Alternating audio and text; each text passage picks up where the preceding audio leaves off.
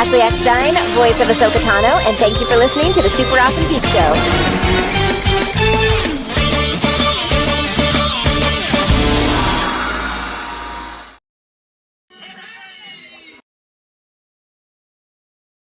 Hey, everybody. How you doing? Today, we have a special game for you live. And this isn't live just on the Super Awesome Geek Show. This is live on the Red 5 Tavern. It's live on Ghost's channel, 1000th Ghost. It's live on Salacious Rum's YouTube and Twitch. And I think we're on someone's Facebook. Is that Ghosty's Facebook?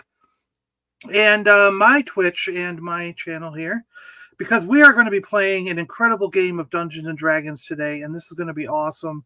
I think I can see everybody from everywhere. Dark Lycan's here, Dave's Dimension, the Red 5 Tavern's here. Look at that. Dave's catching the replay. Thanks, Dave. Appreciate that. Let's bring in our game guys here. So this is basically brought to you by the Super Awesome Geek Show and the Red 5 Tavern. We have who's representing? Is that going to be Lunar Girl? Lunar Girl from the Red 5 Tavern. You're representing today? Sunny's here. Sunny's here. And so Lunar Girl, who do we have from your group today? We have our Dungeon Master, who is playing one of our favorite NPCs. We have Sir Charles playing Make. Ooh. Hello. Great to be here. Thank you for having me. I can't wait. This is going to be something epic. Absolutely. Let's get one more from your group, and then we'll go to Rum. Sure. We have everybody's favorite stinky drunken dwarf. We have Cody playing Eerie. Bink.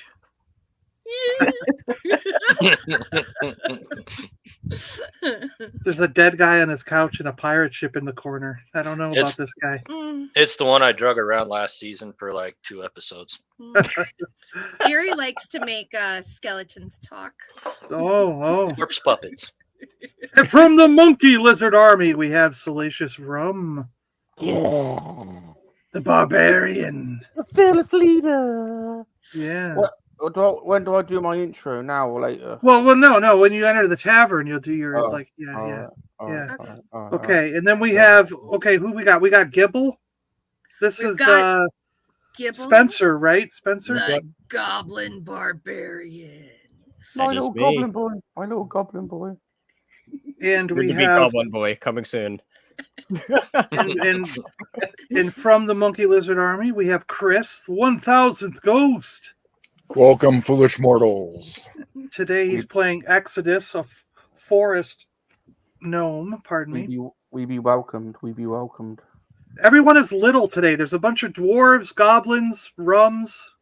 You know, we're fun sizes. That's what we call us. We're fun sizes. Fun size. Rum, do you consider yourself fun sized? I'm all the fun, baby. I'm all the fun. Nothing but fun. So Make and Grist, There's Grist, half elf ranger, they're normal size. They're the tallest of the bunch. Not an elf boy went. Wait a minute. If you look at this group, I'm sorry, but if you look at this group, you are not normal. You are the big giants. The rest of the people here are normal. That's okay. You guys are all beneath us. And Grist, Grist has a background that's going to fit right in with the rest of the toy community. Look at all those collectibles back there. Helmets. So which helmet are you going to wear when you go into battle today? Oh, I didn't get it ready. Got to go OG Stormtrooper. Yeah, nice. Right? Okay. And I guess I will be the Dungeon Master today. So we'll be playing a D&D game. Red 5 Tavern and the Monkey Lizard Army has been wanting for a while now to get together and play a game together. Rum keeps insisting that it's versus, but I guess I want a tavern. I need a tavern in my portfolio. Am I on in the Red 5 Tavern? I don't know how. I mean, you're all going to go up against an evil that is affecting a city. So, I mean, you're not going to be fighting each other unless Rum just starts going hog wild and it starts attacking you guys in the middle of a fight while you're fighting some dragon or something. I don't know, but well, I am out to recruit a couple of wenches and a little goblin boy for my harem. So. Poor Gibble. The famous Poor harem. Gibble. Or he might start a bar brawl with you all. We don't know what's going to happen. You never know. Hour 3, we're still working through our intros. Sonny says dwarves are still considered medium, not small like halflings. Oh, okay. Sorry. All right. Yeah. Hey, guys. I have to That's sorry to right. interrupt really quick. There is severe weather that's starting to happen in my area, so I'm going to bounce out for a bit. I might be back. So Okay. Be safe. Be safe, buddy. Thank you. Be safe. If Gibble walks back on, we'll just have him walk in and he'll be like, suddenly this goblin appears and he seems to be helping you all. He's like something like that. I know. He hopped into my bag of holding because There you go. I have a magical bag of holding, and I didn't even know. Gibble's only like 45 pounds, so he'll fit in there nicely. I guess, yeah, Gap has a very big question for the whole community here. Is Rum a transsexual in this game? Well, you'll have to wait and see, won't you? I guess we'll have to wait and see, Gap. Yeah. It's not a Ubaldo, surprise any of us are looking forward to. Ubaldo. Good to see you, Baldo. Pete's Toys and Things. Nice to see you. Rolando, hello. Rolando. There's Tina. Sorry you're sick, Tina. Mwah, mwah. Get better soon. Yeah, poor Tina. We miss you. We miss you. Yeah. We also miss Kat, who Kat, couldn't be yes, here. She's Kat. got some Sorry. adulting shit going on. So I was really looking forward to adding you both to my wench group. you know, Datari might just make you her wench. Speechless. Either way, he's happy. Yeah. It's a win-win. It's a win-win situation.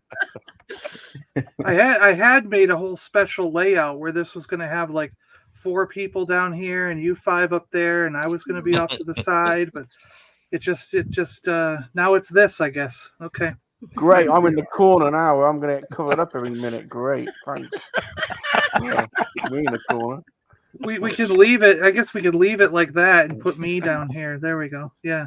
There we go. Yeah, there you go. You 2 over there, the 4 there, me at the bottom. There we go. That'll work. All right. Okay. So what we're gonna do is we will basically run this game mostly like we're seeing right here. When we have to roll, we will bring in a Discord that'll pop up, and we can roll for. Let me see if that still pops up. Does it? No, it's not shared. Let's see. There we go. Now it's shared, right? Yeah. Yes. Yeah. Okay, so we can do that when we need to, and then we can pop back to, was it this screen? Yeah, that screen. Yeah. Okay, there we go. So we can jump between those 2 screens and roll when we need to, and come back to this when we're just talking and going through stuff. All right, so let's start the adventure, and then when I will give a time pretty soon for all of you to describe your characters, names, and all that stuff. Everybody ready?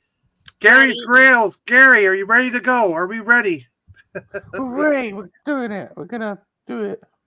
All right. We're all gonna do it. Wait. There we go. Okay, so we're setting the stage here. Here's the city. The city is called Arkanon. It's a fabled city. You've all heard of this lush metropolis through the tales of woe and wonderment. The lands never stop talking about Arkanon. It is the greatest place in all the world because it is the city of the Hanging Gardens. And the Hanging Gardens are said to be a sight unlike anything else in all planes of existence. They are so beautiful. This year, the city is honoring those gardens with a festival. This festival only happens like one time every 100 years or so. The city and the gardens have been around for thousands of years, and They're like a world treasure, you know. So every 100 years or so, they do a once-in-a-lifetime gathering for this event, this festival. You guys are lucky enough to be alive and in your prime during this festival. Yes. So you're all coming here for this great event. It is a festival set to honor the gardens and all the residents of Arkanon that keep the city beautiful. You've taken the chance to attend this once-in-a-lifetime event to see the gardens and revel in the celebrations surrounding it. You've all planned to be there a day early and arrive the night before. You're going to attend one of the many gatherings that happen before the event begins. One by one, you're all going to arrive at the same inn. You just happen to have all picked the Frog and Toad Inn to stay at. And it's one of the best places within the city limits. Despite the name of Frog and Toad, it is said to be one of the most talked about places in all of Arkanon. And it is the best place to stay at. It is the place known for the best parties. So you have to spend a premium to get in here. You know, you guys have, I don't know how much gold you guys had from your last adventure, but Rum and Chris are millionaires because of our last thing. Yeah. They've got more gold pieces than they could possibly carry at every. I don't know how they got all the gold pieces out of that dragon's lair. I've got loads of adventures as well. Yeah, they're millionaires by now because they fought a dragon lich and the dragon had hoarded gold for eons. So there was so much gold in there. There was millions and millions of gold pieces. So I really don't know how they carried it all out. I mean, they must have taken like 100 trips, you know, like, because you know how much that would weigh in gold nuggets, you know? 46 bags of holding. Exactly, right? They're like, crap, somehow we thought it couldn't be done, but somehow we filled a bag of holding. Yeah, here we are. The men and women who work at the tavern that's attached to the Frog and Toad Inn have a reputation. They are said to be as free-spirited as the city is beautiful, if you know what I mean. So that's another reason that people come to this inn, because they are known to be partiers, and they are known to go all night. Yeah. So you guys will walk into the tavern, and you're going to describe yourselves one at a time. But when you get into the tavern, you're going to see all kinds of patrons from all kinds of races and lands. Many different tongues and dialects will be heard echoing from all corners of the tavern. You're going to see a small group of kobolds in the far table on the right side. There's a group of 2 minotaurs sitting together a few tables away, and they're giving them the side eye. Hopefully nothing kicks off when all the drinking begins. You're going to see a table full of dark-robed figures on the left side of the bar with their hoods up. You have no idea what race these people are from, or even if they are people at all. You're going to see a ranger in the far corner, just to the right of the entrance, leaning against the wall. He's all like that. His one-eyed wolf lurks beside him, looking extremely hungry. If anyone doesn't know, this one-eyed wolf happens to be a vegetarian wolf, so he's always really, really, really hungry. Oh, and angry. And angry, yes, because his master only feeds him vegetables. The ranger looks like he's seen his fair share of adventures, and he might be pretty well off himself. That's Luke, by the way, from our last game. The bar sticks out into the room, so basically you're seeing like a rounded bar that comes out like a half circle, and the bar is pretty wide, and the bartenders work in the middle, and it sticks right out into the room. There's tables on both sides, and there's stools all the way around the bar, and then there are tables on each wall, and then in the front there's room to stand and kind of lean against the walls. There's little standing tables that are at standing height, you know, for people to put stuff. You're going to see a peculiar pole on the bar at the end that sticks out into the room. So at the very end of the bar, there is a pole for some reason. Sat at the bar, there's a couple of orcs and a dragonborn and a goblin all in a row. They do seem to be together, and they're constantly begging for more ale. The bartender's pouring it as fast as that lot can drink it. There's 3 human female bar wenches and one male dwarf who are serving people drinks and food. They're all pretty scantily clad, though. The girls are wearing strips of cloth that just cover their breasts, sort of like a tube top, but tied behind their back. They're wearing skirts. Yeah, I don't know what's under the skirts. You guys might have to find out yourself. Nothing. The dwarf male has absolutely nothing on but a loincloth, a belt, and a couple of straps that are going like crisscrossing across his body. The male dwarf looks pretty muscular, and he's very like oiled up. He's like, ready. Are you sure you're not describing one of your nights out, John?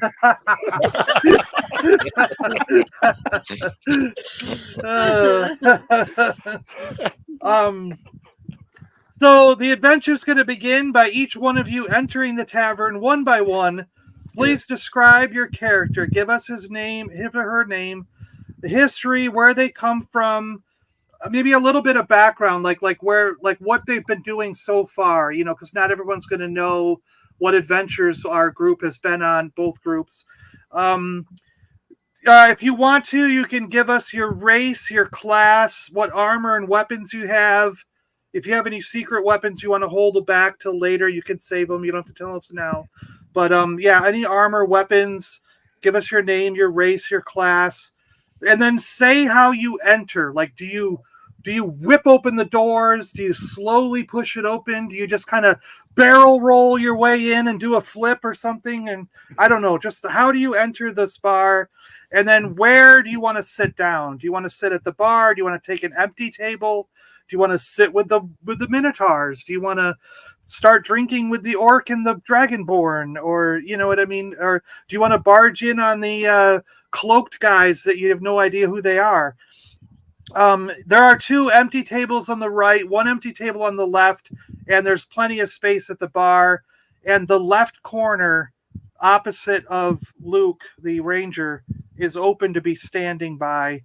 So if you want to just stand on your own in the corner and sulk or look at everybody, you can do that. So go ahead. Who wants to come in first?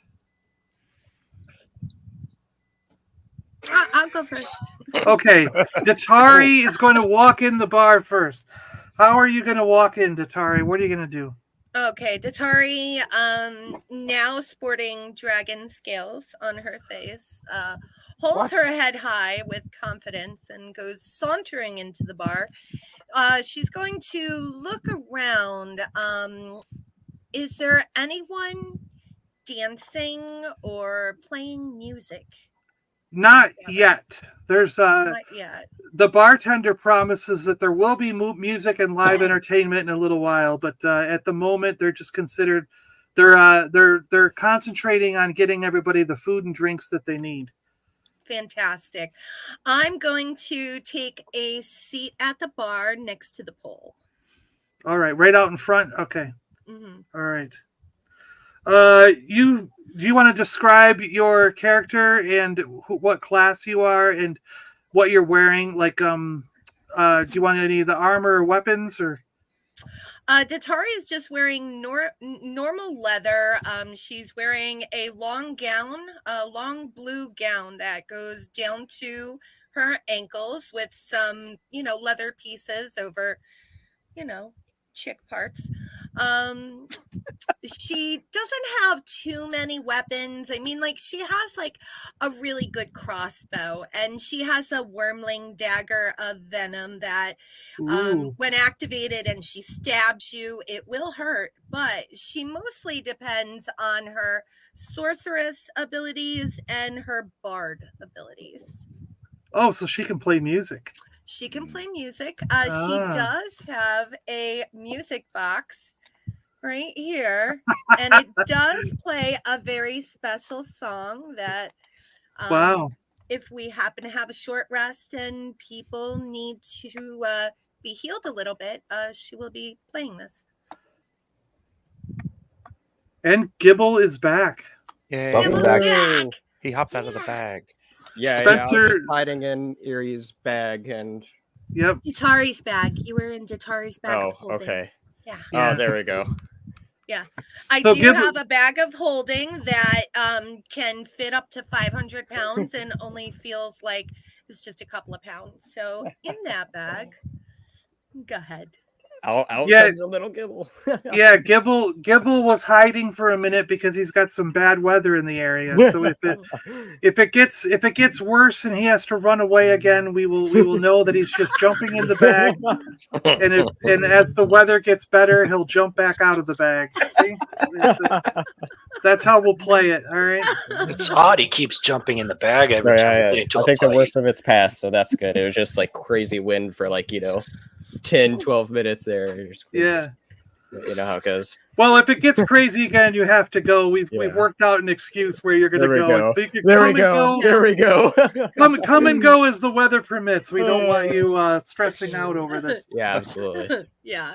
Thank you. So while Datari is entering, you feel a slight rumble. The floor seems to be moving a little bit, like an earthquake, but not a bad earthquake, just like a level 1 or something. You know, some people might not even perceive it if they were sitting right and having a drink. They might not even notice, but there was a slight rumbling that some keen observers might have felt. Especially if you're walking, you might be like, "What was that?" You know what I mean? So then, who is going next? Who is entering the tavern after her? I don't smell. I mean, it's Gibble, okay. Gibble, you're going. You're jumping out of the bag, and all right. So, describe your character and where you want to sit at. Do you want to sit at the bar? Do you want to be at a table by yourself, or standing somewhere alone? Like, how do you want to do this? And describe your character. Like, give away if you want any armor or weapons. You don't have to give everything away, but if you want to talk about what your background a little bit, who you are, class, character, all that. Absolutely. Yeah, so I'm Gibble the Goblin Barbarian. He has a gladiatorial background, so he's wearing this half plate armored up, and he has a giant great axe that's a little bigger than him because he's a little goblin, and so he'll be at the bar and be like, I'm waiting for a little dwarf buddy here. We have our own tavern that we're running here, and we're trying to take notes. Yeah, where's just waiting for him. I don't know where he is, but they better have some good ale here. I don't smell him or anything, so he can't be here yet. Oh, slowpoke. He was doing something with Torga earlier, and I don't know. Anyway. Let's go, Erie. You're coming in next. I guess he is. Yeah. All right, Gary, go ahead. We should be making you guys big screen. Let's see. How do we do that again? Oh, that made Chris big. Where'd everybody else go? Well, that made Chris big and nothing else. That made that big and nothing else. That's all the buttons. Hey, there it is. There we go. We'll eventually figure it out. More buttons. All right, here we go. Erie's big now. Oh, no, no. Erie went away. Oh, no, now Erie's back. All right, so Erie is a bear totem warrior barbarian. He has a great axe that is his bear totem. He let's see what else. Where do you want to sit? He's wearing chainmail and a bear skin over his shoulders, and he's gonna walk into the bar, not necessarily scared, but as soon as he opens the door, he's double checking always, make sure that he's gonna look around, make sure Torga's not in there, and then Torga's not there, so he sees Gibble, and he's gonna go sit by Gibble. All right. And then we're going to let's have Rum come in, the next barbarian. Yes. I kick open the tavern doors. Enter the tavern. Throw open my trench coat, revealing my naked flesh. Wearing nothing but a headband made from a goblin boy's loincloth I won in a mud wrestling contest. I enter the tavern, go straight to the bar, winking at Datari and the local goblin red boy as I make my way. And I announce, I have traveled far and wide. With my monkey lizard army, we have swept away all that stands before us. We have had many victories and brought back the ancient laws of brigandage and prima noctra, impregnating many Scottish virgins along the way. Now, with my generals on my side and my harem of special lady friends, koala bears, and mage wenches behind me, I, Salacious Rum, the barbarian monkey lizard of Kowak, formerly Trans Rum, the halfling barbarian, yes, Trans Rum, the one with the longest schlong in Baldur's Gate, have now fully transitioned. And I say this to my enemies, especially those from the Red 5 Tavern. To the last, I grapple with thee. From hell's heart, I stab at thee. For hate's sake, I spit my last breath at thee. And to my loyal and rising army of monkey lizards, I say this. I see you. I see you. Jesus. I see you standing there, ready to tackle the Red 5 Tavern. They're goblins and wenches, like greyhounds in the slips, straining upon the start. To you I say this. The game's afoot, and upon this charge, cry God for Harry, England, and St. George.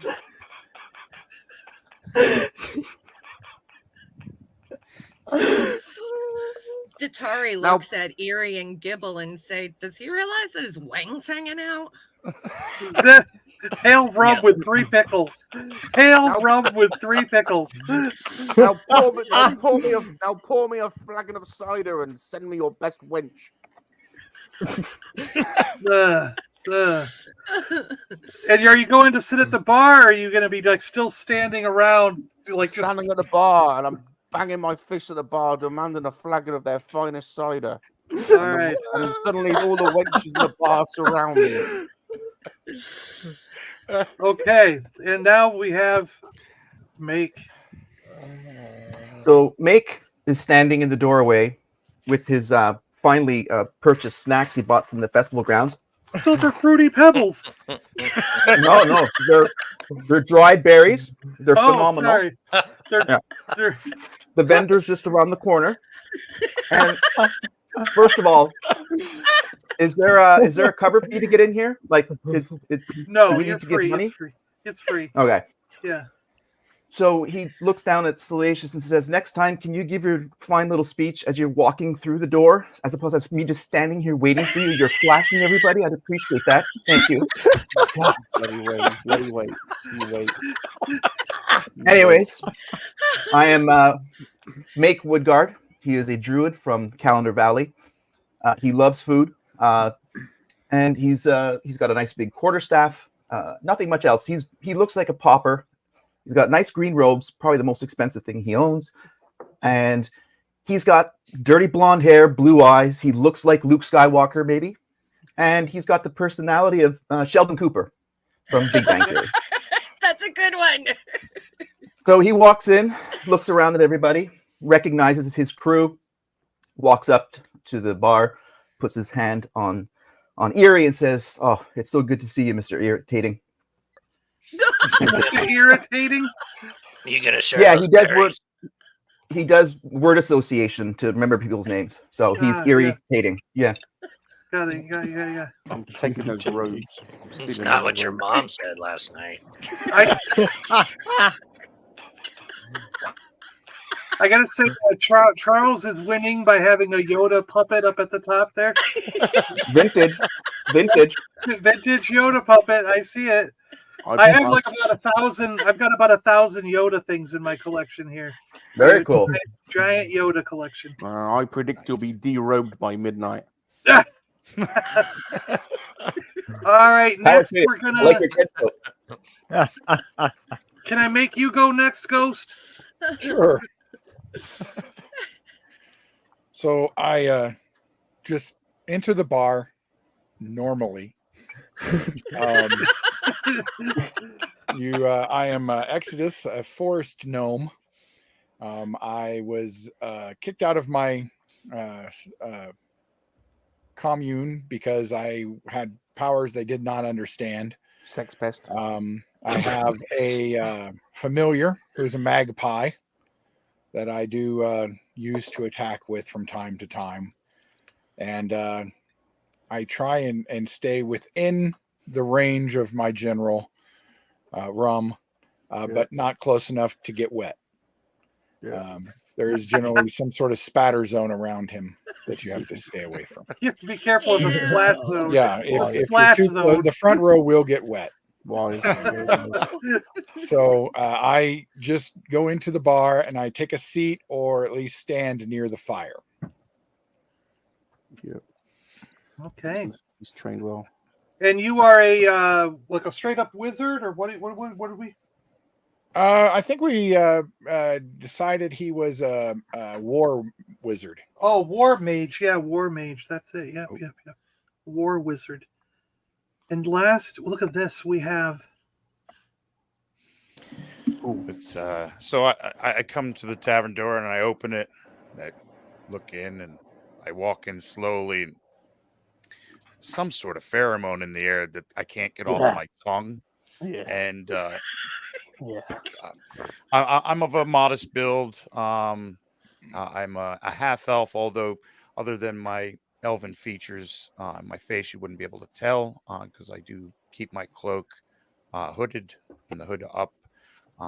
It's clasped by a newly acquired shard from the Wyvern's tier.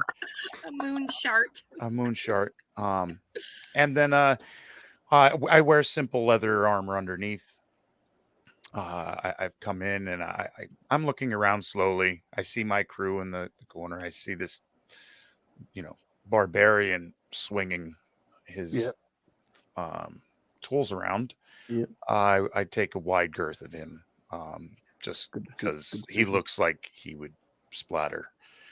And I kind of take my spot at the bar next to everybody. I kind of nod to them. I'm quiet. I'm still kind of figuring out from my last adventure that I've learned of my second half of my bloodline, that I come from not some real good people. So I'm still wrestling with that. Right now, Bob the Drake has been desummoned. He is resting. If you were to see him, I guess Spyro. Think Spyro. So you have a little Drake that runs. He's around my lightning Drake. Yes. Wow. I see you have I see you have a battle cat laying next to you though. Yes. right up there. Up there. That's Mandalorian. That's Mandalorian. That's Mandalorian. AKA Snots. Yeah. I'm just kind of fascinated with this trinket that I bought. Careful not to show it to anybody because it's its power, but it's a green face, kind of long, oblong, I guess, with ears that come out, but its mouth is shaped like it's very surprised. They said it's called a bloda. I was told be careful where I point this because if I do, a sudden burning sensation and the instant need to urinate will happen to whoever gazes upon it, and it will deal 1d6 fire damage as you urinate. Wow. Okay, bloda it is. What horrible trinket is that? Yeah. I couldn't say no. It was so interesting. That's the cock trap. Oh boy. Yeah. Stick it in, just clamps down. So I see my crew let me guess, that barbarian made a big scene when he came in here. Oh yeah, he did. Yes. He thinks his winky very is impressive. like huge, but it's I give him Tiny. I give him credit. The pickles are flying, and he's happy with it. So good for him. Too bad they're gherkins. Oh no! well known in Baldur's Gate. Well known. Apparently now Baldur's Gate is part of this world, so I guess. No. So you feel another slight rumbling. This time it's a little bit worse than the first time. There seems to be more tremors underfoot. This time it's a little bit more powerful enough that one drink that was close to the edge of the bar, already sitting there a little bit precariously, seems to tip over and smash onto the ground, and everybody's like, "Whoa!" And a barmaid quickly comes up and tries to clean it up, and it's like, "I'll get you another one. I'll get you another one." And it was the orc's drink, and he's kind of gruff about it, like, "What?" Even though it was probably his fault for leaving it too close to the edge. So yeah, there was another slight rumbling. If you guys, anyone keen on that, would notice something's going on. Can I roll a nature check to see if I can detect if it's a sort of a plant-borne or any sort of natural source that's being swelled here? Is it something other? Yeah, let's check. So we are going to bring up the Discord. Hold on, let's see. Is it this? It's this button, right? There we go. And I have taught these guys how to roll in Discord, so hopefully everybody in the chat can see this. And you probably want to have this on a TV or the biggest screen, the better. If you're watching on a little phone, you're probably gonna be like, "What the hell's going on?" But trust us, we're gonna be able to see this. So he rolled a 19. Look at that. Oh, yeah. So you are able to tell that this feels as though it's deep down in the earth. There's something you might feel as though there must be something going on down deep, like you would think like maybe a few 100 feet under the ground. Nothing that's surface level, nothing to do with the plants or trees moving or roots working or any of that. It seems to be something down in the deep rock coming in from way down below. And the tremors you feel like might be greater down there, and because of the amount of rock that's between you and where they're happening, it's sort of slowly dissipating. But since it's getting worse with each tremor, you know that something might be happening imminently. Okay. I look over at my crew and say, "Guys, I think I got some bad news here. You ran out of berries." I don't see any food in this tavern. I looked for tables. I don't see anything. Yeah. Oh, and the tremors, by the way, that we just felt. Yeah. They're not natural. It's coming from below. It's not roots. It's not that type of magic. So yeah, it's getting stronger. A giant monster's coming. Something's coming, and I felt the first one while I was waiting for the flasher to get done with his story. The first one wasn't as bad. The second one was stronger, so it's getting closer. So you're saying something was coming while there was somebody flashing? In that order, yes. It's his fault. It's all that little winker's fault. It's his fault. It's a tremor. Why are you causing these? It attracts, that's my pheromones. It's the magic winker. Can't help it. You might consider talking to the bartender or some of the wenches and see if you can get any more information, like how long have these tremors been going on. But before you do that, you see this huge, gross-looking thing push its way through the doors and kind of duck as it enters, and it pulls itself back upright.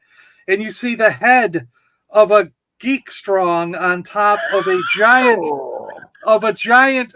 gross, mangled, disgusting, super huge, muscular, strong, incredibly gross, mangled, burnt, crispy body. And it looks as if some strange magic had replaced a normal guy's head onto a amalgam of gross Gollum type body. and he doesn't say a word. He just walks in, and just as the music starts and the music kicks up a beat, and he grabs two bar wenches, hoists one up onto each shoulder. They laugh and giggle at the amount of strength that this guy has, and he just says, "Brute strong, hungry," and he ducks his way out the back of the bar and goes off into the back with the two wenches to have his way and have his own party. And everyone looks around like, what the heck, you know? And the bartender says, "Never fear, I have more help in the back." And he yells, and out come three more wenches and two more guys, and they have plates full of food. I mean, they're holding like just tons of food, and they're just bringing it out there, start throwing it onto different tables and onto the bar. And they're like, "Drinks for everybody." And then the guy starts pouring drinks, and he's like, "Because I have a treat for you guys. And now, here we go, a special treat for all of you." Out on the bar, there's this little like hatch where they can slide out small pieces of food, and drinks can come out from the back. And you see this little gnome walk out. And it's a female gnome, and she jumps jumps her way and like sort of does acrobatic flips down the bar until she gets to the pole, and the bartender says, "Prepare yourselves for the delights of Princess Sprinkles." And she begins this elaborate pole dance, twerking around the pole. Yes! On the end of the bar, high above the patrons, she swirls her way up the pole. Yes. And he yells out, "For 2 copper, she will do anything. Throw the copper upon the bar and watch her go." Okay, So, Datari, who is part demon and sitting right at the pole, is loving this and is like dancing and like right up in Sprinkles' thong, and I take out the hell with 2 coppers. I take out a gold piece and throw it at her. Yeah. Well, Sprinkle, suddenly this out from that little hatch and across all the people all the guys as they lift up their drinks, slides this bowl of strawberries, and it stops right by the pole. She grabs one and she's all, "Wow, let's eat the strawberry," dancing around Strawberries. Yeah, come here, baby. Give mama a dance, baby. Hold on a minute. Hold on. She only dances for one barbarian. I need to throw in the cock block there on that wench. Sprinkles only dances for Salacious the Barbarian. I'm not a barbarian. Hey, Erie, you brought the tavern savings with you, right? I think we should just use it all here, right now. Gibble, slow down, breathe. Look. Beautiful. Oh, I agree. Very cool. I'll even help pitch in, but breathe. I think I knew her in a past life. I swear I knew her in a past life. I just feel so close to her right now. Chris, Princess Sprinkles was played by Chantel in an earlier game of 4-5 Tavern D&D. Just in case you and Rum need to know where Princess Sprinkles comes from.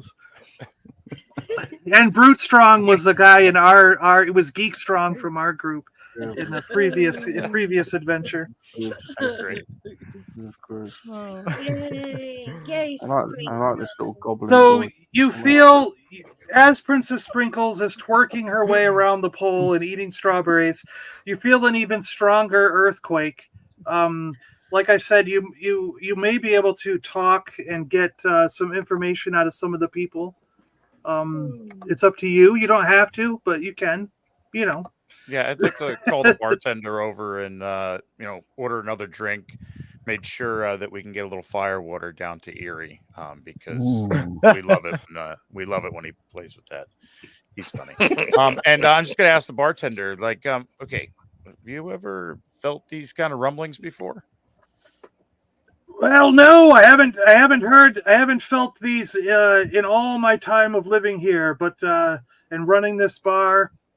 But in the last month or two, we've started feeling these slight tremors. And it started out where there was one tremor, maybe like, and then a week later we felt a second one.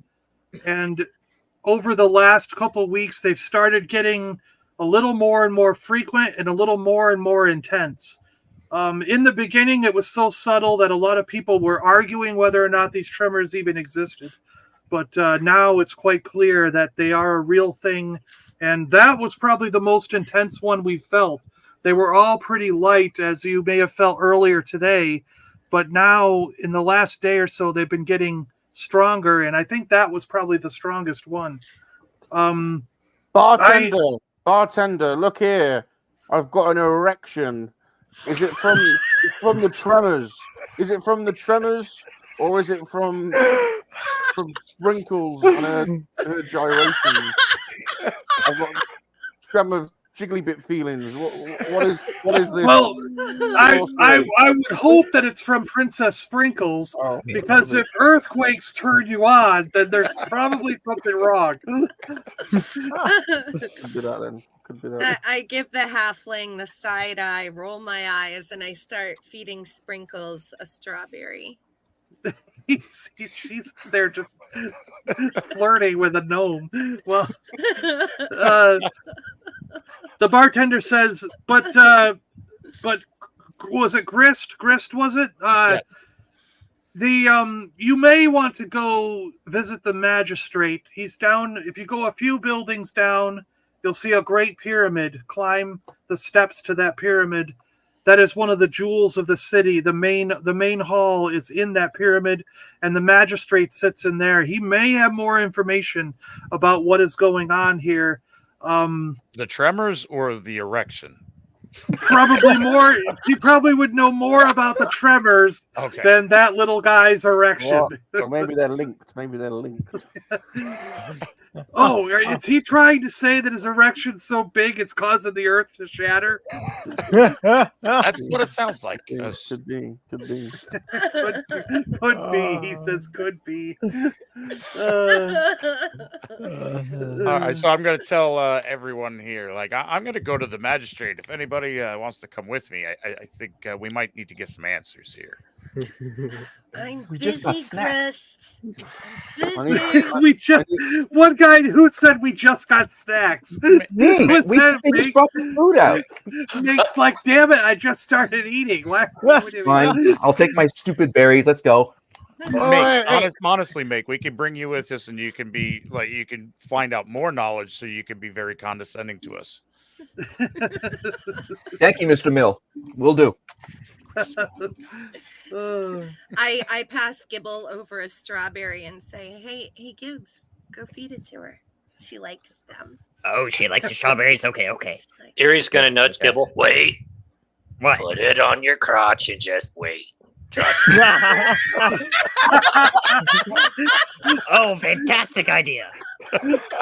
Oh my gosh. Princess Sprinkles sees the strawberry and just starts going down on Gibble. to the horror of Salacious Rum. Wouldn't she be going up on him? I mean, whatever whatever it is. Bye, Chris. Bye, Meg. You guys have fun. Salacious the Barbarian is not happy. This little goblin boy is the first one to get a blowjob in the tavern tonight.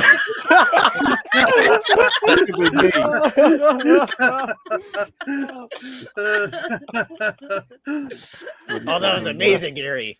Yo, you should try it. Not this little goblin boy is goblin cock. I shoot Erie a look and say, Torga. Torga and I are very close now. You don't want to be upsetting Torg. And I upset her every day. My mere existence, it upsets her. It doesn't matter. So is while these guys are playing around with Princess Twinkles and whatever in their party bits, I guess you could say, Chris has decided he's going to go talk to this magistrate. Is anyone going with him? Boss, I I'll think go. we should go with him and see what's going on. I need to send someone to keep an eye on this. So I'm gonna send one of my trusted aides, the Ghost Walker. Ghost, go and whilst you're at the magistrate, you can free that other wench that is locked up there and bring her back to me. Sure, boss. Whatever you say. No dipping your wick on the way back though. Keep it fresh for me. Grist, Make, and Ghosty are going to the magistrate. Anybody else going with them, or are you got the rest of you staying in the bar? I have no reason to leave the bar. Erie's No staying reason in the to bar. Yeah. Okay. I didn't figure that would happen, but sure. All right, so the top three. We've already strawberries, blowjobs, and food, and you didn't think they'd stay. I mean, I've got a front row seat at this poll. I am not giving it up for anybody. Right, I'm still watching the goblin get sucked off by a gnome. There's a I wonder if I might be touching myself a little bit. Oh, great.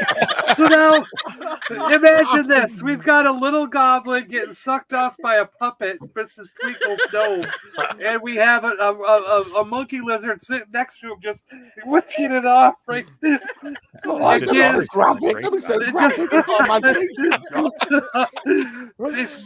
like creating a splash zone, you know, all over the place.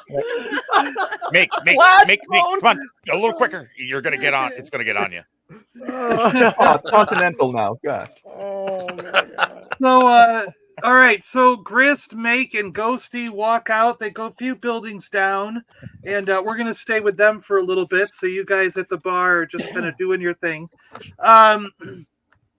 You get to the grand staircase that leads up to a pyramid. You see that this thing is like hundreds of feet high. This is like crazy big. You know, it's like it's the centerpiece of the city. And the magistrate, of course, wants to be up there where it's all like super extravagant and awesome, you know. The stonework is just incredible. I mean, it looks like something that has been carved. Like the statues and the pillars and the stonework around leading up to this pyramid, the steps, everything seems to be hewn from one giant stone. You see no seams. You see no like bricks and mortar. This thing looks like it was carved out of one giant piece. And you're like baffled as to how that possibly could have been done. But you also know that this is thousands of years old, so that the technology to do this may have been lost over time. But it's a marvel. It's a complete marvel. As you go up, you'll see that there are steps at a certain point where there's flat plateaus that go around, you know, and in a lot of these flat spaces, there are smaller structures and buildings, some of which have goods to be bought, like things to be bought and sold. Like there's bartering spots. There's even little places to get drinks and a small bit of food. So in case you're still hungry and you need something, you can grab a bite on the way up. But there's places, because the way up for some people can take quite a bit of time, because these stairs, there might be like 1,000 steps going up this thing before you get to the magistrate's office. So there are spots where you can take a rest, you can get a drink, a little bit to eat, you can mingle with people. A lot of times people will go up one level and they'll shop and do things, then work their way up another level and get something to eat and shop at various places. But as you're working your way up, do you guys want to stop at any of these side things, or do you just want to keep going? No, I'm looking for like a vendor. I could just grab some like I don't know, some orc jerky or something just to keep me going.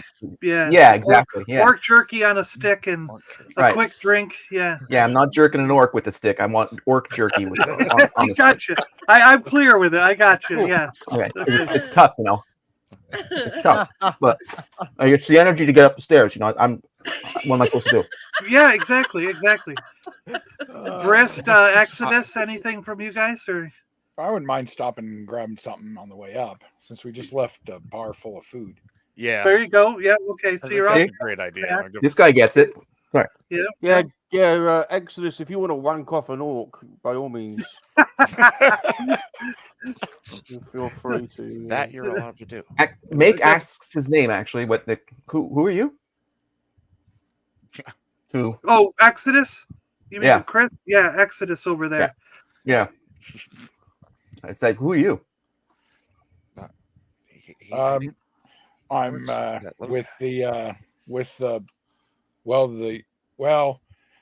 I'd rather not say with who I'm with, but we left him down there, and I thought I'd follow you guys since you seem to be actually paying attention to what's going around. What? All right. I think that's a good move. You better not be defecting. Right. Do we have a name? You better not be defecting. My name is Exodus. It'll be hell to pay you. Okay. I'm with Salacious Rum the Barbarian, although I don't say that out loud often. Yeah. I say it You're loud with and proud. the psycho guy. Gotcha. Yeah. Okay. We get All right. Yeah. So I sort of like inch my way towards closer to sort of go to my home base. Don't want to get too close to this guy. Okay. So as you are going up to the next little level area on your way up, a keen eye notices a small pile of trash by this one building that seems a little bit decrepit. It's like it almost looks like a broken down outhouse, and there's that hasn't been used in years. And there's a pile of trash by this outhouse, and a peculiar bottle seems to be lying next to it, and a pair of trousers. Do you want to inspect any of these items, or? Yeah. Immediately, I see that bottle, and it looks out of place, I think. So the bottle, when you pick it up, you see that it's only about 1/4 full, and it has a label on it that says Talaxian bourbon. It also says pretty close. It also says underneath, fresh brewed by the orcs of Balgar Mine. and you happen to move the pants a little bit going to pick them up, but then you drop them in disgust because you realize that the pants are completely covered in shit. Oh my god. Just copious amounts of poop all over them. It's so disgusting. And you realize why. You realize why this outhouse has been left to just rot and fall into decrepit. I made a mistake, guys. Ex-Laxian bourbon will make you shit your pants, man. We've made a mistake. Oh, that's awesome. Wait, and I've made this mistake before, but it was my pants.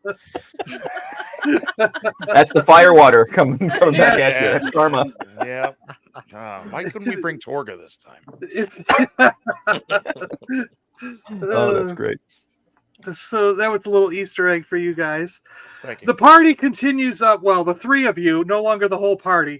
The three of you continue up to the magistrate, and you finally get to the door. It is an extremely ornate door. It probably sits like the door is probably like 12 feet tall. I mean, this thing is a massive door. Even though no person is 12 feet tall, you're like, why did he make the door this big? Just well, he's got a huge ego, so he wanted the door to be massive, and it's all carved and glittered with gold leaf and everything. I mean, the whole thing is just so extravagant that it just seems ridiculously extravagant. And do you want to just push the door open, or do you want to knock? Like, how do you want to try to get in this place? Nobody sees the wizard. No one.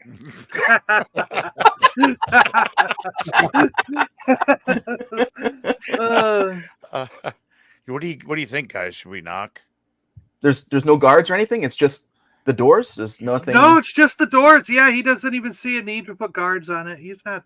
This isn't that kind of city. Well, we could be, could be polite and at least knock once. Yeah, that sounds like a good idea. When you hit the door once, you hear this boom, boom, boom, boom, boom, boom, boom, boom, as it echoes beyond what's beyond the door. It echoes through beyond what's beyond the door, and you hear this faint, "Yes, enter." Oh, cool. All right. We go in. Push the door open and go in. Then yeah, we're in. And you see this and showing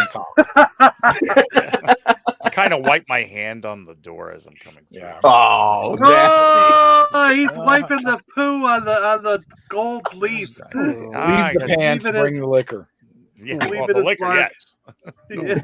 No, he took the bottle. He brought the bottle with him. I got all that. All right.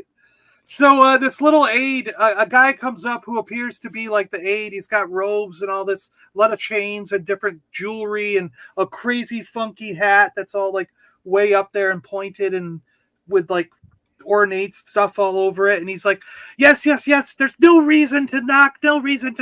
Come on in. Are you here to see the magistrate? Yes, we would prefer not to throw off his groove, but we're here to see the magistrate. Throw off his groove. The Emperor's new groove. Well played. John, can I just quickly say, meanwhile, at the tavern, Princess the Sprinkles has Gibble the Goblin's testicles in her mouth, and Salacious the Barbarian is dribbling at the bar. Very well. Okay, that's going on while we're up here. Are any of the rest of you, Datari, Erie, any of you guys doing anything at the bar while this is going on? Yeah, I'm kind of like... I guess Gibble is still like laid back in ecstasy or whatever, but I'm lining up the strawberries for Gibble. Oh, gotcha. And, I'm not going anywhere. This is pretty fun. Yeah. There's Gibble, music. Gibble looks Appeals pretty. to my bard side. Gibble looks pretty gaunt though. She's being yeah, drained. he's being losing drained of all his fluids at the moment every second. Erie's gonna sit there. Gibble. Now pull her hair in rage, I swear. But make sure you do the big thing. Yeah, Do the big thing. Do what he said. Oh boy. You know, if Salacious is back in it, it's not a good idea. Oh boy. The Tari's like, woo! That dwarf's wise. So back at the magistrate's office, the three of you guys have been escorted in to see the magistrate, and the magistrate's like, yes. What brings you guys to this fine town? Well, some of us are here for the lynching. The rest of us want to know what's going on with the earthquakes in your town. Very succinct. Well said. Yes. Sorry about that. Sorry that these earthquakes are disrupting your time. The festival is extremely important to the citizens of Arkanon, and I will take the complaint and put it in the registry and make sure that someone deals with this as soon as we can. We don't want to interrupt any of your fun. Thank you for bringing it to my attention. I am terribly sorry to interrupt your festival fun and activities. Please accept my apologies. Don't pass this along to all of your friends. Trust me, this never happens. You know, this is a fine city full of extravagant affairs and everything. You don't need to taint our city by traveling around the world telling everyone you hear about these horrible tremors, because this is not something that's usual here. Well, according to local townsfolk, it's been going on for a while and getting worse and worse. Have you investigated this at all? Oh, no, I'm sure it will pass. There's no problem here. Nothing to see. What do you mean? It's just, it must be some water or something moving underneath. Once it flows through, we'll be back to normal. I'm sure there's nothing to worry about. That is the dumbest response to the ground shaking ever. I know you've got about 1.5 miles of rock under your ass right now, and you probably aren't feeling any of this stuff, but down at the festival, we've been here 15 minutes. I know it feels like an hour and 4, but we've been here 15 minutes and we felt 2 of them and they're already getting stronger. There's something going on and you might need to act, because this is only going to get worse. I felt where it's coming from and it doesn't feel right. Well, I couldn't do anything about it. What do you want me to do? Crawl around down into the caverns under the pyramid? There's no. I'm not getting down there. No. I mean, what? I mean, if you want to go down there, fine. But I'm not going down there. What caverns are you talking about? Well, there's a behind the back. There's a door, and you can kind of go down in these like caverns under the pyramid. No one's been down there for like centuries. So I mean, it's. I mean, if you want to explore, you can. I mean, but I don't see. I think this is just going to pass. You want me to show you? I mean, I can take you around and show you. You're welcome to go down there if you really want to. Well, we'll come back to that. Let us wander back to the tavern and see if anybody else wants to come with us. I don't think the three of us should take on the unknown. Giblin, choke the gnome, choke the bitch. Whoa. On second thought, I think the three of us are just fine. The rest of them just bad. We're good. Let's not go back there. This is a silly place. Fine. We don't need to involve others. Make feel the tremor coming from somewhere else. Next thing you know, we're gonna have an unintentional fatality at the bar. Go on, balls deep gibbling. Go on. Don't kill Sprinkles. No. Gibble. Good Lord, let her breathe. So, do the three of you walk back to the bar and try to get the other guys to go with you, or are the three of you going to go under? What do you guys think? No, I think it's a great idea. Let's do that. And maybe give us. You have a map or something you can give us, like any guidance. It hasn't been used in 100 years or whatever. But is there anything you can give us to give us a hand? Well, I have heard that there might be some stuff down there, but I don't think I've seen a map. Willie Withers, do you have a map or anything for these guys of the caverns underground? Willie Withers, what the fuck? That's his aide's name. Oh. That's his aide. And the aide's like, no, I don't think so. I haven't seen something like that. I think they're gonna have to wing it, as they say. Well, so if the doors to these tunnels are relatively easily found, that's fine, and we will get there. But I just hope that there's going to be reward for us as we take care of this problem that you seem to loving to be ignoring at this point. Oh well, tell you if you get rid of the tremors and make all those guests down there happy and they spend more money, then more money for you. I will gladly help you guys out by giving you a just reward at the end if you can stop these tremors, because I don't want any more complaints like this. I don't need people coming up these steps and complaining to me like you guys did. So Willie Withers wants us to wing it. Wow. That's exactly right. Willie wants you to wing it. Yeah. Wonderful. All right, let's go back to that silly place and see if Gibble is oh man, I hope they told him to hydrate. I get the feeling there's more Willies winging down there than there are up here. That's true. We're about to gangbang this gnome. There better be a bloody good Oh my reason for us God. to your weak tavern. Jatari is protecting the gnome. I just want that said. Yes, she's enjoying herself, but she is protecting the gnome. Willie Withers, wing and wang. Sprinkles is getting it in every hole. Sprinkles is getting it in every hole, he says. Right there on the bar, too. I mean, this isn't even the back room. They just went to town right on the bar. Wait, there's back rooms? Well, that's where Rootstrong went with his girls to do it in the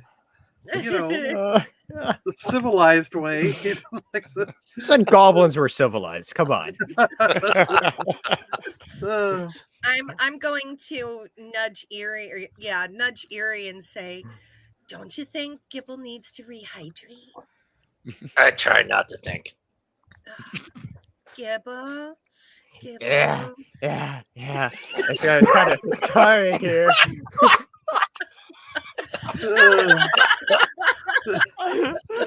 Don't listen to her gibbling. Keep going, you little goblin whore. Give it to her.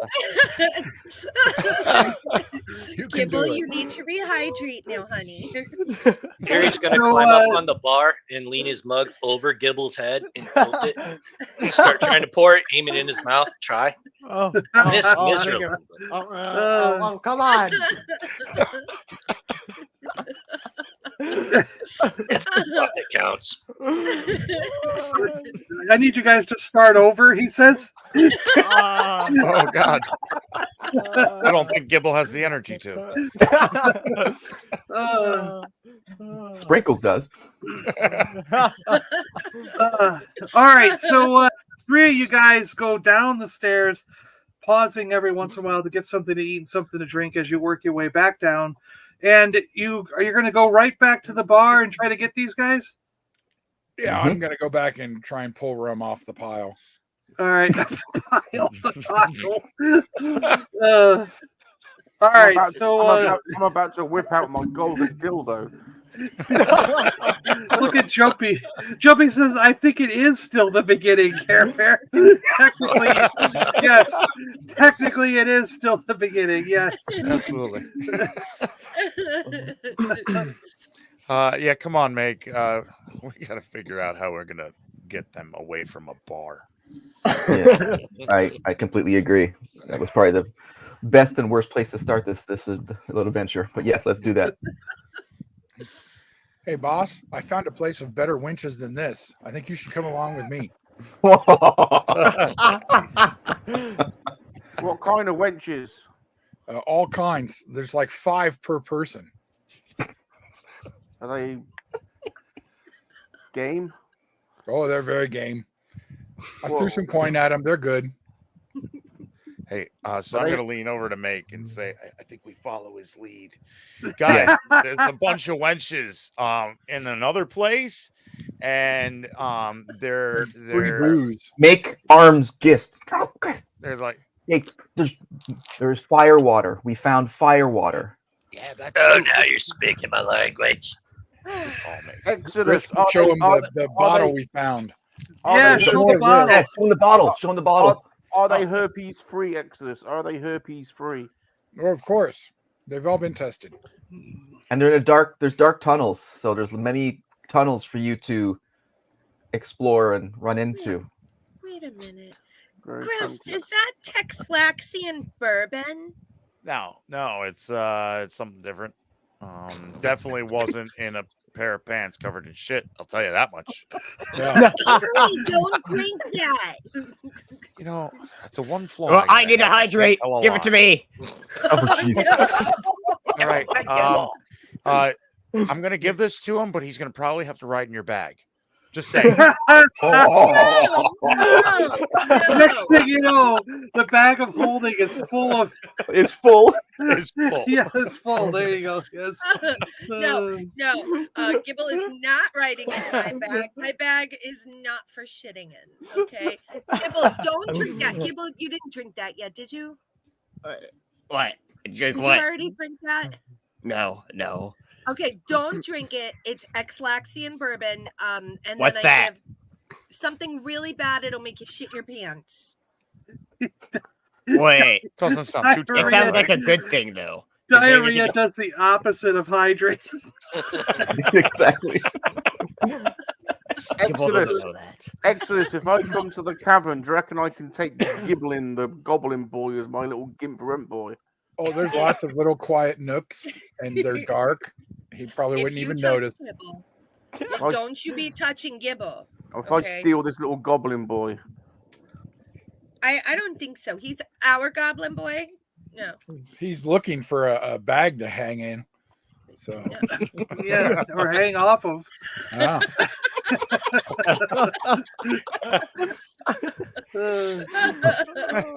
No, you're not touching my Gibble. Gibble's All right. our goblin.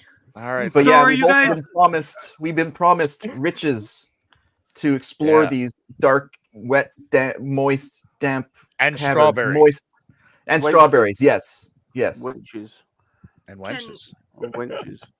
Can the gnome come with us? I could put her in my bag. You can put the note. If you want to bring Princess Sprinkles, you can put her in the bag and she Yes. Yeah, I take Princess Sprinkles and I lift her up and I put her in my bag. We'll have more fun later. She needs a lot of rest, anyways. I'm coming, but as long as that Princess Sparkles can suck me off on the way. No, she was not. That's the deal. If you All want, right. if you want That's my the help. deal. Hand the gnome over so we can leave. Hand the gnome over. We got some winging it to do. And I walk he's over to got the some winging bartender to do. and throw 5 pieces of gold at him and say, "Sorry about the mess," as we leave. Fine. I take the gnome out and I give her to the halfling. Oh, why did you do that? All right, so are you guys all walking back? Are you guys all walking back up the stairs and going to the pyramid? Yes. Sure. Yeah. Yep. Sure. Yeah. All right. Yeah, after I filled my Stairs. So you go around to where the magistrate and Willie Weathers directed you, and you do see a big door. This one is not as ornate as the front door, and it just seems to be like almost literally a stone block that you got to just push out of the way, and it's a cavern, steps going down into like what looks like a cavern down under that goes under the pyramid, and maybe even under the city itself. Oh. So do you guys enter and start going down? Sure. Let's do it. All right. I'm up first. I'll be last. I'll be last in. I'm just getting sucked off by the gnome outside. But I'll be And right as this starts, you feel another tremor. This time, it's even bigger than before. Okay.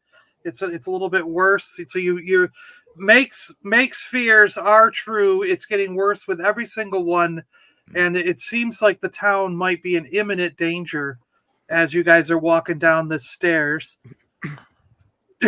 Smirking. I would like to get my smirking notice. out and send it ahead of us to see what's down there. You're doing what? I would like to send my familiar out yes. down ahead of us to see what's ahead of us before we walk into it. So the magpie flies down, and it seems like how do you get responses from the magpie? Do you I can see through its eyes. See through its eyes. Okay. Ooh. So it's total darkness as you go down and down and down. But eventually you get the impression through the magpie's eyes that it's opening up into a cavern that might be like 300 feet or so. So you're going under the pyramid and then also going another 300 feet under the town itself. And this seems to open up into a wide open area, and you suddenly see lights, like little lights in the distance, and as you get a little bit closer they brighten and brighten until it fills the cavern with light, and you hear all this like pounding and hammering, these noises of chisels on stone, and workmen, just work guys going all day, like it sounds like hundreds of workers just chiseling away and chipping stone, work all day and work all night, and they're just pounding away at this stone and everything. And do you want to bring the magpie back? Like, is that enough? Or yeah, I want to bring it back and then tell everybody what we saw.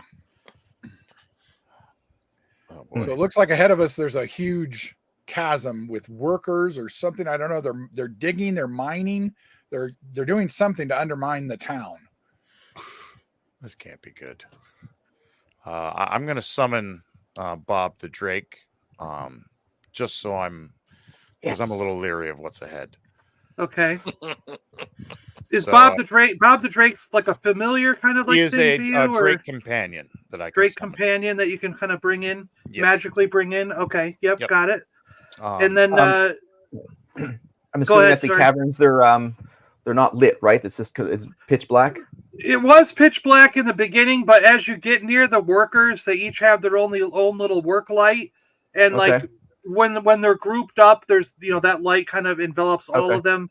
There's single lights here and there where they're pounding away, but there's no overall lighting like in the ceiling and stuff. This is literally like a mining operation, like Chris was saying, but in some spots the cavern is like maybe like 100 feet high. Do you know the opening?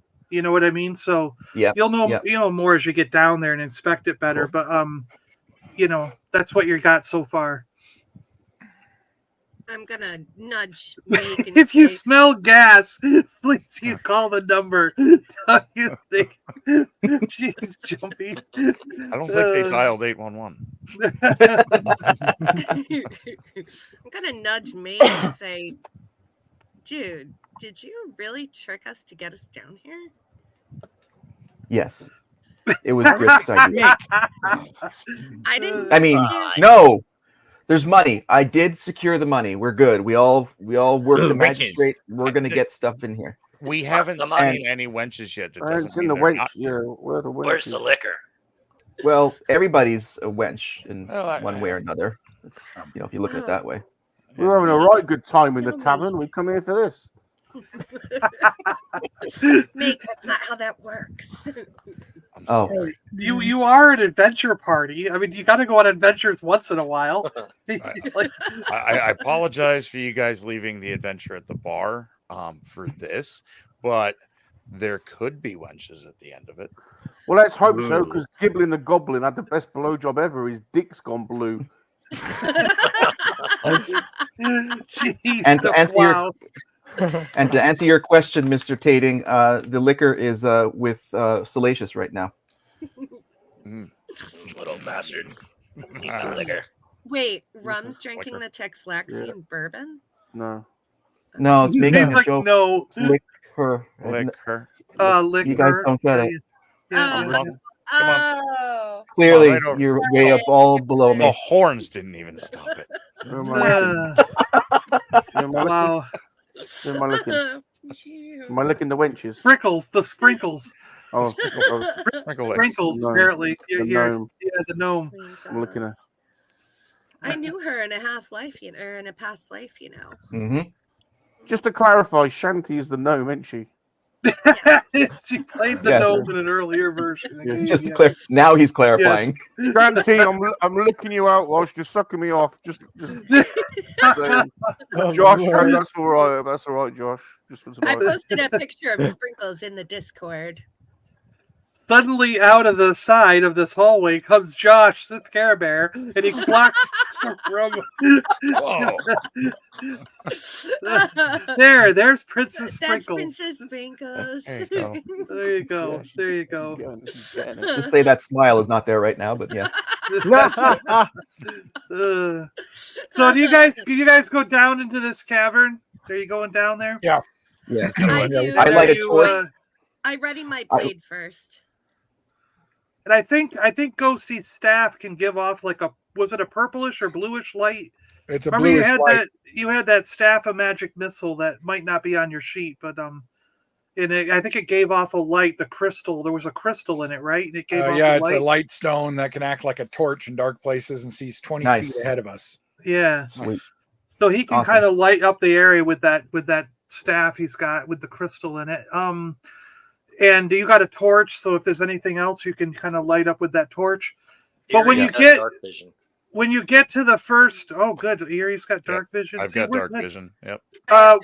when you get to the first couple of minor guys, you see that they're a bunch of goblins, and they're chipping away at the stonework, and there are piles of rubble, and when you hold the torch up and you look up at the ceiling, you can see that something's been going on. Like as they're chipping away, the ceiling is falling, and down a ways you hear it, but you don't see it. In the darkness, you hear what sounds like a cave-in, and all this rubble and everything's falling down. And as it's falling, the ground shakes, and you guys are so you know now that these goblins that are carving away under here are causing the earthquakes up in the city. That's what you were feeling. You're feeling Gibble over to talk to him since he's a gnome. You're feeling the ceiling collapse, and if this isn't taken care of soon, you fear that it's just going to keep collapsing higher and higher, and eventually the city itself may crumble into this giant sinkhole that these goblins are creating, in a sense. Gibble should go over and ask them what the hell they're doing, since he's a goblin and he can talk to them. One time where that I could speak goblin actually becomes useful. And believe me, when I started writing this, I had no idea you were a goblin yet. But then I was like, oh, this will work out great. Right. That's fantastic. All right, so Gibble, are you gonna do that? Yeah, I'll come over and be like, hey, you kind of look like me, I didn't know there's other my peoples here. Get to work. What are you doing? Get to work. Why'd you stop working? I don't work here. You're a goblin, aren't you? Goblins work. That's what we do. Work, work, work. All day, all night. Work, work, work. I work somewhere else that's quite fantastic.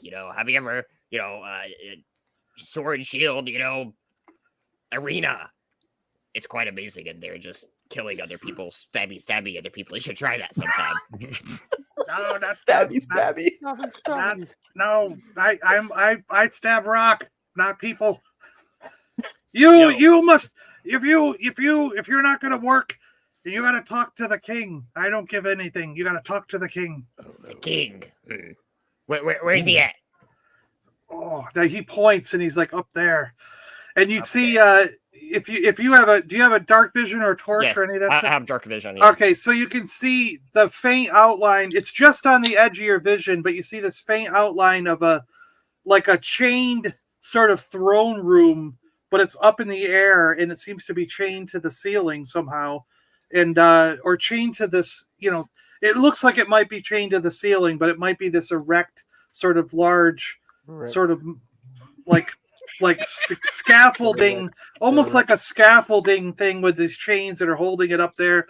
And up there is like a throne room sort of looking thing with a nice throne, and this giant, like he's about twice as tall as a normal goblin, but he's fat. He's just super fat.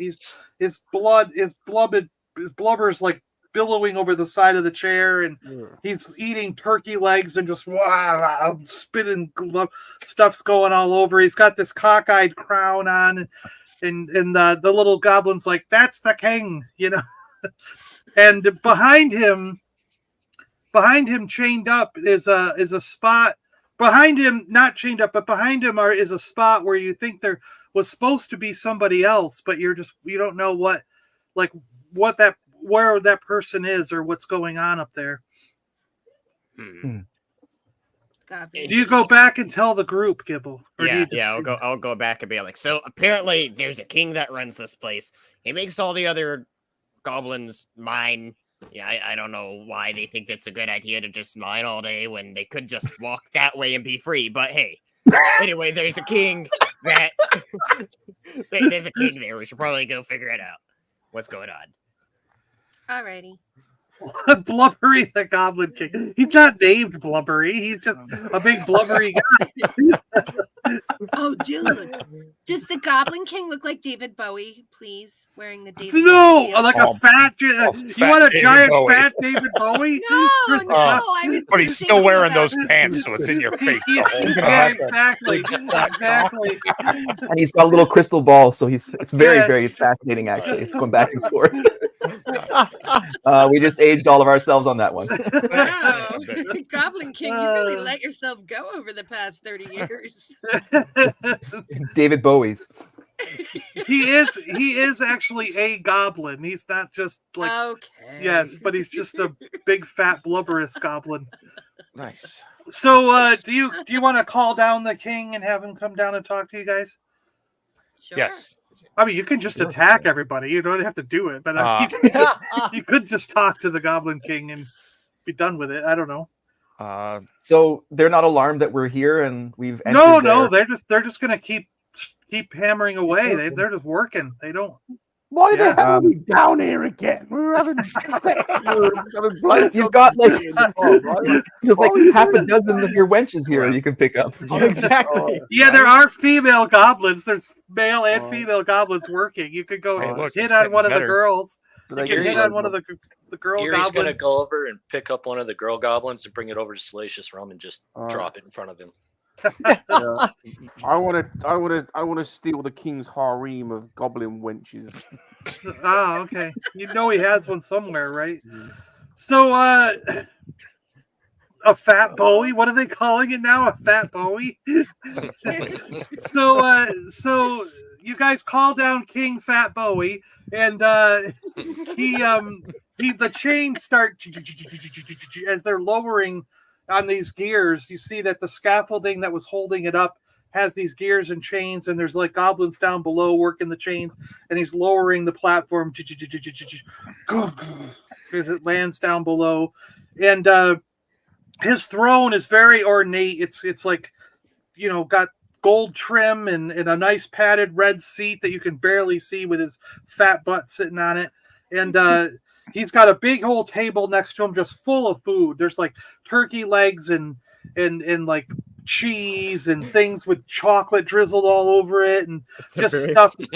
It's like a mishmash of all this cheese and meat and fat and chocolate and other stuff. It's just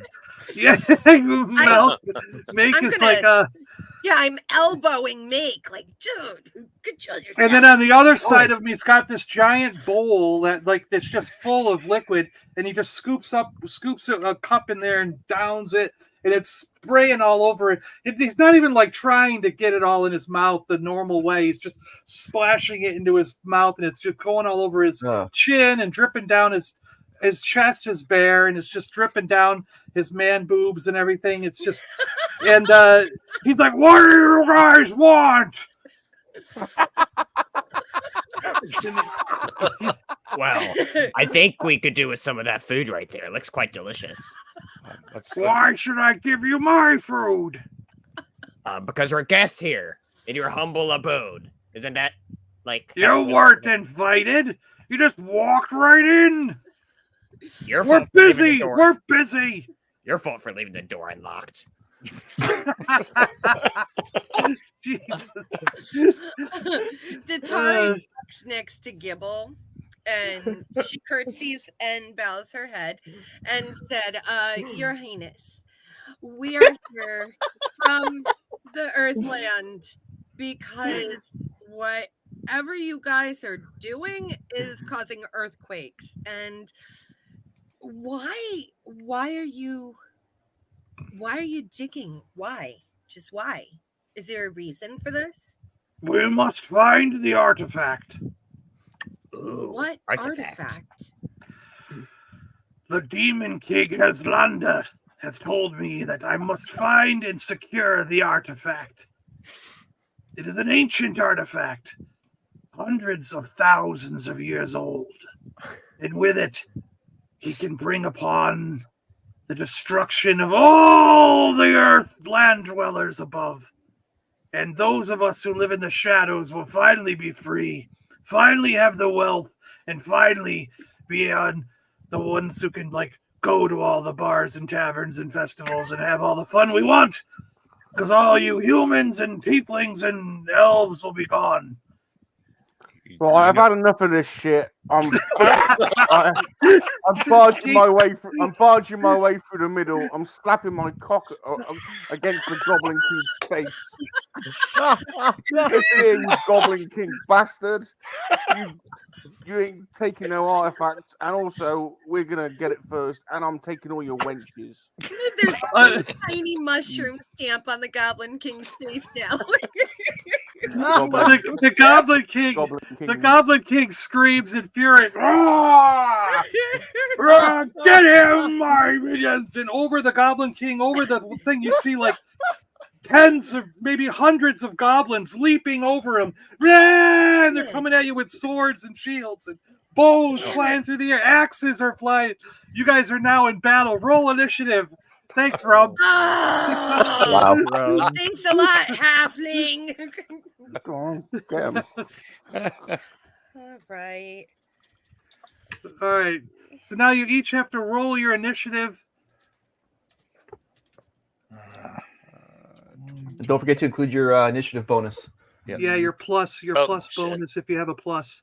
You got a 15, so just add the 2 to it. One, or whatever 16. You got. Yeah, 16? Yeah. Who's Metal Snowman? That's Eerie. Eerie? So Eerie's got a 16. I just thought that as well. Charles is 16. Oh. Sorry, that's Make. And then let's see. 16. Is FF Genius, is that Spencer? Yeah, Gibble? Yes. Yep. So Gibble got a 17. I've got the gift of rolls today. Ghost got a 19. And then Datari got a 16. You guys are all rolling pretty good. Dragon Buddy. Yeah, Everybody I mean, got don't worry. 9. I'll find the dregs. Grist forgot. got a 9. And then I we have got a. initiative, or I have advantage on initiative rolls. Oh, go ahead and roll again. We'll take Whoa, the higher nice. one. Nice. Oh, Nice. Yeah, the first one's still fine. the first one's good. So Rum's initiative's +2. So I'll roll Rum's here. Oh, Rum got a 9. Look at that. Just put him at the bottom there, you know. Yeah. So do we need anybody He's else behind here? Do all we of them. got 1, 2, 3, 4, 5, 6, 7, or do we have 7 players? 1, 2, 3, 4, Yes. 5, 6, Yep. 7. All right. And now we got the monsters.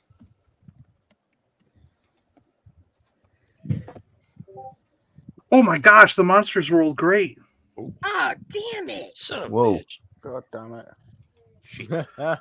So looks like we're gonna have monsters. Then we're gonna have Ghost, Exodus. And then we got Datari, Eerie, and Make. Do you guys care who goes in what order, or do you prefer No. Let's do Alpha, we- maybe. That's fine. Yeah, just whatever. alphabetical? So Datari, Eerie, and then Make. Sure. And then we've got we got to squeeze Gibble before Datari. Sorry, Gibble. Gibble. And then after Make, Wow. Gibble gets another squeeze. He's having a great day.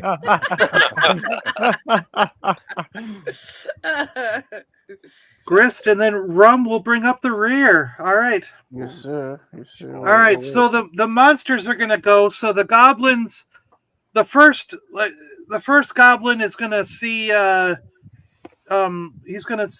He's jumping over. I guess because Rum pushed his way through and slapped the Goblin King. The first goblin's going to jump towards Rum, and he's going to attack Rum. As What they did should. I made these goblins up, so I have a thing here. They're +5 to hit. All right, so let's see. Okay, Rum. He critically struck Rum. That's insane. Yeah, he got a 20 hitting Rum. So What the hell? they do. You did kind of call this. Talk about a cock block. Can't I use my cock block? Yeah. He's doing 8 damage to Rum. So the first goblin hit Rum for 8 damage. Wait, no, 8 + 4, so 8, 12 damage. Why can't I use my cock block? Because this thing critically struck you, man. He just yeah. You got plenty of hit points. You don't have to worry about 12 hit points. Until the next one attacks you. And then the second goblin comes jumping over, and he's gonna swing at Exodus here. He's launching over the Goblin King, stepping on top of Rum's head and to launch himself even further, and he's flipping right towards Ghosty here.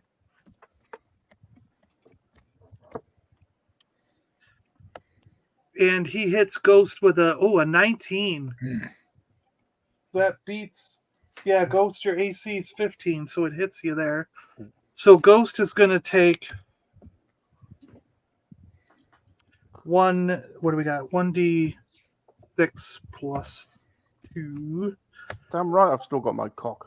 5 damage to Ghost.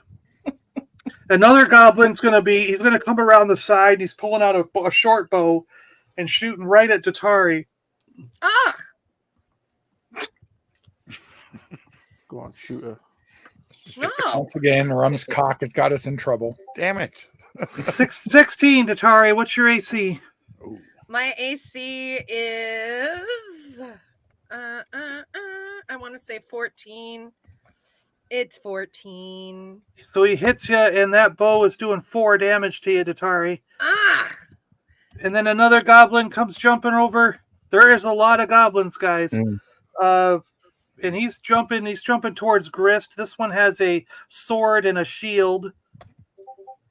He rolled an 11. What's your AC, Grist? That's a miss. That's a miss. 12. Yep.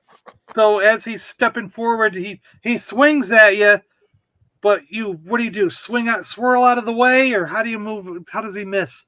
I'm gonna sidestep it. Just sidesteps it, and the goblin his swoosh right next to you. And then we have one coming right towards Erie. Oh, motherfucker! Gotcha. 22 versus your AC, Erie. Yeah, it's 14, so he got me.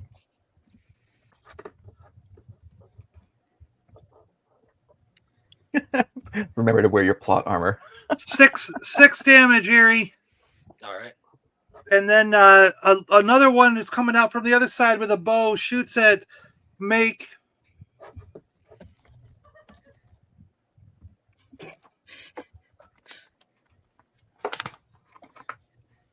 Exactly. 14 versus AC, Make. Oh, that's a hit. He's got, he's wearing napkins for armor. So yeah, that's a hit. Let's see, 1d6 plus 2. He's hitting you for 5. Okay. And then the last one is jumping out, and he's got 2 battle axes in his hands, and he's sludging forward, trying to swipe at Gibble. Ooh. Duck. Gibble, he got a 9 versus your AC. That's definitely a miss. Nice. So how does he miss? He's jumping through the air with 2 axes coming down on you. I'm going to forward slide right under him. Right under him, and he just lands. He lands, hits both axes on the ground, and looks puzzled, like what the hell? Exactly. And then we will go. We'll go up to the Exodus's turn. So a bunch of other goblins are sort of jumping over the Goblin King. It almost looks like a tidal wave of goblins. There's so many of them. So you want to start taking these guys out as quick as you can. Before that, am I allowed to do a reaction to the goblin that smacked me? Mm-hmm. Okay. What are you going to do? Okay. I would like to do Hellish Rebuke. Ooh. Oh, yes. Go ahead. Do I have to type that in? What is it a roll to... I think it's a roll to hit. Casting time. Let's see if it's in here. Rebuke. Hellish Rebuke. Yes. It's in there. It's in there. Yep. It's in the It's in the database. 1 reaction you can take in response to being damaged. Yes, cool. Okay. You point your finger, and the creature that damaged you is momentarily surrounded by hellish flames. The creature must make a dexterity saving throw. It takes fire damage, or on a failed takes half as much. Okay. So you don't have to roll to hit, do you? It just does it, huh? Yeah. Well, I have to roll to see how much damage you take. Yeah, and he's got to roll a dexterity. He's got to roll a dexterity savings throw. So roll 1d20. He's not that dexterous, so this is not gonna be that good here. So let's see. He rolled a critical, a critical 1. Nice. Oh yes. I think this guy is completely dead. There's no. Okay, I was gonna use my 3d10. He doesn't. I mean, he's just bursted. It would have been a 13. Yeah. So he there's like a pebble on the ground, and as he's turning after hitting you, he's turning around to try and come for another swing, but his foot hits this pebble. The pebble rolls just right. He flips up in the air. His sword goes flying, and he lands flat on his back. Just as this burst of hellish flame appears, and As he's laying on his back, he gets roasted and burned Take that, alive. you little asshole. There you go. You asshole. Little asshole. All right, now it's Exodus's turn. What are you doing, Chris? I think I want to use the magic missiles. All right. Do you want to cast your own, or do you want it out of the staff? Out of the staff. Yeah, cool. All right. So, Chris, you can shoot one magic missile at each creature if you would like. Yes, please. Yeah, that sounds good. What do I need to do for that? So, magic missile is on the screen. It says you create 3 glowing darts of magical force. Each dart hits a creature of your choice. The dart does 1d4 plus 1 force damage to its target. All darts strike simultaneously. You can do one creature or several. I think you should do all 3. Yeah. When you cast it in a second spell lot or higher, you can add one more dart. So if you want to do a second level spell of that out of your staff, you're allowed to do that. But what it will do is it'll hit 4 instead of 1, or instead of 3. That's fine. What do I need to type in? So just type in 1d. Let me see. Does it give you a? It says 1d4 plus 1 force damage. Force. Yeah, but let's add your spell damage modifier to it as well, because they can. Let me see. 18. You have a plus 10. Plus 10. Yeah, plus 10. So do 1d4 plus 10 or 11. Let's add that one on. Okay. So you're doing 14 damage to each of the 4. Nice. So all 4 goblins are going to burst into a hellish light and pop. Nice. So what is the you take out 4 more goblins. Do you want to take out the ones that were fighting your fellow adventurers, or the ones that are jumping over the Goblin King like a wave? Which ones are you going to hit? Let's take out the wave first. So you're hitting ones that are flying over. So as they're jumping over the Goblin King with swords and shields and axes raised, 4 of them burst into, they just pop, poof, poof, poof, like greenish goo just kind of splatters all over the place. And because Rum's right up front, a couple of the splatters just splash right down on him. It's kind of like when that gremlin was in the batter mixer. And he just kind of popped, the green spray was going all over it. That's sort of what's happening here with these goblins. Awesome visual. Awesome. And Rum's got goblin blood all over him because he was up front. So, bloody herpes again. Herpes again. He's getting goblin herpes. Yes. You just finished your antibiotics too, didn't you? Every time. But he just got rid of the last rash. Rum just had a goblin golden shower. He's like, Rum's in the. Rolando says Rum's in the splash zone.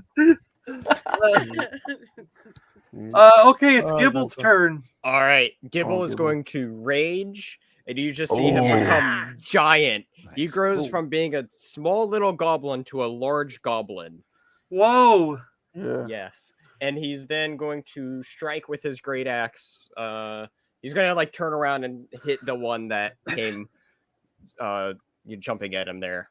Yeah. When you're raged like that, do you get to hit twice, or are you hitting once? I get to always do 2 attacks per action. 2 attacks for. Okay, good. Nice. All right, so go ahead and hit that first goblin. All right. Wow, that was okay. Well, by the way, can I just quickly say that whilst he's in that big beast rage mode, he doesn't get to have a blowjob from Princess Sparkle. He'll probably break her. So sorry, Giblin. Blowjobs are off when you're in. When you're sorry. As if she's not already broken. Unfortunately, that one, the goblins have 10 AC, so that one misses. Unfortunately, so. Hit the next one. Do you want to do the same guy? Yeah, I'm gonna Gibble's focus on the same guy. All right, roll one more time to see if you hit him with the second one. Yeah, you hit him this time. Okay. Nice. And then And Don't then forget damage. yeah. Bob's here, so he has infused strikes with his lightning damage, so you get an extra D6. Ooh. Only with weapons. So do I magic. just type in plus D6 for that? Plus 1d6, yeah. Plus 1 Yeah, D6? I think you can do slash roll your damage roll, then plus 1d6, and then plus your whatever modifier is at the end. 17 Yeah, look at damage. that. Yes. So this goblin, Oh, do you want to cleave him in half? He's dead. Yes. Yes. All right. Them in twice. So is it a clean cut? Does he like just fall into two pieces and just kind of split? Exactly. Yes. You know, I'm They gonna just- miss terribly once and gonna go like, God damn it, and then just go down. He just makes this like as he lands on the Exactly. ground on each side, you know, and it's just like that green blood goes like an anime film, you know, like, just sprays out. Good And job. all right, and then is that it for you, Gibble? Yeah, Gibble just screams and that's it. All right, now it goes on to Datari. Okay. Is You any had of- the bow guy, right? That was, I think he stepped out and shot you with a bow, right? Yes, but then I killed him. Oh, that's right. You burst him into flames. Yeah. You're right. Yep, yeah, yep. Yeah. He's toast. Now all the rest of the goblins, I imagine they'd be in front of me, correct? Yeah, they're either jumping over the Goblin King or coming around beside him. And then there was still one. Let's see. I'm losing track here. There was still, I think, 3 of them fighting face to face, and one Yeah, because bow I guy. sidestepped one. So Yeah. there's one next to me. Yeah. Okay. Are any of like is Rum or Ghosty, are they standing in front of me or are they like next to me? They were Like, actually standing in a sort of row? like, you guys were kind of in a line together, sort of like in a group in front of the Goblin Excellent. King. So no one's Rum oh, ran in front of us. Rum. with a Yeah, golden Rum is ball. probably the only one right in front of you. Excellent. I just slapped the king with my dick, didn't I? Yeah, so Yeah, so you did. he's up there. Yeah, yeah. Slave Okay. Rum up with Java. Well, okay. Just because I'm not going to hurt Rum yet. I'm going to move until I am next to Rum. Yes. sir. And then I'm going to cast Thunder Wave. And I'm going to cast that at 3rd level. Or let me roll to hit first, I guess. All right. Who are you hitting? Like, All of does them. it hit a big cone? It Okay. hits So all you're of even them. gonna hit the Goblin King. Okay, good. Oh, well, the creature's in a 15-foot cube Oh, originating look at in that. front of Yeah. me. All right, that's good. Yeah. Okay, so let's see if I hit first. Are you casting that, or is that a different spell? Because I have the same thing. Thunder Wave? Yeah, Thunderwave. Yeah. And Um, it's not to hit. It's for me at least, it's a Constitution saving throw that they have to perform.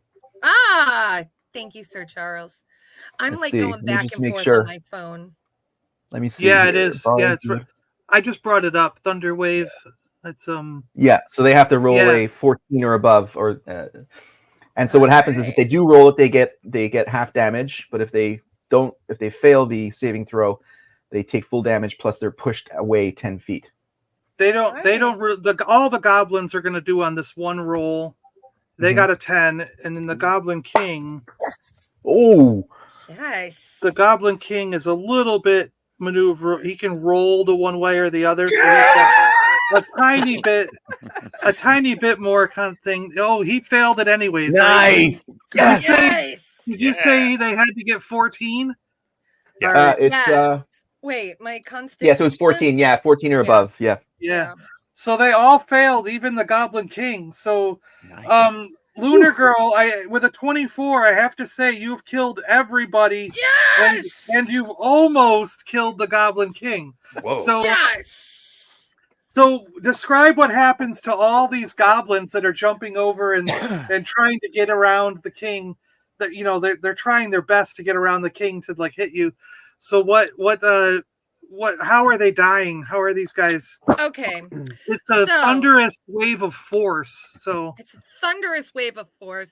I first look at the gang and I'm like, Don't worry, guys. I got this. Except for this little halfling. I got this. I take like, All right, Dak. All right, Dak. We'll get out. He's taking on the whole empire himself. I take one step up next to Rum. I kind of look down on him, like, you roll my eyes because he's still naked. Okay, and then I just like go roar and do the thunder wave, and all these goblin bodies just start falling down, except for the king, because he didn't die yet. So He's still in his chair. He's like, "Rah!" It is. You see the blubber like tremble. It's like like waves of force coming through. Because it's like the little his man boobs are bouncing up and down. and then I look down. His cheeks are jiggling. He's like. And then I look down at the halfling and I say, "And don't fuck with the babysitter." Jesus. Oh my gosh. That's great. So yeah, a lot of goblins that we're about to jump over, they also get hit, and they're thrown back against like far out into the darkness. You see them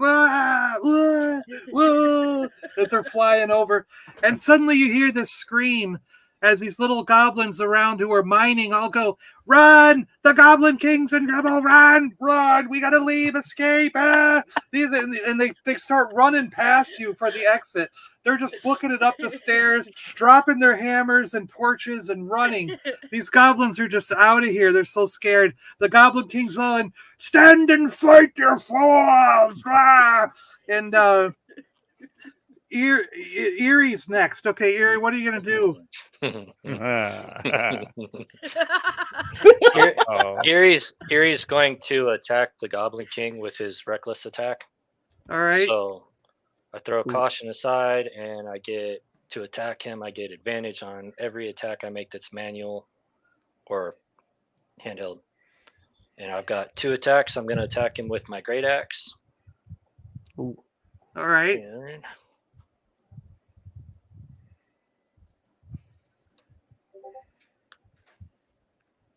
So you got a 16. Did you say you had advantage on that roll? But I mean, you hit him with that one. You hit him with that one anyways, so his AC is not that much better. And So. don't forget 1d6. There you go. Yeah, you could have got a critical strike. Yeah. Cool. So so you definitely hit him, and then roll your damage. Plus 1d6 for infused with lightning. Oh, geez, it crackles with lightning as you slice into him. All right, 1d12. Searing his blubber. Smell bacon. Blubber searing. The hell? Oh, I see what it did. Okay. Oh, you did +3, +6. Okay. So I got 11 damage total. Yeah, sorry, it's not +6, it's plus a d6. Yes. 1d6. So it would have been 5.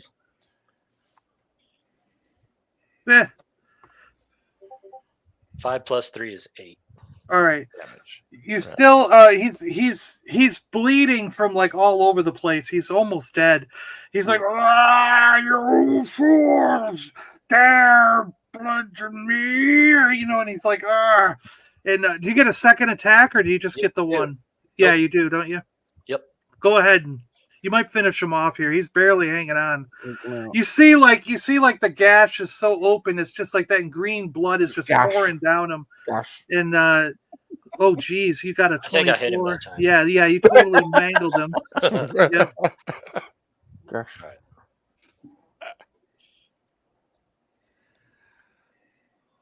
You said gosh. And you do 10 damage. Plus the d6. Plus the d6, yeah. Oh yeah, roll that d6. Yeah, you if you do one more damage, you've killed him. Yeah, he's nice. So is he headless? Is he chopped in half? Like, how's this guy dying? Erie has swung his axe into his neck, aiming down, and it gets stuck, and he just starts sawing with it. Pushing Trying to pull it out. while laughing.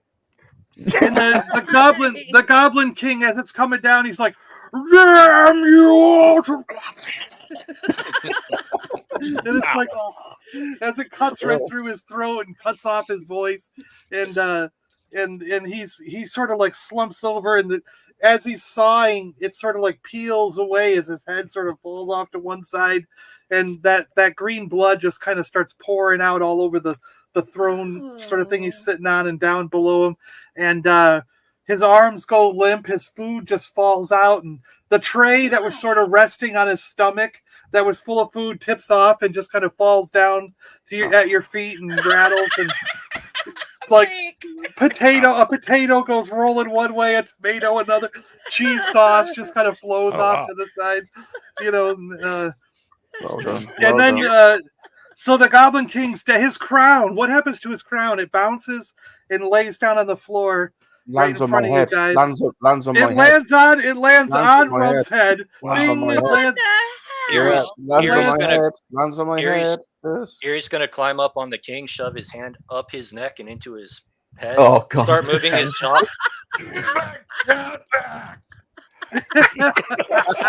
Atari is going to reach down because I'm standing right next to Rum, and I'm going to pick up the crown and put it in my bag. What the hell? Get out of it! I'm just blocking that. She just stole your crown. That's blocking that maneuver. Erie's gonna look at Tatari and be like, "You realize we could have given the goblin crown, right?" We'll do that later when certain furry people aren't here to capture it. Instead, you put it on Princess Sprinkles. Sprinkles is already wearing that crown. She now belongs to me. She belongs to me. Right. So next to the let's see here, next to the goblin, right behind the Goblin King's chair. Do any of you guys walk around behind it? So like all the goblins are dead? Everything's dead? Well, the ones that weren't dead ran away because they were so scared of you guys. Yeah. I mean, you guys were crushing them, Actually, where are the promised wenches? Where are the promised wenches? Well, wiping the sweat from my brow from the battle, I slowly walk around the other side of the throne. And you see a chest, a nice golden ornate chest with red velvet between all the gold. Like there's gold trim on each side and gold in the middle forming a cross, but there's like red velvet. And it's like, I mean, it's a huge chest. This thing looks like it might be like 4 feet long and like 2 feet deep. I mean, it's a big chest. And there's a huge ornate lock on it. And yeah, you guys can open this chest if you want. It's a mimic. It's a mimic. Stab the chest first. You want to stab the chest first? You can. It doesn't do anything. You stab the chest and nothing happens. Part of the red felt rips. Part of the red felt rips. Oh, come on, great! Man. Now it's worthless. Right. Felt. Now it's only going to be graded an 8.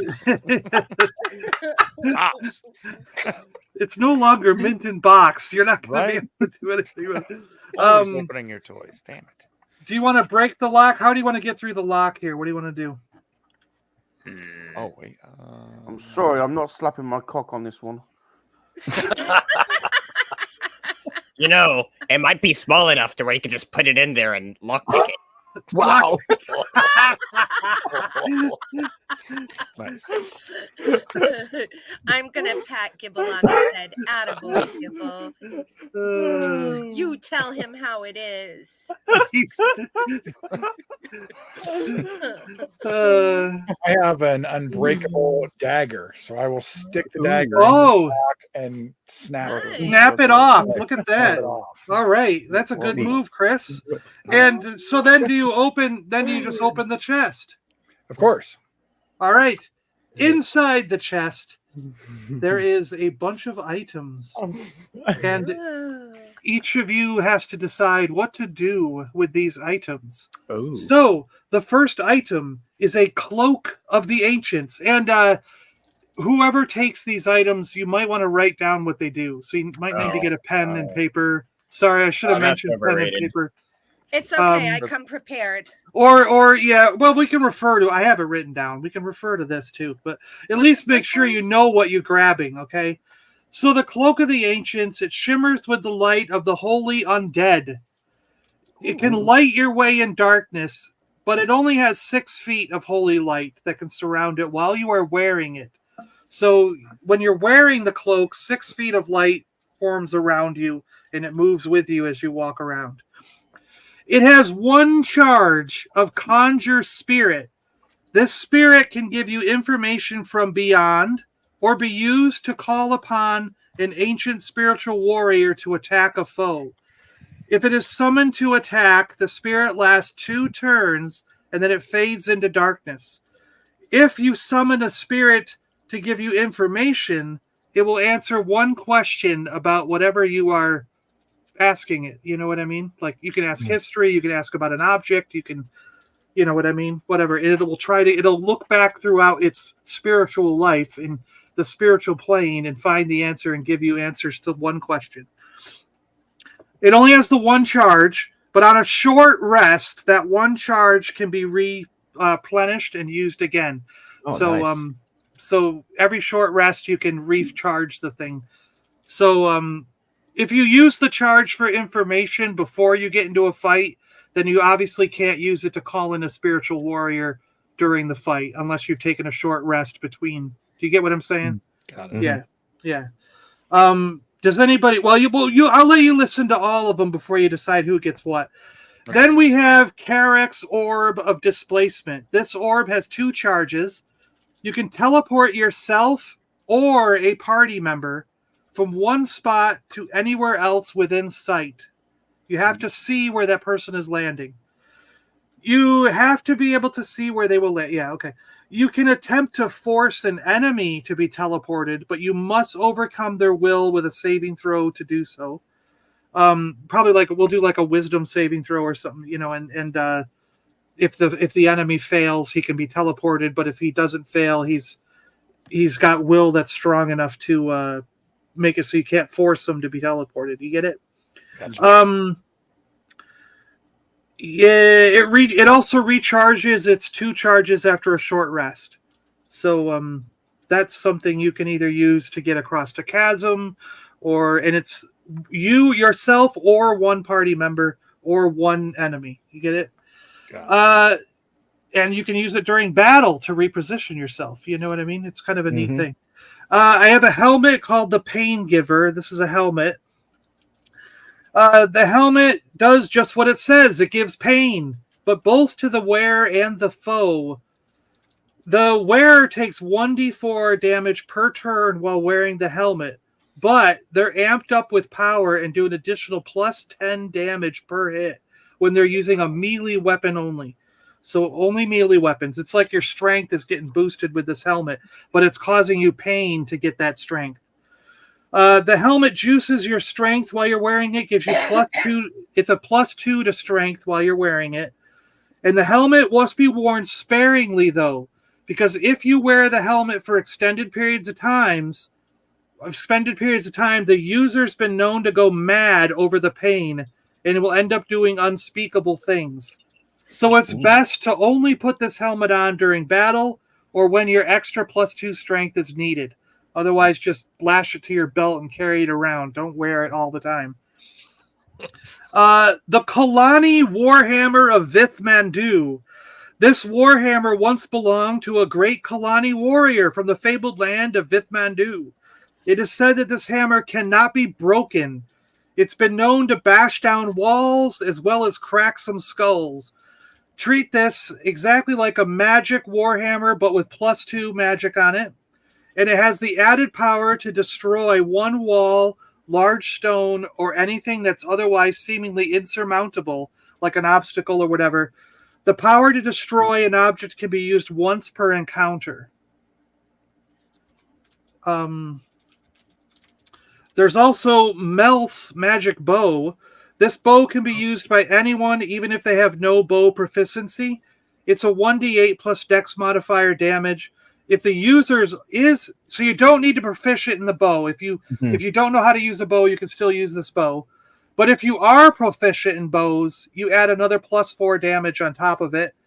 And the magic power about this bow is, in addition to shooting the regular arrow at 1d8 plus dex modifier, it also shoots melts acid arrow on each hit.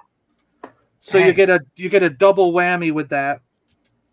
The Hand of Joris is an amulet. It's literally Joris's hand. It's cut from the great wizard that lived over 500 years ago. Joris was a wizard of the mind, and he could manipulate things with his mind. This object has 1 charge of Mage Hand and 1 charge of Spiritual Weapon. Both of these charges reset on a short rest. So you can cast Mage Hand with it, and you can cast Spiritual Weapon with it. Lord Gorn's Amulet. It's an artifact from the Necromancy Wars. This amulet can summon a ghoul to help fight for you. Only 1 ghoul can be summoned. It recharges after a short rest. The ghoul will fight until he dies, and he won't stop fighting until he dies. If there are no more foes around, he may turn on his master, so be aware. The ghoul has a 1d20 plus 7 attack and does 1d6 plus 7 damage. Plus, he does 1d4 poison damage per turn if he hits you for 3 turns after the initial attack. So you got to make sure that the ghoul dies before all the other creatures, or he'll turn on you. Otherwise, then you got to kill the ghoul. I have the boots of wispy legs. The wearer can run extremely fast with a click of the heels. It is said to look as if the wearer suddenly grew many extra legs. The wearer can run so fast that they can even scale walls and run on the ceiling. Beware, though, if you stop moving, you will risk falling. Like if you're running up a wall or running along the ceiling and you stop, you will fall. So while moving fast, the player is harder to hit and the attackers must roll with disadvantage. The player can roll to hit with advantage while he's in a speeding state, as they can outmaneuver the enemy. But if they are on a wall or ceiling, the damage will be -2 due to being in an awkward position at the time that they're attacking. But if you're on the ground, it's a normal damage. And then there's a thing called, this is the best one of all. This is called the Cloak of Many Patches. This cloak has a bunch of patches on it with various pictures. The wearer can rip off a patch and throw it at a foe to use its power or any other whatever's on it. So like if you see a patch that looks like a fireball, you throw it and it becomes a fireball. The problem is that 70% of the time, the image on the patch doesn't actually represent the spell as it should. So if the patch shows a fireball, it should shoot a fireball, but it might not. If it fails its roll, so basically you're going to roll a d20, and if you get a 14 or higher, it does what the patch says. If you get a 13 or lower, it's considered a fail, and the spell becomes a random spell effect pulled from a table that the DM generates. The user must roll another d20, and whatever it lands on is the one. So you roll a 1, it's going to be number 1 from my table. You roll a 15, it's number 15 from my table. So my table of random effects are: number 1, it grows a tree. Number 2, it shoots magic missile. Number 3, it turns the player invisible for 1 turn. Number 4, it creates an impenetrable barrier that the players cannot shoot through or walk out of, but also enemies cannot shoot into it or walk into it. And that lasts 2 turns. So you're trapped in a bubble for 2 turns. Number 5 is it casts Prayer of Healing. Number 6 is a large boulder falls from the sky, and the player must make an athletic or acrobatic roll to dodge it. Number 7 is it creates a glass of water. Number 8, it creates a large turkey dinner with all the trimmings, hot and tasty. Yum. Number 9, it casts Disguise Self. Number 10, it casts Reverse Gravity. On an 11, it casts Wall of Thorns. On 12, it makes 2 random players change places. Nothing can stop this action. You just switch. Number 13, it conjures up a ferret that is under the control of the player. Number 14, it casts Lightning Bolt. Number 15, it creates a ball that just continually bounces It just sits there bouncing over and over. Number 16, it casts Sunburst. Number 17, it adds +2 to the damage of one weapon. You choose which weapon, yours or an ally. Number 18, it casts Storm of Vengeance. Number 19, one inanimate object, an item within view, becomes self-aware and just starts talking about how bad its existence is.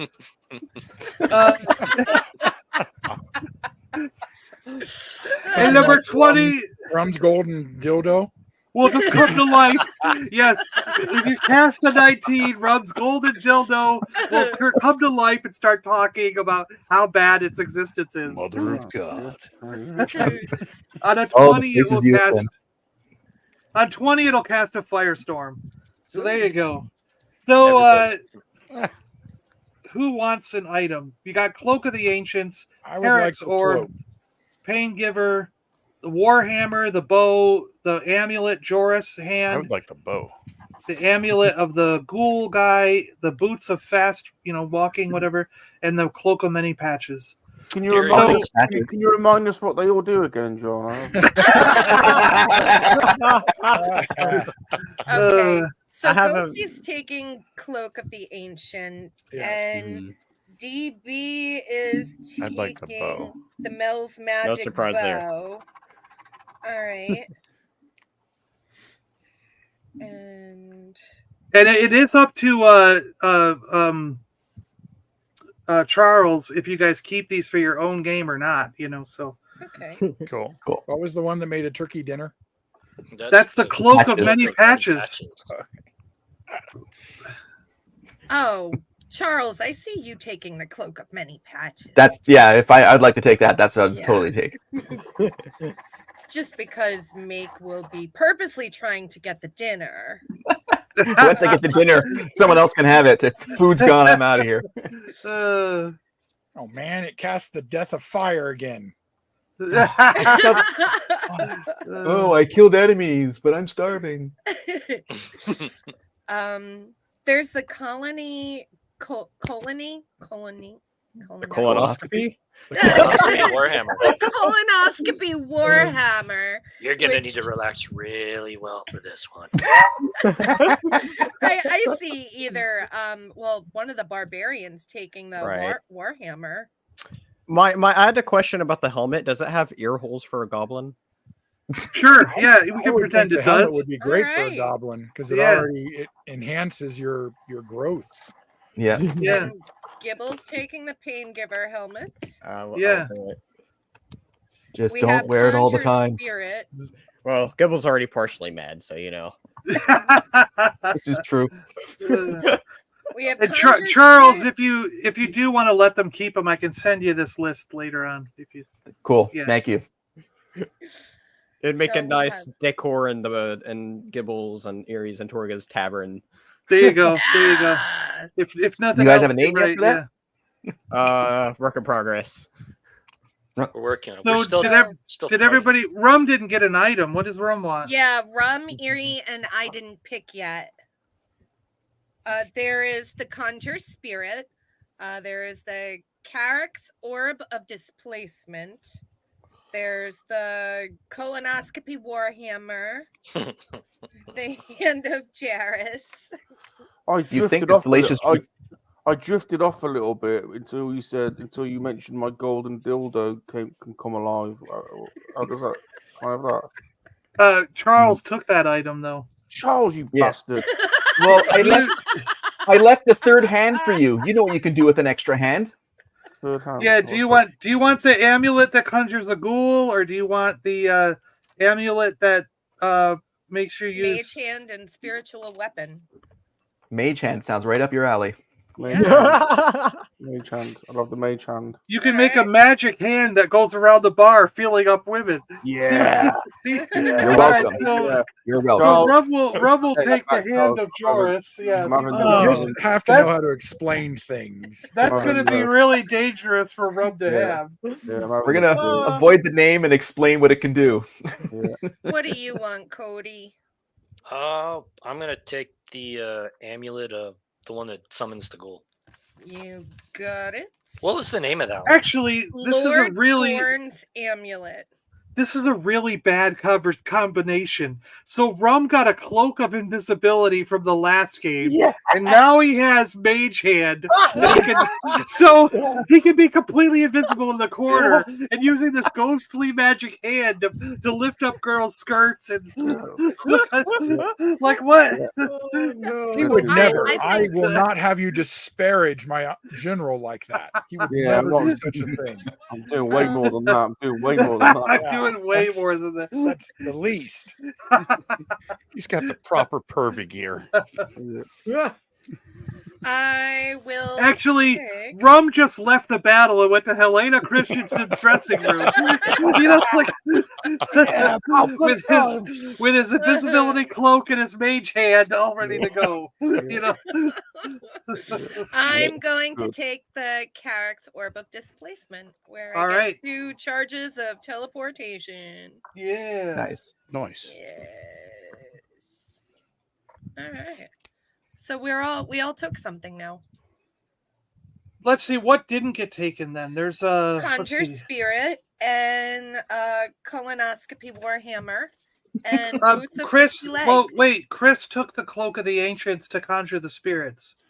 Oh, Conjure Spirits goes with that. I thought it was separate. Okay. So yeah, the Colonoscopy Warhammer and the Boots All right. of 50 Legs. In the boots. Does anybody want those, or are we going to leave them in the chest, or do you want to take them and sell them in town? Ooh. Take them and sell them. Yeah. Yeah. Oh yeah. Sounds good to me. More money. You want to split the coin? Well, of course. Yeah. All right. Sure. Or All Gibble right. will just steal the one of them, run off, and have all the money for himself. Yep. That boot's as big as you are. He's already wearing that All right. crown. So in the back of the cavern, in the distance, you do see a faint outline of a door. Mhm.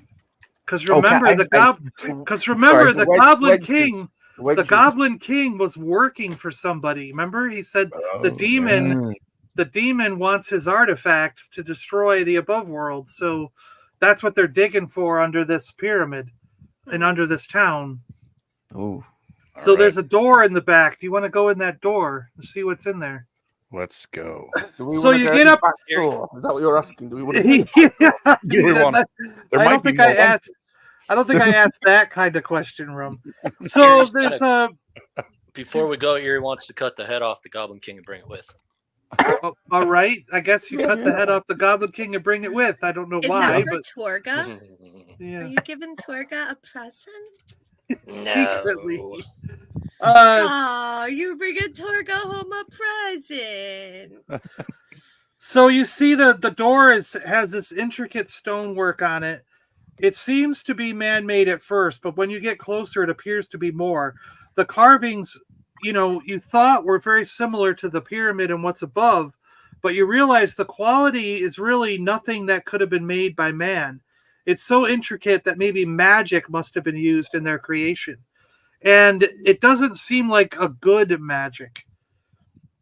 Suddenly, from above, a small hatch opens, and out falls, or floats, a small 2-foot round beholder. Oh no. He pauses a few moments, and he looks at you guys. What do you do? Oh. Oh. So we have initiative here. We. Well, what do you do? I'm gonna blast it. With, He's not doing anything yet. He's just staring at you guys quizzically. It's a beholder. He's It's a looking kind of beholder. puzzled. So beholder, Cody, is a floating eyeball. With four, With and he's got four tentacles. tentacles. He's got Okay. 4 tentacles with eyeballs on each tentacle. Kind of Big like Trouble in from Little China. Big Trouble in Little China, that Trouble, little yeah. brown guy. He looks like he's pretty much that size and that, like a little tiny beach ball standing in front of you, or basketball size thing. What are you guys doing? I know what I'm tempted to do. He says, really. he says, what are you guys doing? Okay, well he's talking, so he's not attacking. That's different. Okay. Erie's Hey, gonna Rum. hide the king's head behind his back. Datari takes a strawberry out of her bag of holding and puts it on his tentacle to see if Princess Sprinkles will go and try to please him.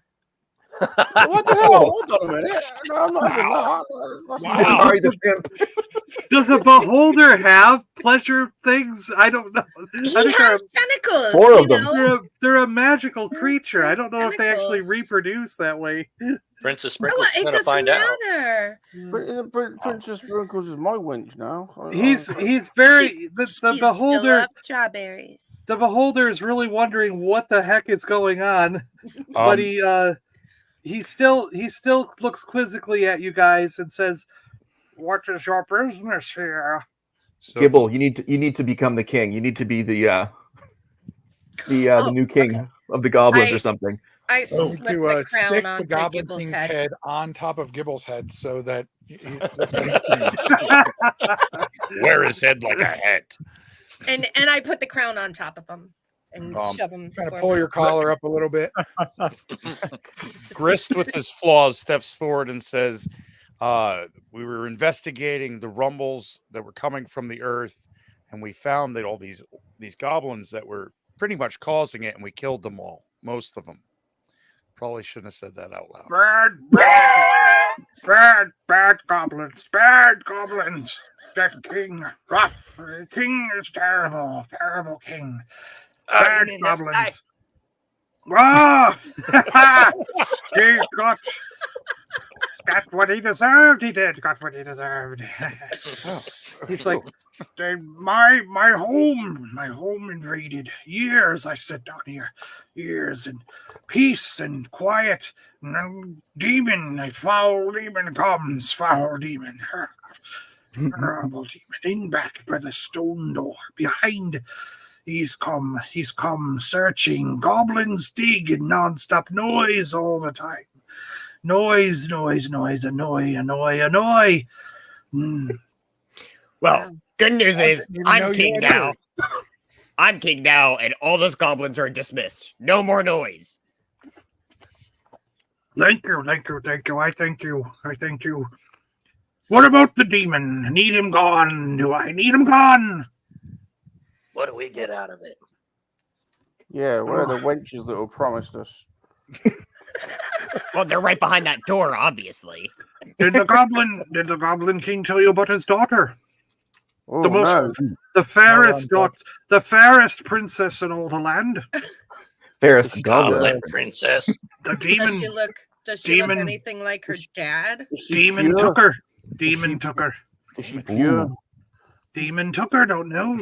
Demon could have done something with her. Never know. Is she legal? Demon took her. Legal.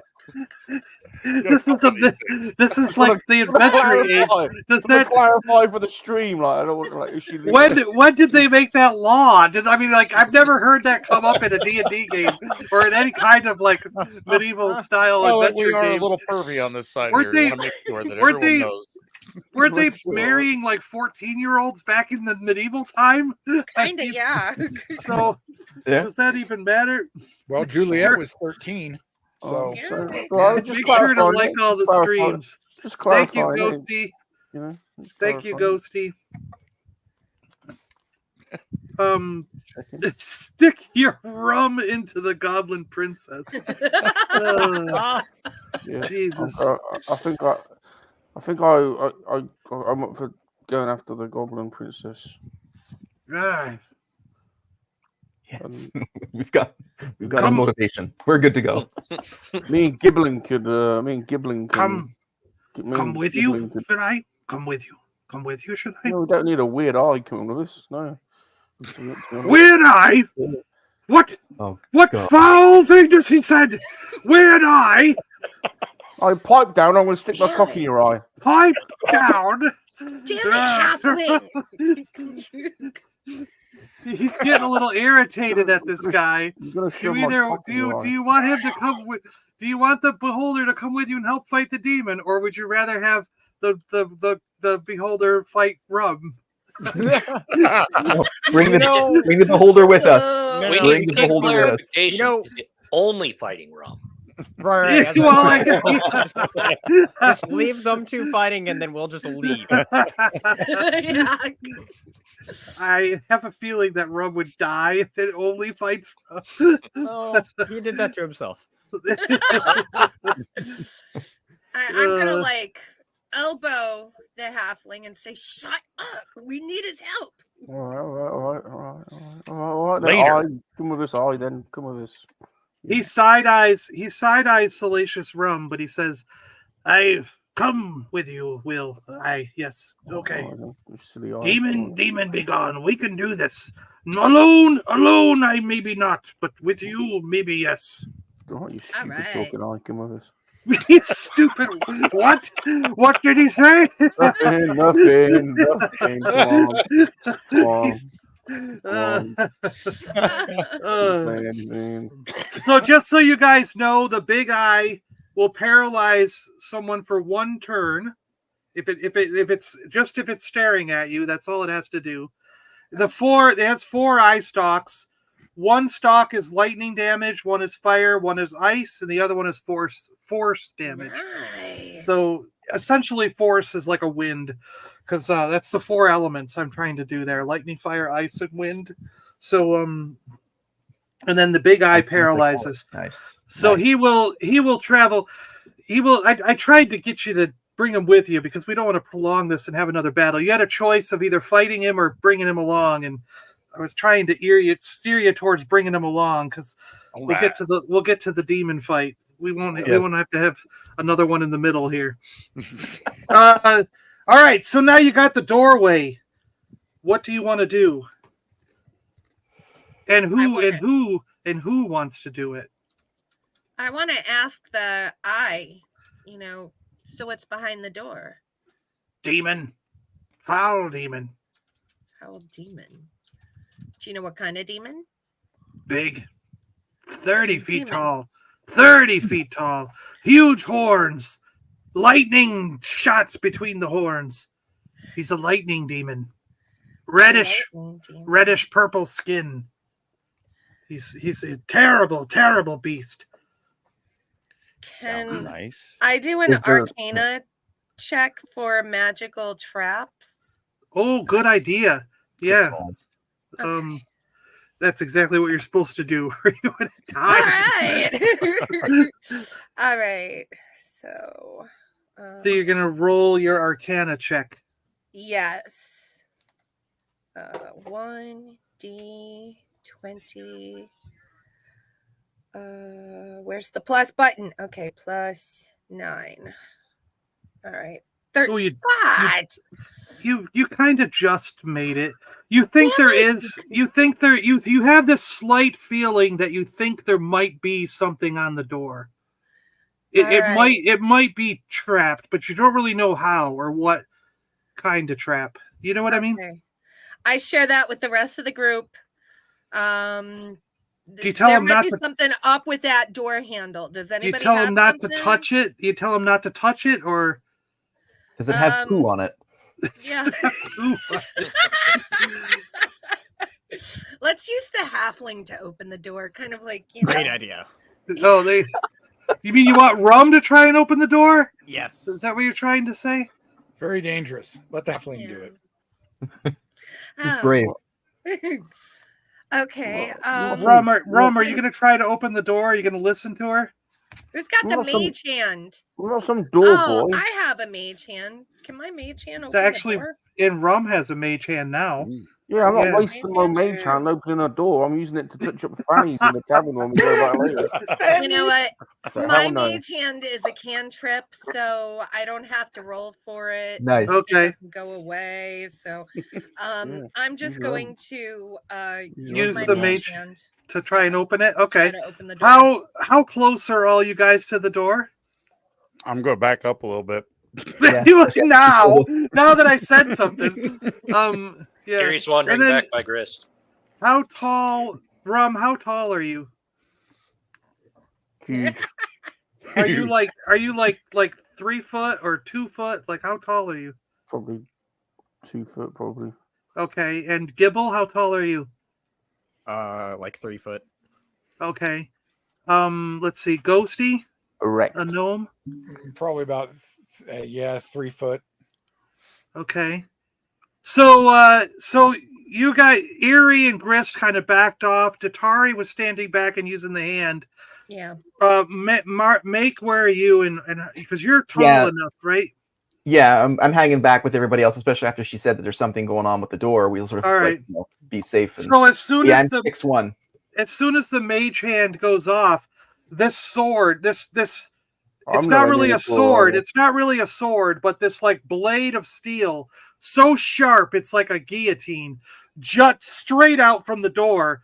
But since Ghosty, Gibble, and Rum are all 3 foot or less, it goes right above their heads. Nice. And does The anyone have a penitent top? man kneels before God. Does anyone have a top knot or like any hair that's sticking up? Because it could get chopped right off. You know? Erie has a mohawk. Not anymore. Oh, So no. if anyone was 4 feet, that would have went right into their face or neck, Ooh. and anyone taller Uh-oh. would have got that right in the gut. You know, so Nice. yeah. How Luckily, tall is Erie? Erie's none a of you dwarf. were tall enough. So that thing is now sticking straight out from the door, maybe about 4 feet long.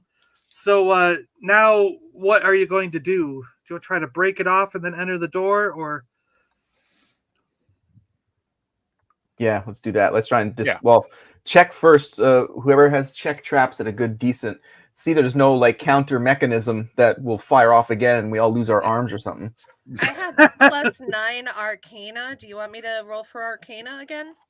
You can, yeah. Okay. Does anyone have detect traps? None of you guys have that. Erie has No. danger sense. Oh, there you go. Oh. There you go. That's How good. does that work, Erie? How do you do your danger sense? Is that a roll? You gain an uncanny sense of when things nearby aren't as they should be, given you have the edge when you dodge away from danger. You have advantage on a dexterity saving throw against an effect that you can see, such as a trap or spell. To gain this benefit, you can't be blinded, deafened, or incapacitated. Go ahead and roll that then. I think Let's you Son can. of a bitch. Is that a D20? Yeah, plus your dex, it said, right? Yeah. Yes.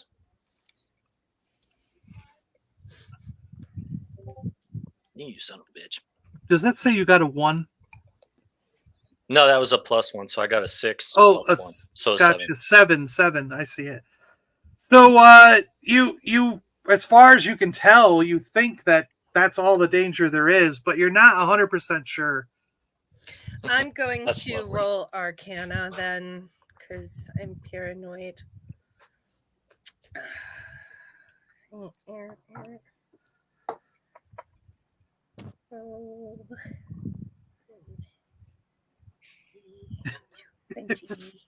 Suddenly, Rum is quiet. It's freaking me out. Well, I'm not jumping into the demon. Oh, shit. It was 20 supposed to be a Holy shit. +9. Well, Wow, you they got got really high. So Okay. the door does emanate with magic, but you do think it's the magic of creation, the magic of how this door got created and the stonework and everything. You know that it was Okay. this whole thing was created with dark magic, but you do not feel like it's trapped anymore. You're like there's no traps, magical or otherwise. But Okay. that piece of metal is so sharp though that you may not in its current state want to try and open the door and because like with risk of slipping and hitting it you could cut yourself. Do you know what I'm saying? Yeah. So you want to try to break or get through this door somehow. Erie has an idea. Yeah, we- what's up, Erie? We just found that hammer. Any chance we could use that hammer to destroy the sharp Nice. thing? Oh, the colonoscopy hammer? Yeah, use the colonoscopy hammer. Yeah, we Yeah. were going to sell that shit anyway. Yeah. Oh, yeah. Well, just beat the door down with that. That'll just Yeah. destroy the There door. we Yeah. go. I So- opened my bag and let Erie take Pull it. that out. All right. Erie's gonna swing it and destroy the door. So the door Wow. just shatters and Easier? blows to many pieces. The metal blade, however, does not break, but it just falls to the ground. ting, ting, ting, ting as it lands. Nice. Ding, ding, ding. The door is now gone, and you guys walk into that room, and oops, my pad disappeared. So inside the room,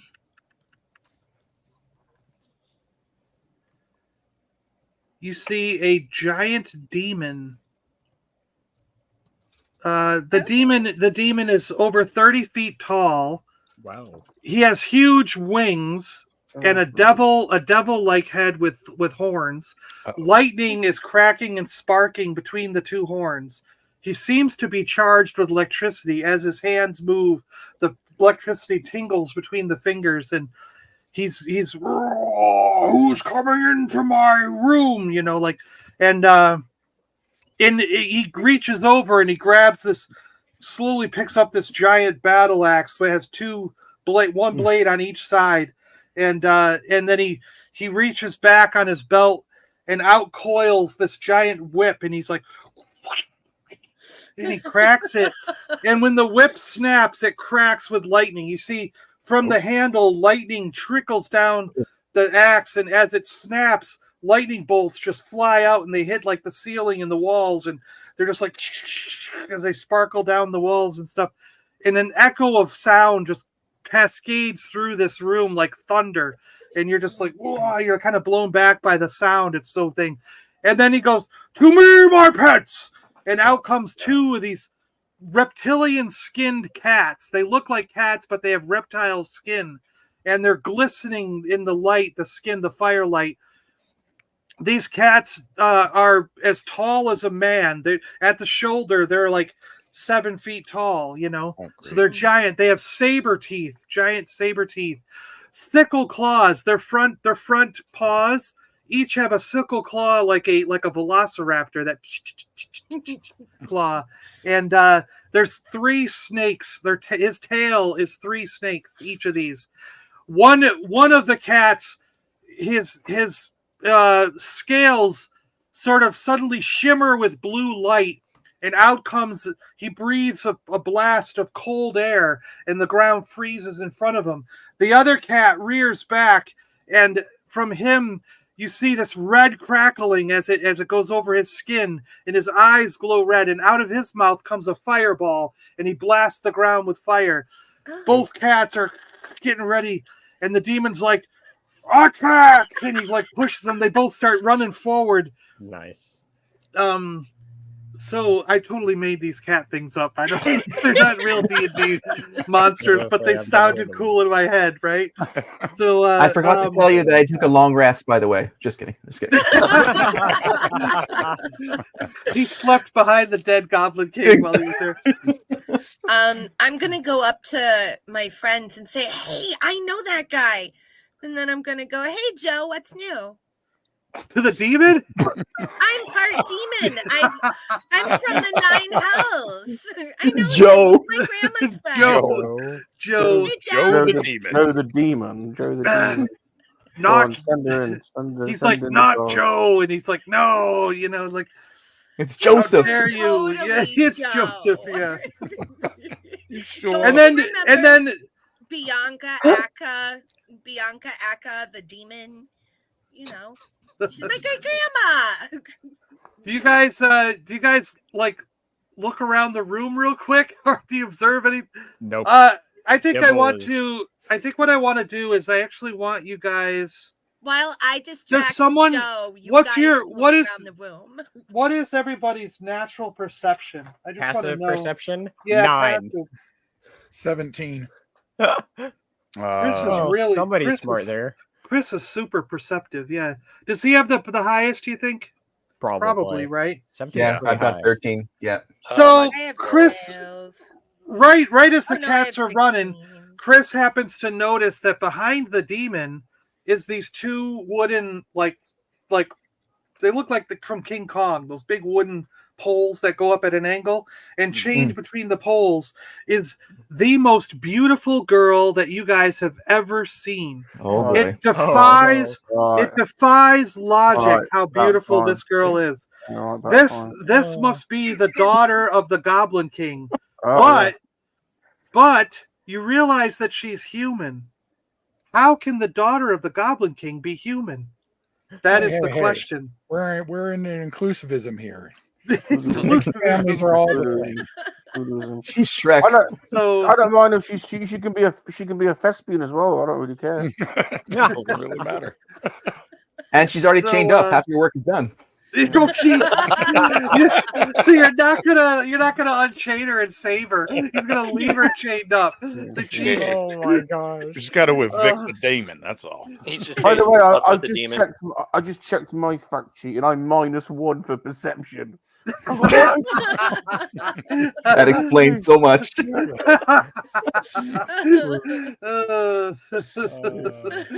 All right, so the cats are running towards you. One of them crackles with red energy and breathes fire. The other one crackles with blue energy and breathes ice. They have clawed feet, saber teeth, and 3 snake heads on their tails. And then you've got the demon himself that's charged with lightning. By the way, can I just quickly say, Shanty, you must have missed. You were sucking off Giblin the Goblin for about half an hour, and I was so you've been here. You've done your job today. So carry on. Erie's gonna nudge Gibble and say, "You can die as a hero. You can die brave." Or you can die a coward, but the point is that thing's gonna kill us, all of us. Point is, how far away are they? Are we within like a 30-foot? Like, what's our spacing in here? This room is probably say 50 feet deep, and maybe it's another chasm that might be 100 feet tall. The demon himself is about 30 feet tall. He's a big looking guy. Okay. How far away are they from us? Let's just say they're, he might be 10 feet from the wall, so probably 40 feet from you. So they're going to close the gap pretty quick. They're fast cats, And you do have your beholder friend, so he'll be in the mix fighting you, helping you fight. Help you fight, I will. Help you fight, I will. Does Joe remember me or my great grandmother? No, Joe has no clue who you are. And he's not Joe. He's not Joe. He's got a little sticker. Hi, my name is Joe. I'm the 7th plane of Hades. I'm sorry. You look. I'm not. My family's does worse than him. Joe, I swear you look exactly like somebody that my great grandma used to do. I swear. Used to do. Die! The demon's dying. You're pissing him off. I'm going while she's distracting him. Are we rolling initiative, or we can take a first attack at this cat coming towards us? Let's roll initiative. We might as well. Yeah, you got to roll initiative. Exactly. Initiative? What's that? Overrated. Just let me attack first. That's all that matters.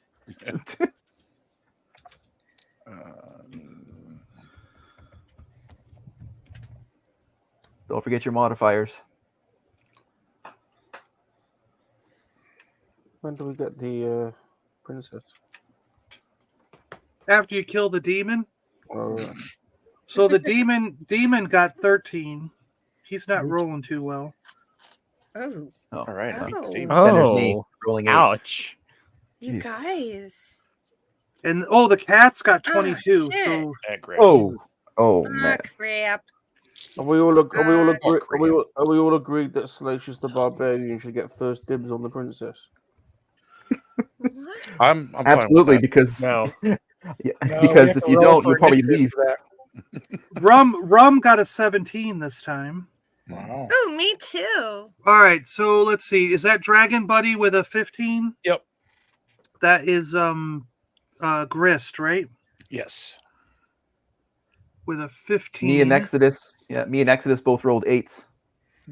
We did great. Nice. Yes. Oh, we're keeping the back of the bus warm. Right. Exodus and Charles make 8. Erie got a 16. 16. And then Who do we need? We need Gibble, right? I already did it. I'm there. I got a 13. And you got a 13. Yep. Yep. So let's see. It would be Cats. Then it's going to be Rum. Rum's going second here. Look at that. Then it's going to be. Then it's going to be Eerie. Then Grist. I got a 17. Oh, sorry. So it's Rum, then Datari. I get Rum's sloppy seconds. Eerie, Grist. And then we have the Demon and Gibble. We'll let Gibble go first, and then we'll do the Demon. And then we got Make and Exodus. Mm-hmm. Who wants last between you two? We'll do Alpha again. I'll take the back. Oh, you take the back? Okay. Yeah, I'll take the back. I'll clean up what's left. Oh, we got to roll for the. Being in the MLA, I'm used to cleaning up. Let's roll for our beholder friend. Our beholder friend. Oh yes. Oh, he's going to go right after the Cats. Oh, nice. Good. Front of the line. Love it. So the Cats are going to go and attack.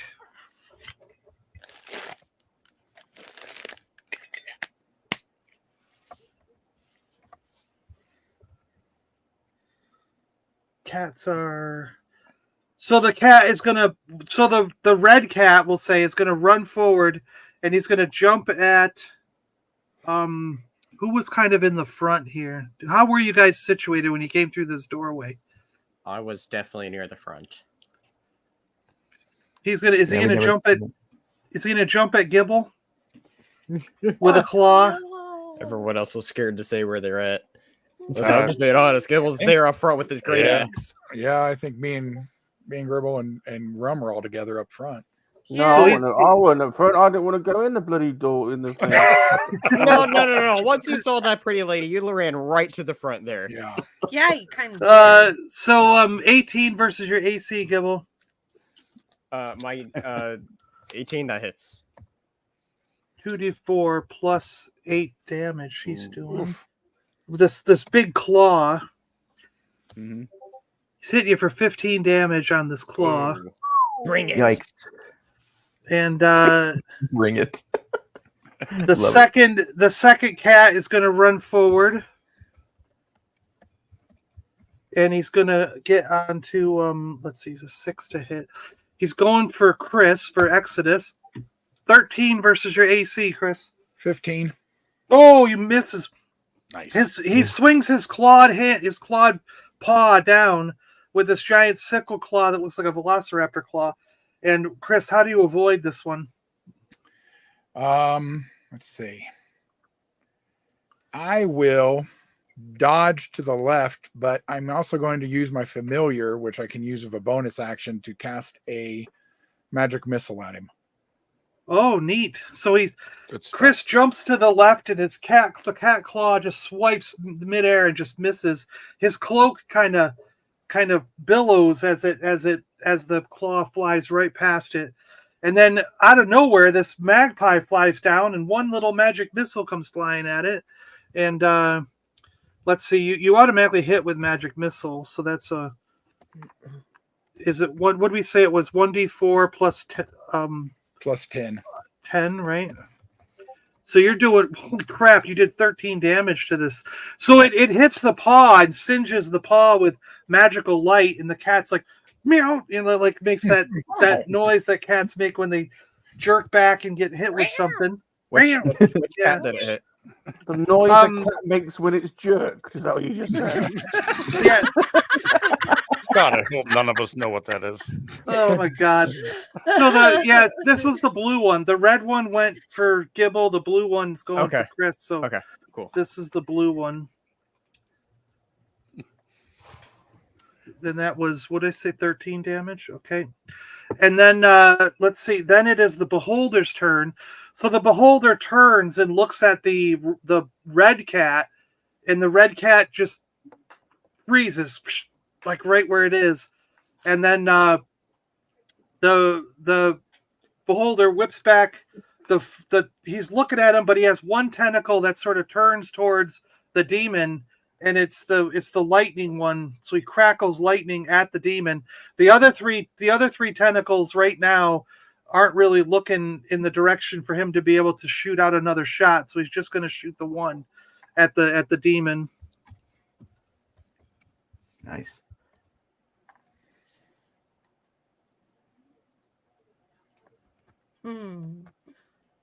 Tentacle. Oh, he misses the demon big time.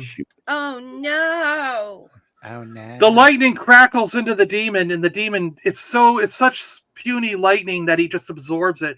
I am made of lightning, he says, And next it is Rum's turn. Oh, what the hell? I don't really want to fight the bloody demon. Can I? You can fight the cats. I mean, the red one or the blue one. Can I just throw something at you just to see whether this is allowed? Can I put on my invisibility coat and then go and shag the princess? Well, you have to try. Chains. How are you going to get there? You have to try and walk around. You have to walk around the. You have to. Well, you can't. I'm horny. You can't. Yes, you can put on your invisibility cloak and make your way towards the princess, but it's 50 feet. You can't do that in one turn. So you've got to walk to the edge of the thing, and then the edge of the room, and then skirt your way along the edge. Because you also don't want to walk through the middle. I mean, if you want to, you can try to walk through the middle. I mean, fine. Am I also allowed to use my amulet of mummified jiggly bits to increase my potency and stamina? I think that's sure. how that works. Yeah. Was that at the end? So Rum, you put on your invisibility cloak.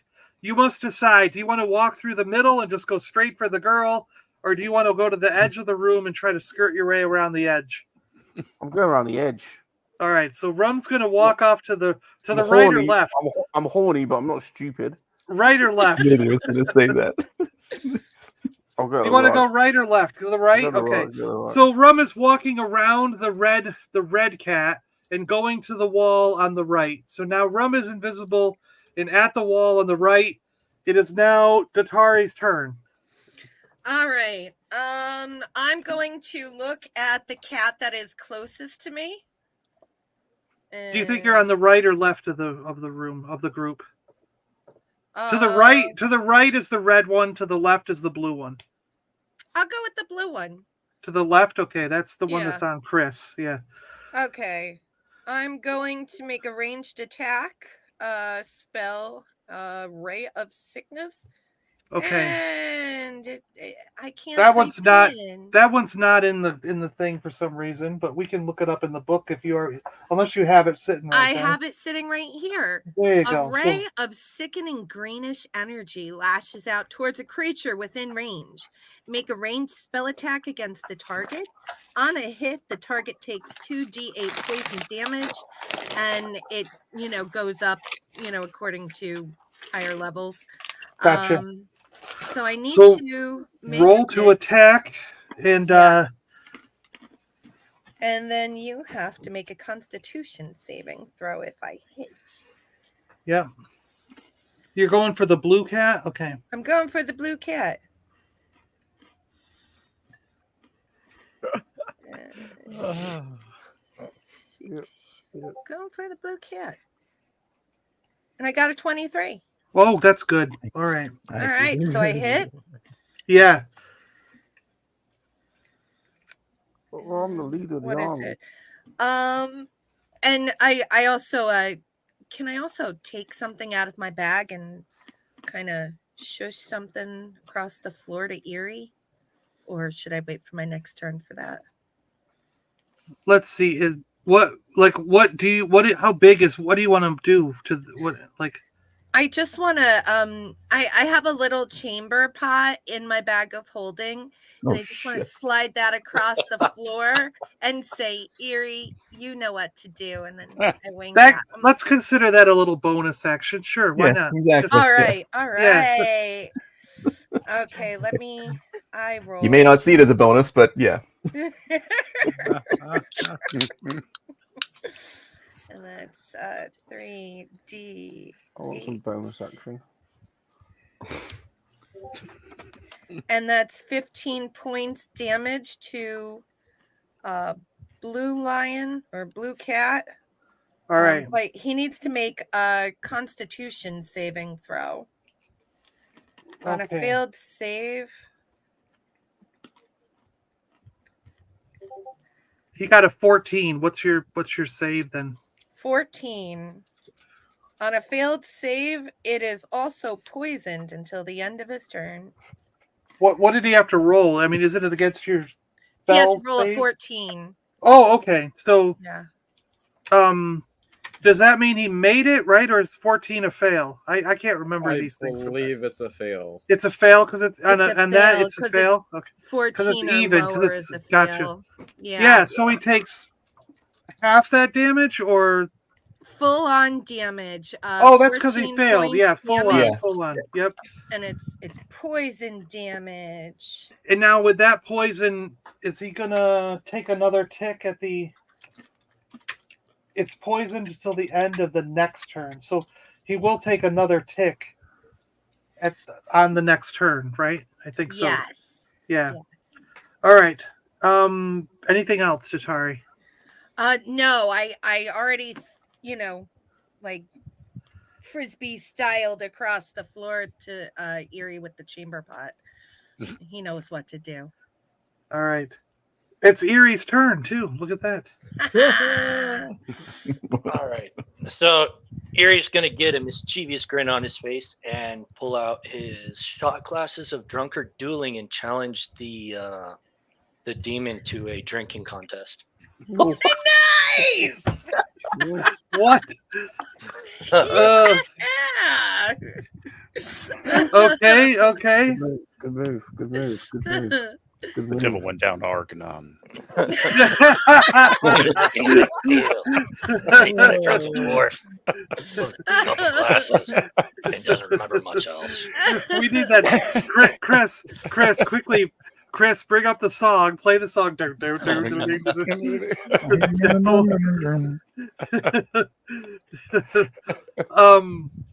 All right. So how are we doing this drinking game? Okay. The demon is puzzled, but he sits down at a table across from this dwarf Erie. I hand Erie the Exlaxian bourbon. Oh, Jesus. This doesn't go well. One of us can challenge him to a fiddle contest. If you make the David shit himself, this is going to be something that's never happened in the Right? Do it, Erie. It may end up being all over rum as he's sneaking underneath him. Just sitting there talking his You definitely shot gotta glass do with it. Okay, so he's sitting down across from me and pull out the 2 shot glasses, which fill themselves with Balgur fire water. One shot glass expands to the size of the demon's hand, so he doesn't have to pick up this glass that's this big. A thimble. Yeah. So So it makes it a fair drinking game. So during round 1, each player must roll a d20 and must roll higher than a 5. All right. The demon is rolling. Oh, the demon got a 4. Oh, hang on, because I still got to roll mine. But I have I have advantage on mine because I'm a dwarf. Uh-oh. Nice. Naturally. Naturally. Oh, I had an an 18. So he fucked up right away and lost. So during round 1, 5. If a player fails the roll, they must roll at disadvantage for 1 minute, 10 rounds, and each attack during the 1 minute that it makes has a 25% chance of attacking himself instead of anybody else. Damn. Wow. And then So disadvantage plus 25. That's cool. And then the winner of the game is granted 1d6 added damage against the drinking game opponent only. So the demon is at disadvantage for 10 rounds? For 10 rounds or 1 minute. And then each attack he makes, he has a 25% chance of dealing the damage to himself. Ooh. So we could roll a 1d4, and if he rolls like a 1, the damage hits Yeah. himself. 2, Mhm. 3, and 4, it hits. He's fine. Yeah. He's fine. Okay. Wow. And then I have Also- every time I attack him, I get 1 added d6 of damage, but only him, not the cats. Yep. Okay. Wow. This demon is pissed. Cheater! Ah! He throws the cups to the side, stands up, whips the table over. You must have cheated. You must have cheated. You know? Here he's just gonna give him the finger. Bitch. Yeah, but does he know Joe? I mean, Joe, do you know Datari's grandmother? No. Calm down. I'm starting to see why you don't remember Terry's grandmother. You can't Never hold seen your her. liquor. Never seen her before. Probably saw 3 of her after 1 drink, bitch.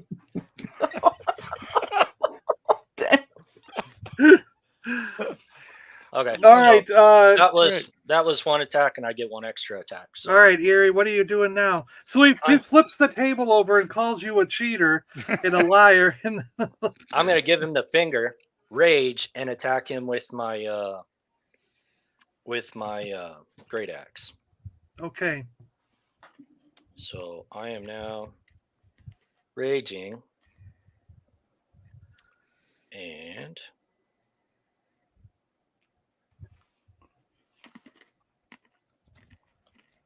Is it extra damage, or do you get extra on your attack roll, or both? Let's see. Sorry. I can hear it. It's lemonade. I have advantage on strength checks and saving throws. When you make an attack using strength, you gain bonus to the damage roll that increases the gain. And as your rage damage column in the barbarian table, you have resistance to bludgeoning, piercing, slashing. Because I'm a bear totem, I have resistance to everything but psychic damage. Wow. Okay. Wow. All right. All right. So. Hell yeah, Erie. Whoa, It's you my hit him. great-grandmother, by the way, not my grandmother. My great-grandmother was the slut. Yeah, he's got an 18. He's got an 18 AC. You guys are gonna hit this guy all day. I think he's.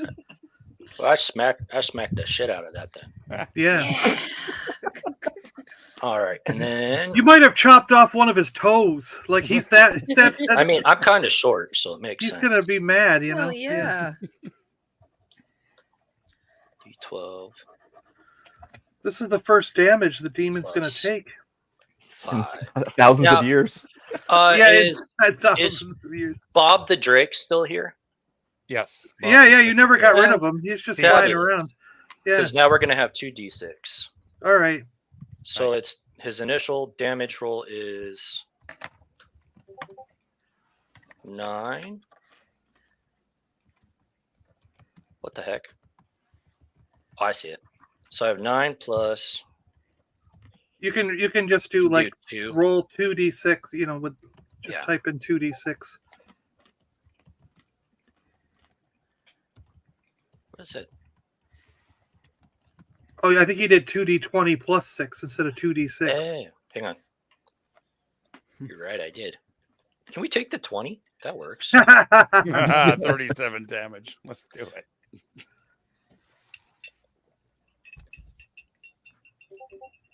There we go. So 9 and 6. 15. 15. Okay. All done, Erie? Yes, I'm done. We're on to Did you have we're on to to go to the bathroom? Huh? I threw you the chamber pot. Did you have to? I thought go we there? filled that on. I thought we filled that already. No, it was. I cleaned it before I put it in my bag. I'll see what I can do. Hang on. Rips his pants down, sits on it.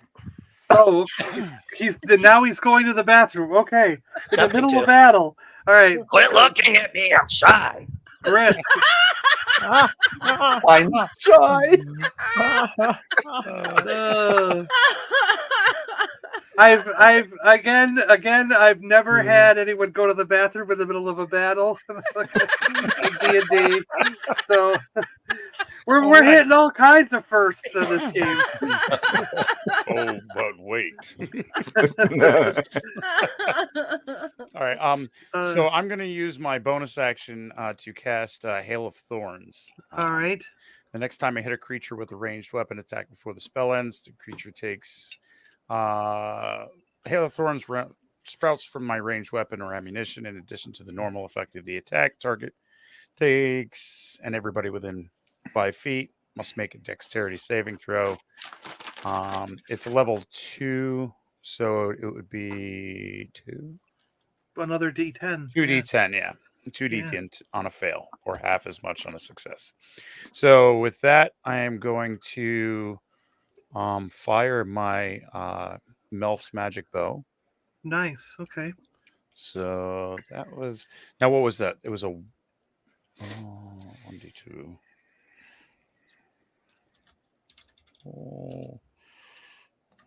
Oh, the damage was, you got to just roll your attack, I guess, your standard attack. So 14 for the attack. Well, who was it against? I'm sorry, the demon. The demon. He's got an 18 AC. 18. So. Yeah, that's not working. Yeah. Okay, so I have a second attack. I'm going to use the bow again. Like this time, I'm going to fire it at the blue cat. Okay. 16 AC you got to beat with the blue cat, with the cats. 1d20. Oh. Is there any inspiration or anything we can give to him to get him over the hurdle? Who had the potato? Didn't someone have a potato? Oh, you want me? I can do you want to whip out a potato? Okay. Gibble's gonna reach into his pocket and he's gonna pull out this potato, and you're gonna hear voices. Gris, you're gonna hear a voice in your head. Right. It's like, "Oh, come on, you got this." Just the potato is talking to you. He's got a magic. He's got a magic potato that could give you inspiration. All right. I love this potato, so we can try again. Does it give everyone inspiration? He's just giving it to Chris. Yeah. So what does that give? Roll again. You can roll again. So advantage. Yeah. 20. Because the other barbarian might get really inspired and do a massive shit. There we go. Oh, there you go. There's a hit. Were you hitting the demon or the cat? The cat. Sorry, the cat. Yeah. Red or blue cat? Blue cat. Blue cat's already got damage. So. Okay. Yeah. All right. So blue cat is getting hit with an arrow and also a rain of thorns, and so the arrow is going to be doing. This is crazy here, I think, because you added this extra damage. A 1d8 plus your dex modifier. Are you proficient with bows? I am. So you get another +4. So that's 1d8 plus dex +4. 1d8 plus my dex is 1 plus 4. And then the cat would have to roll for a dex save too. Gotcha. So, 13 damage just with the bow. With the bow damage, yep. And now you must roll a dexterity saving throw of 13.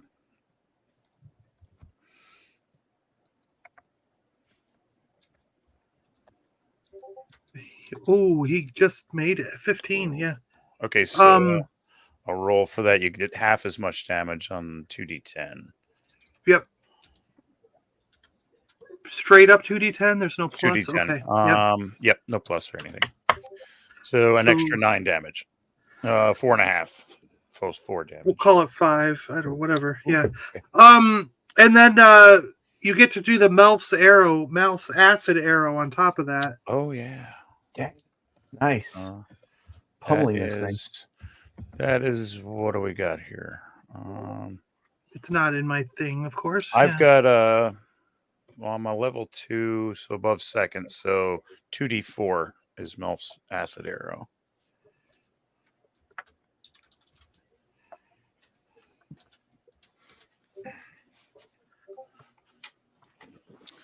And that was another 4. Yep. Okay.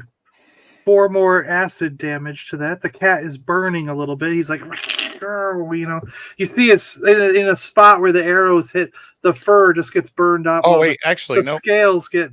I'm wrong on that one. It says 4d4 acid damage, and then 2d4 at the end of the next turn. Yeah. Yeah. Yeah. So I'll roll another 2. Yeah. Go ahead. 2d4. So it's another 6. Yeah. He's like just about half dead. You guys are doing good on this cat. This blue cat is not. He's like the demon is startled that this is happening. I feel like we're gonna get him. All right, and then we're going on to. Are you good? We're good. Yep. All right, going on to Make. All right, so he is going to lean towards. Or wait! I'm sorry. No, we forgot Gibbles next. I'm reading the wrong list. I'm reading the wrong. Sorry, I'm reading the wrong list. Oh yeah. Yep. Okay. It's Gibble, Demon, then Make. All right. Okay. Cool. Well, so the blue cat is doing pretty bad. He's almost half dead, and the demon has taken 15 damage and is very mad because he failed the drinking contest. What a wuss.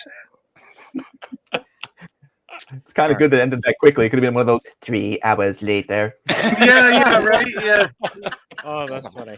It would have been the first time anybody ever saw Erie wobble when drinking. And how are you guys on time? Because I don't want to eat up like all your time. I could speed this up a little bit, or I'm fine. I'm okay. I'm good. All right. Yeah, I'm good till about 5:30, somewhere in there. So another hour and a half, somewhere on there. Yeah, would be good. okay. Hour will be good. Yeah. Okay, go ahead, Gibble.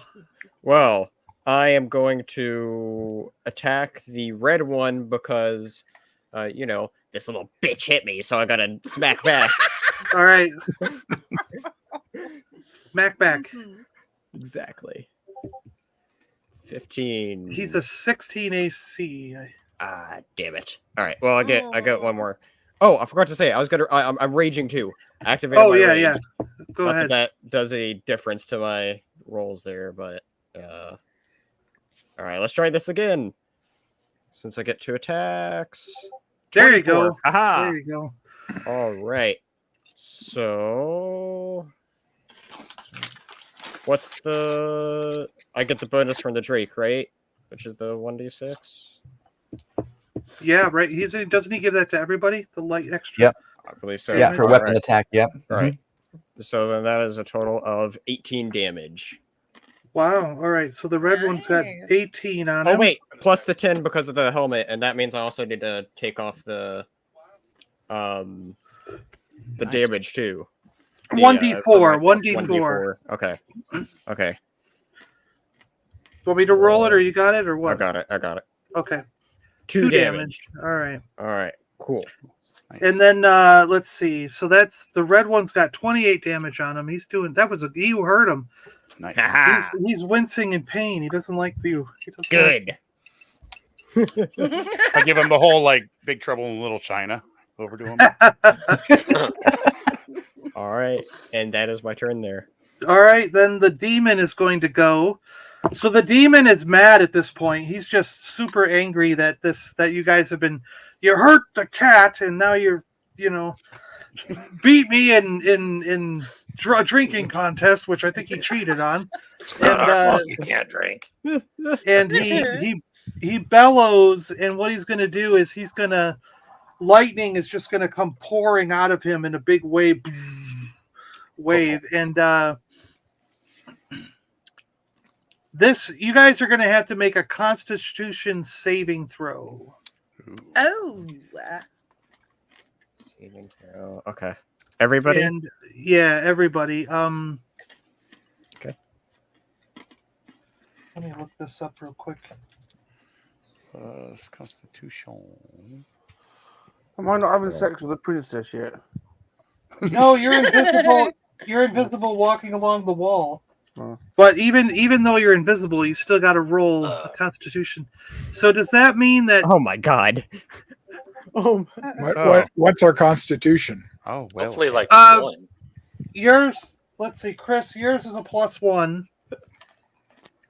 Okay. 1d20 +1. I didn't. Rums do so is well. 1d20 +3. So far, nobody has. I don't feel so well, Mr. That Stop. one's okay. That's still kind of. Oh God. I got a 14. Ooh. Oh Ouch. gosh. Oh Jesus. Oh wow. One person's gotten into double digits. Yeah, I think. Oh wait, Oh, there you go. All right, Charles. Meg. Oh, Charles. for Charles. You got a natty 20. Natty 20. whoa. I don't know. It's a saving throw. There's not much to do with that. but- Yeah, I don't think we can Yeah. do anything crazy Yeah. with that. You really I mean, saved it. Maybe you Yeah. like. Maybe- My brain was pulsating really nicely on that one. Yeah. Maybe you like. You know, you're so strong with your life and energy that you just are like absorbing it and being like, yeah, bring it on. You know, like, he's like, this isn't anything. He's like, you know, You're like the PG. guy Bring it in on. Super Troopers that Yeah, has like a shield in front of your nards, and you're like, do it again. You know, when they Go, shoot you. your mother.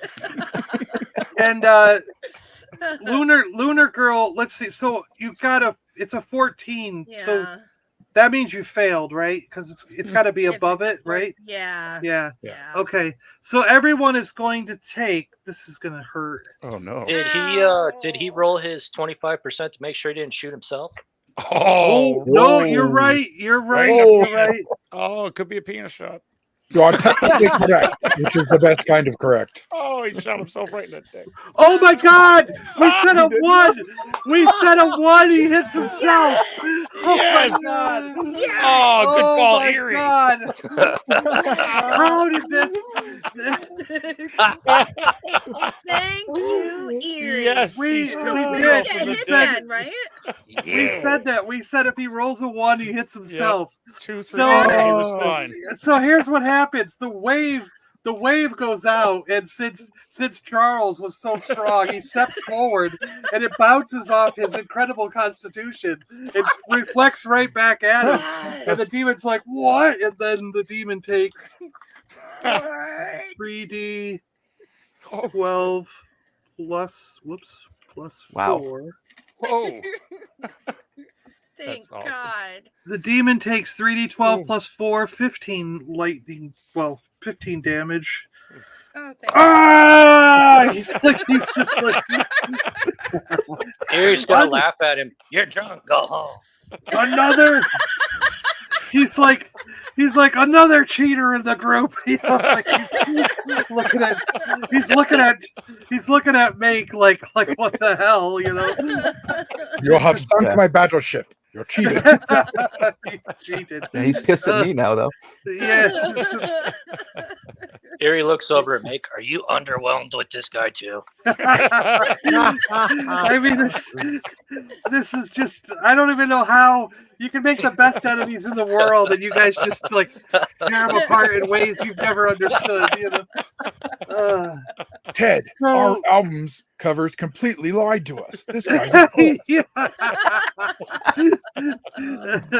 Now it's Make's turn. Make gets to Cool. after shrugging Cool. that off, he gets to do Yeah. something. So he's going to move towards the red cat, and he's going to grab his shaft, and he's going to He's shillelagh gonna it. grab the red cat shaft. He's been hanging out with Salacious Rum too much. Yeah. What the hell? Me. Well, I'm not done yet, and he's gonna use his cantrip to apply shillelagh to it, so it's gonna get hardened. What? Yeah. Whoops.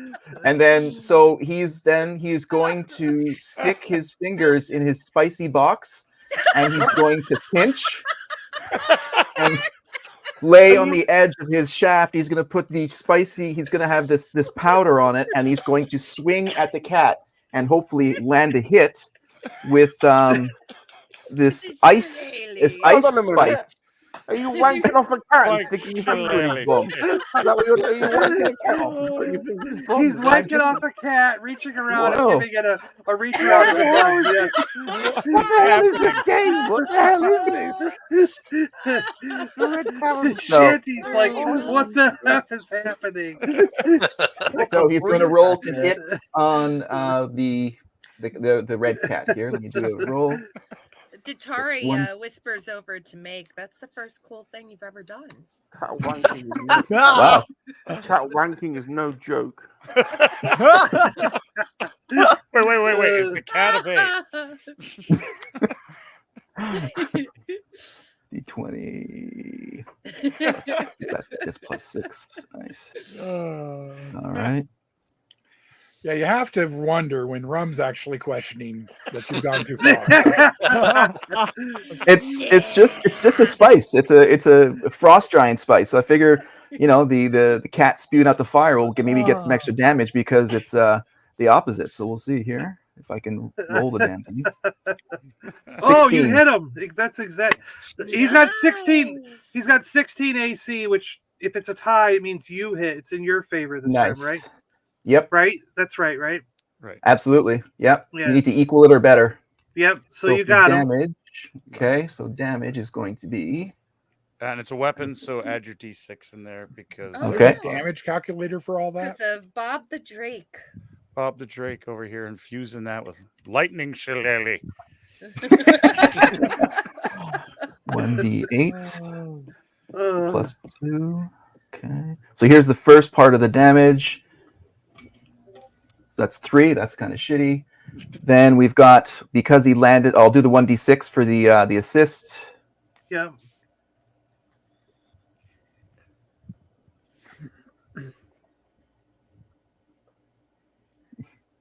Come on, you bastard. Yeah, Fat fingers. Oh my god. Okay, plus 5. So we got 8 total. 8. Okay.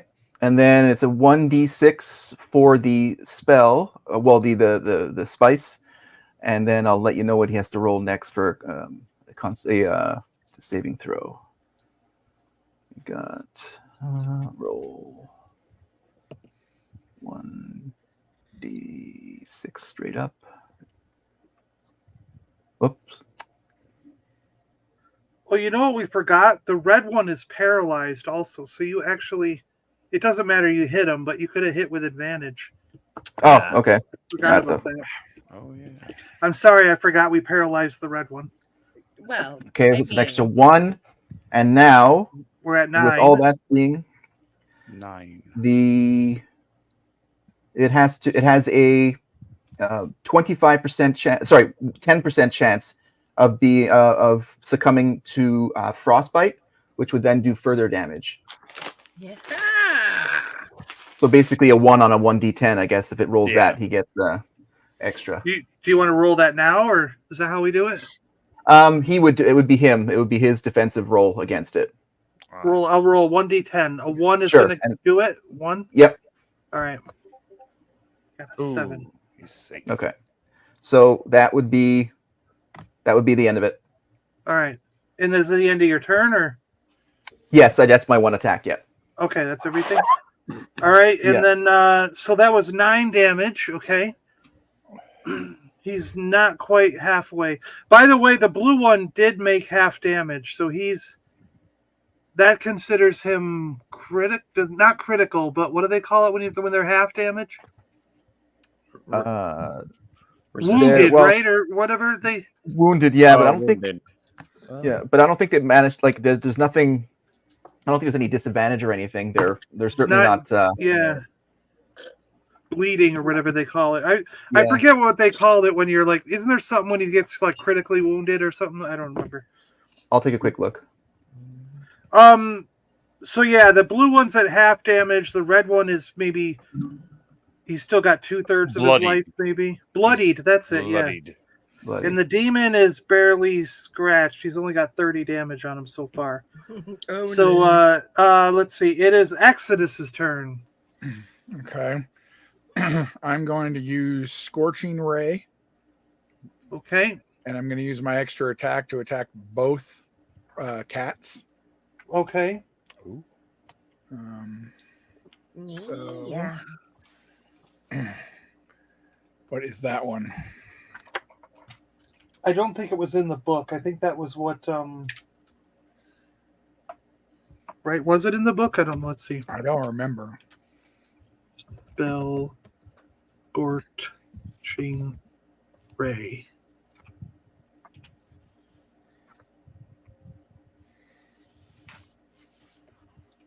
Yeah, it's in there. Okay, so actually, you create 3 rays.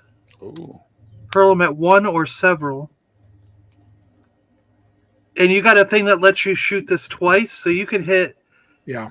You could do like 3 on each cat. You know what I mean? Yes, I would like to do that. What do I need to type? To create 3 ways, you can hurl them at one. 6 fire damage. Fire damage, yeah. It says make a ranged spell attack for each ray Okay. on hit. So 1d10, 1d20 plus your spell thing, which I think is 10, right? 1d20 plus 10. Yep. Chris is crazy. He's like Yeah. super powerful. Super. Okay. That's see one if this crazy works right. wizard. So he got a 20. You definitely hit him. Good hit. Roll that again to see if he hit the. So that, let's say that's the blue one. Roll it again to see if he hit the red one. Okay. And then we'll do the damage all at once, I guess, right? 10. You hit the blue. You hit them both. Nice. So then, now are you boosting this up? Let's see how many. You got 3rd level spells, right? I Yeah. can't remember how many levels you go up. You got. I go up to 5. Really? All right. So you can do it as a 3rd level spell, Uh-huh. and then cat could get 1. So 1 more 2d6, right? Okay. You create 1 additional ray. Oh, okay. So So he gets 4 rays. And so each ray is a 2d6. So you could do 4 on each. 4 rays on each Nice. cat. Yeah, Jesus. yeah. Nice. So let's see. That's 4. That's 8. So roll, and then 8d6. Yeah. Nice, dude. And You're giving these pussies a Brazilian. Take that, pussy. No pluses? no pluses on this one. Meow, who's in charge? So you're doing 26 damage to the blue one. So the blue one has 24 life left. He's barely Nice. hanging on. He's Good now hit. considered bloodied. And then do Nice. that again for the red one. 8d6. 6. Damn, good 21 stuff. for him. That makes him down to half. All right. These have 100 hit points each, so they're going down. I thought they'd last longer. I thought that was going to be dangerous, but That's what she all right, that sometimes that happens, All right, so the blue one is looking pretty bad. He's all bloody and like you can see like wounds opening up and blood coming out. He's not doing too well. The red one looks about half, he's half as agile as he was before. Still paralyzed. We should have given you advantage, but you hit him anyways. He was still paralyzed because it hasn't gone around to the beholder yet. And Chris, is that your turn? Is that it, or That's all. Yeah, that's what I can do. yeah? All right. So now we're back at the top for the cats. The blue cat is bloody as crap. He's looking pretty bad. And he is going. Let's see. The blue cat. I didn't write down who he was by. Who did he attack last time? He went to attack. One of them near Erie. Exodus, I think. Yeah, one went for Yeah, Exodus. And didn't one go for Gibble? Yep, the red Yeah. one did. Yeah. Right. Yeah, red was Gibble. Okay. So, yeah, the blue one is still near Chris. He's very angry with Chris for hitting that hard. So, he's going to turn and he's going to try to spit ice at Chris. He's doing an ice blast Maybe. at Chris. 1d20 plus 6. If he hits... Oh, a 21, Chris. So he hit you, I think, right? Yeah, he did. Yep. And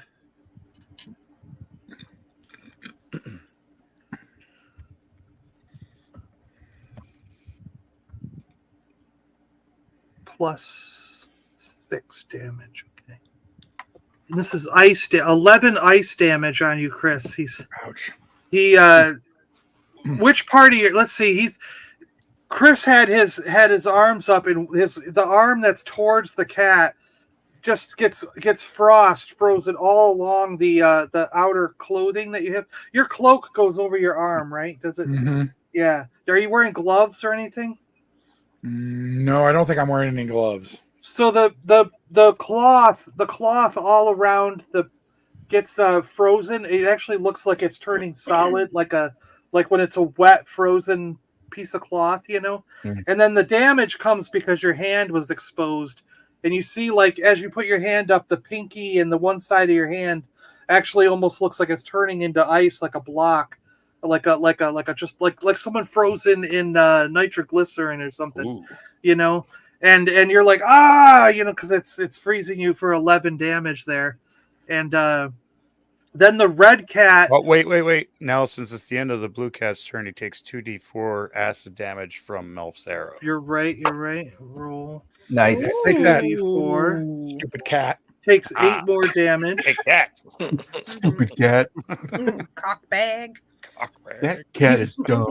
He's doing pretty bad. He's at 16. The cat is very, very. The cat really lumps down now because the acid is burning through him. Nice. And then the red cat swivels back around after his tangle with Gibble, and goes to. Actually, he doesn't have to swivel around. One of the snake heads that are on his tail just kind of whips out to grab. Ooh. To bite at Gibble. Oh no, not Gibble. Bring it. Plus 6 to hit. Okay, he got a 20 on you, Gibble. Ooh. Ah. Come on, I'm a man. I can take the damage. 24 plus 6 on the bite damage. 10 damage there. He's What kind of damage is that? It's just a bite. It's like a snake bite. So I'll get half damage of that because of my rage. You Nice. got it. So Gibble saves himself a little bit there. Excellent. The red cat needs to be left alone for 5 to 7 days, and then it'll stop. Oh God. Heyo. All right, and then we're going to the beholder's turn. So the beholder is going to now turn its eye to freeze the blue one because he wants that thing to die. And then since he's turned his head, he's ready with his other eye stalks, and he's going to shoot the electric eye stalk at the blue cat.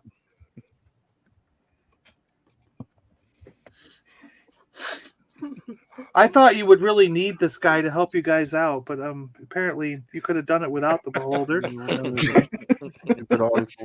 We appreciate his help. I could have stuck my cock in his eye. He hit the beholder, or the beholder hit. Could have got away with it. Sorry, I just we would took love that to from you, see. Rum. Love to see him like running and jumping and trying to make that happen. Could have poked him straight in the eyeball. Floating in the air 15 feet above him. Gouged him. The blue cat has 5 life left. The beholder is going to hit him with the fire one.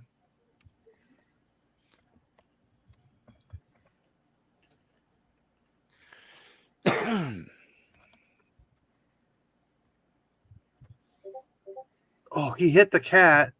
Nice.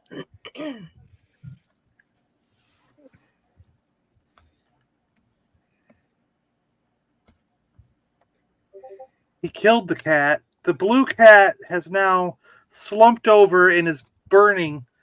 It's roasting in fire after being paralyzed by this guy and lightninged and fired. And the beholder gets a slight smile on his face as that cat falls over.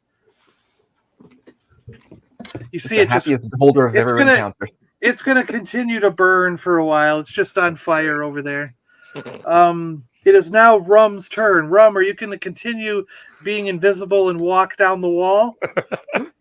What are my options? You can almost get there. You will. If you walk all the way down, you will be in line so that next turn you can reach the girl. Or do what? Sneaky bastard. Or you can come out of the cloak and fight. You can help. He's going down the hallway, isn't Is there anything left to do? Well, there's a red cat way back by Gibble, and then the big demon.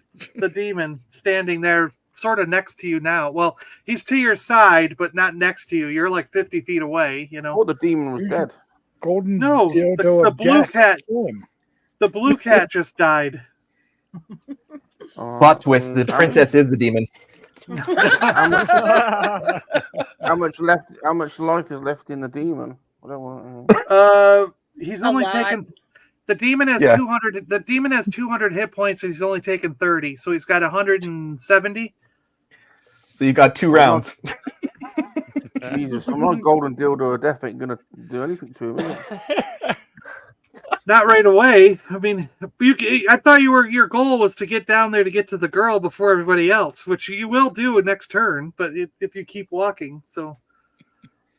You seem quite keen for me to do that, John, which is a bit off-putting. No, you asked for your options. I'm just telling you. I what they are. know, but you seem quite keen for me to pursue that. And I'm trying to question whether or not it's a good idea. Okay. Oh, no, that's terrible. If I stay invisible and use my weapon, does that mean I can avoid a counter attack? Well, once you attack, they'll know where you are. I mean, they're not complete idiots. You know what I mean?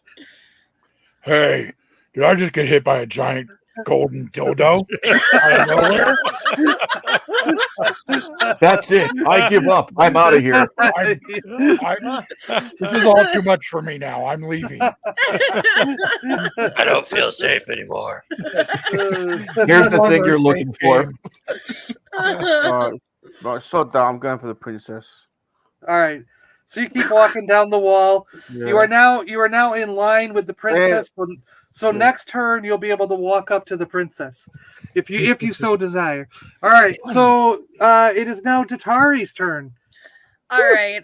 First, I'm going to look at Gibble and ask him if it's okay, if he needs to be healed or anything. I don't know where. Great. You're good. Keep on You're going. good. I'm great. Okay. I'm great. All right. And Chop him in half. all right. Next, I'm going to look at Eerie and say, "Did you do the deed?" He's standing up, still raging because he took a raging shit and pulling his pants up. Yes. All right. What the heck is going to happen here? I am going to cast catapult on the shit that's in the chamber pot. Oh no! Oh god! Let's see. Do I have to type in exclamation spell? Exclamation flying shit. Catapult. Let's see. Did it come up? Yeah. All right. So I'm going to use. Wait, does the shit weigh 1 or 5 pounds? It says 1 to 5. I'm is going to use it. Is it 5 pounds of shit? Probably. It's definitely laden, this swallow. Erie was raging. I'm going to use it at 3rd level, so it's 20 pounds of shit. Oh wow! Oh yes, God! yes. And okay, let's roll for hit. The object flies in a straight line 90 feet in the direction you choose before falling, stopping early if it impacts a solid surface. If the object strikes a creature, the creature makes a dexterity saving throw.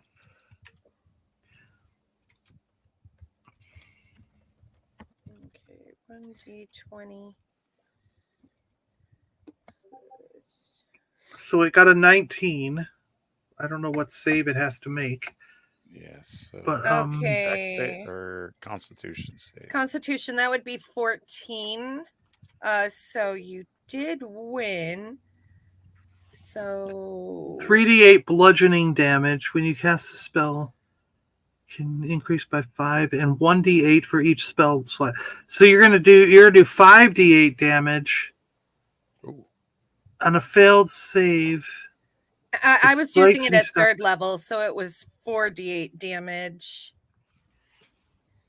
But it says 2nd or higher. So 2nd would be 1 more 8, and then 3rd would be another 8. So that's 3 + 1 + 1 is 5. You know. Yeah. Yeah. 1 + 2 + 2 + 1. Alright. So I think he's going to take half that damage, isn't he? 1, So 1, roll. 0. Okay. Yeah, because whatever that damage is would be half because he made the saving Yeah. throw. Alright. Roll. The other half of the shit flies back onto the princess just as Rum's getting there. Oh, Wah, wah, wah. that's And that terrible. is 14 14. damage to the red lion.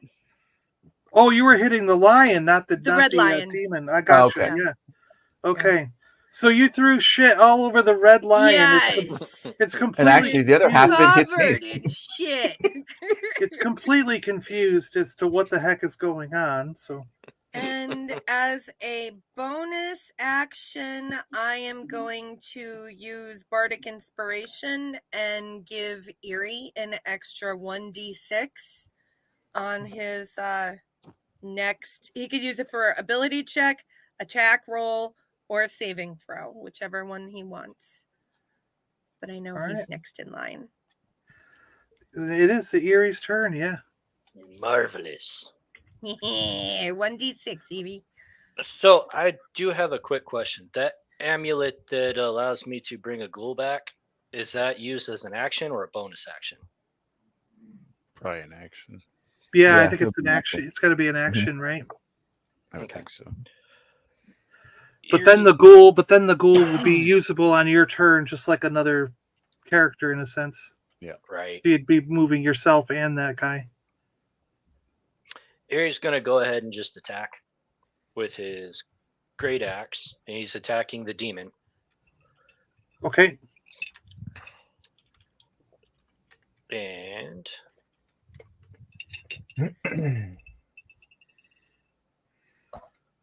by the way, I think that made the red cat go to bloodied. He's only got 25 life left. Yeah, the shit bloodied him. That's awesome. The red cat's bloody. All right. You shit bloodied him. You shit bloodied him. I don't know if that's worse than sounds worse. The messy region down there. The messy All right, region. you definitely hit the demon. You hit that demon. Nice. all right. And then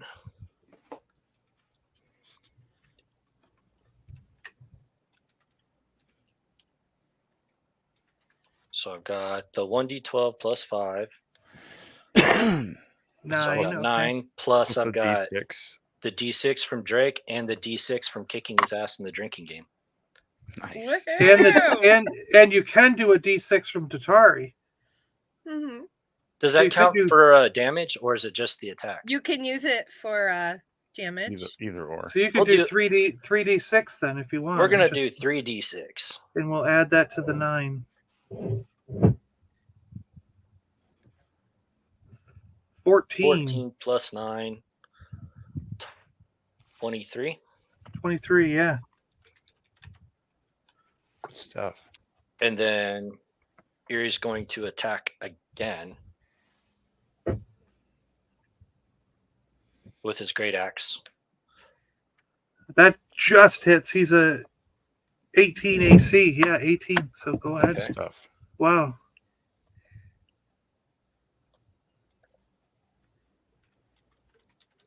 Plus 5. So 17. 17. And then d6.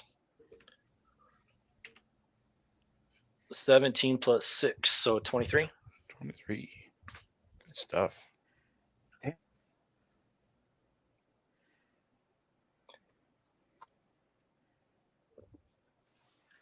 Oh, wow. Okay.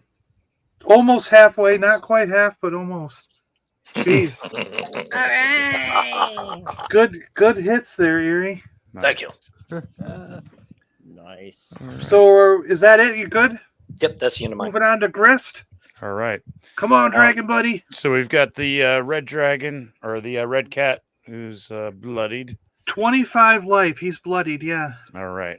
We are gonna go with. And he's paralyzed, right? Didn't we paralyze him with paralyzed, the behold? So you get advantage on an attack on him. Nice. All right. So we're going to. As my bonus action, I'm going to kind of activate Bob. So when I'm done, he's going to take a turn. Oh yeah. And then I'm going to. Who's Bob? Bob the Drake. Oh, the Drake. Yes. Drake. Okay, that's right. Bob the Drake. Bob the Drake. Yes. Bob the Drake. And so I'm going to take a shot at the red one with my longbow. So all right. That's roll 1d20 plus 6. That's 25 to hit. Well, you hit him. Yeah. Yeah. All right, and then that'll We're all be winners because we get to witness this display of buffoonery. so that's roll 1d8. Okay, plus my dex. Plus 1, plus 3. And plus d6, so that's 7. Roll 1d6. So that's 9. That's 9 for the arrow. Okay. And then Melf's acid arrow. Which we said was a 44, right? Right. So range spell attack against the target. So that bow was awesome, man. 1d20.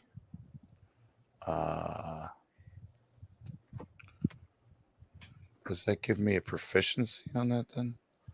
Yeah, if you don't, if you didn't have it, you do now. Yeah, I've done that bow. Yeah. 3. Whoops! I forgot to roll. Roll 1d20. 3. Oh, okay. Well, no, you didn't. I didn't. No spaces. No spaces. Roll 1 space and then space 1d20 plus 3 with no spaces. Yeah. Plus 3. There we go. 5. It missed. That was awesome. I meant all that and the acid arrow misses. all that and the acid arrow goes awry, but that's okay because I have another action. And I'm going to fire that bow again. So all right. Roll 1d20 plus 6. Wait a second. Charles, are you the Red 5 Tavern or is it Brad? I'm the Red 5 Tavern. Oh, okay. 13, so I missed with the second shot. Yeah, I need a 16 to hit. Okay. So he's actually got 16 life left. So he's barely hanging on. The red one is. So, wait, you had advantage on that roll. You got to roll another one because that. Oh yeah. We keep forgetting the ADV on the end. So roll it again and just that'll count for advantage. Plus 6. That's even worse. So no. Oh, okay. Yeah. All right. That's okay because Bob gets a chance here, and I'm gonna have Bob. He's gonna fly over there. Who names their dragon buddy Bob? I know. I keep wanting guy. to intervene. So we got melee weapons. So Bob, you must be just so bored, just sitting there watching Rum just sneak around and not really do anything. 1d20 plus 3 plus 3. Salacious doesn't understand the rules. Whoa! To hit. Yeah, he hits your little Bob dragon hits the red cat. Nice. 1d6 plus 3. Right? Piercing damage. Yeah. So that's 4 more damage to the red. So he's at 12. Bob. He's at 12. Good Bob. Good Bob. The cat is barely hanging on. He's kind of just like slumped down. He's so almost dead. Take that, cockbag.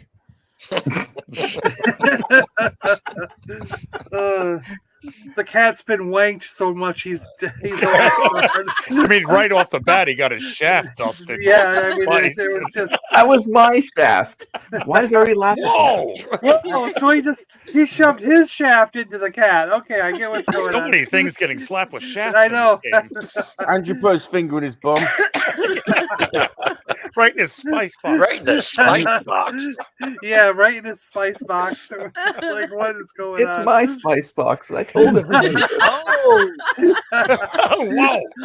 You're all so mean to me. So while he was, so he's actually what he's saying is while he was shafting the cat, he was sticking his finger in his own spice box. It's my spice box with 2 fingers. Only 2 fingers at once in a spice box. That's all. No more, no less. You're making Seriously, that's the coolest thing Make has ever done.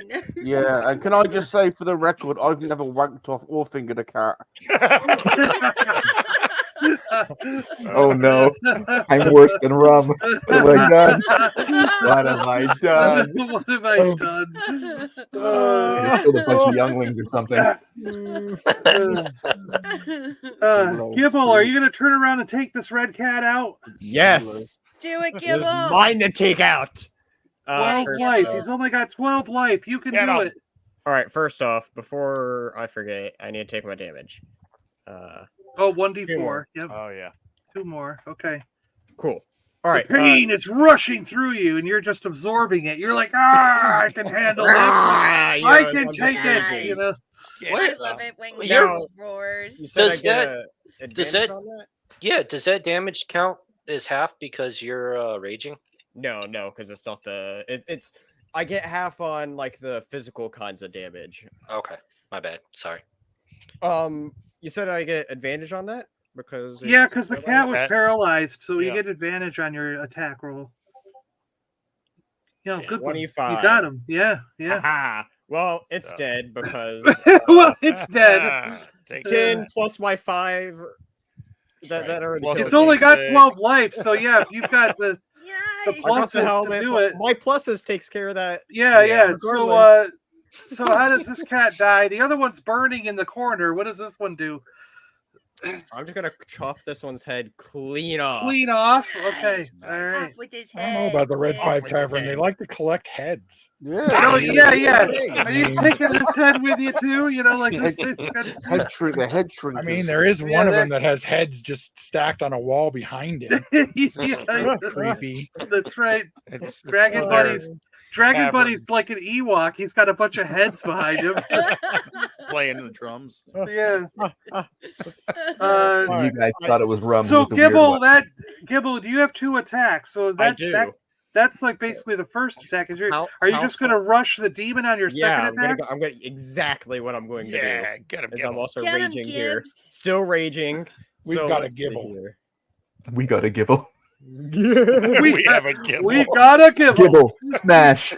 That one sucks. The demon's got I 18 just- AC. Yeah, I just go Ooh. up to it and just Well, you're running towards it, and it's Right. just kind of like, yeah, what's going on? You know. pretty much. Now it's the demon's turn. Uh-oh. He sees Gibble running towards it, and he's looking down Oh boy. at this thing that bounces off his big toe because he's just like what? And This little thing, dude, to me. he's gonna Uh-oh. take that battle axe and try to bring it down right on Gibble. Oh no. No. Don't do it. Well, 25% chance of him Put on your hitting himself helmet. in the dick again. Please roll a 1. So is that better than your? Yes, it is. He's gonna have to roll his 25% chance of hitting himself. I don't believe it. Yes. I don't believe it. Yes! Yes! Oh my god. How is that even possible? That is awesome. All right, I Erie. don't believe it. Oh. So he swings down. Get this. So Gibble runs up. Gibble's running up in a rage, swinging his axe. Right, you got an axe, Gibble. Swinging his axe, it bounces off the demon's big toe. It doesn't do anything. The demon's like, ha, you fool. And he swings his axe down. And instead of hitting Gibble, he chops off all of his own toes.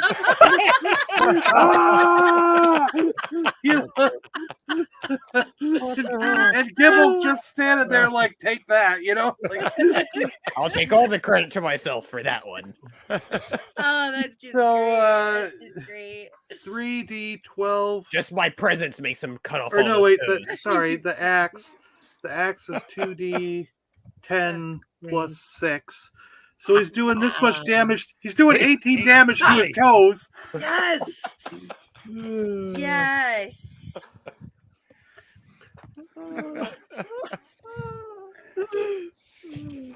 Mama said I'd never amount to anything. Drinking would just get you in trouble. He's almost half dead. He's got 104 life. He's done half that crap to himself. I know he has, really. He's done half the damage to himself. So yeah, all of his toes go like scattering about in front of Gibble. He's just like, and he's screaming, because somehow he chopped his own toes off instead of hitting Gibble. What, like, this is like so. How can you roll a 1 twice in a row? Like, amazing. Not easy. That's so great. And I don't even have to make this shit up. It's happening right in front of your face. Right. Oh my god. Mostly dead. How can he be mostly dead? Mostly. So now it's Make's turn. The demon killed himself instead of Make's wondering to himself, like, wonder if I cut up on my toes, would I fall because you don't have any balance left? So, okay, is the red cat completely dead? Now he's dead. Yeah, he's dead. Okay. His head is gone. His head is That's gone. right. I think that This means is he's true. dead. You know, right. He's not an ant. So, he's not an ant. so And the blue Make is cat, going- the blue cat's dead. It's on fire in the corner, in a little blob of Perfect. fire. Perfect. So he's going to use a cantrip at the demon, which is poison spray. So let me just launch this. Nice.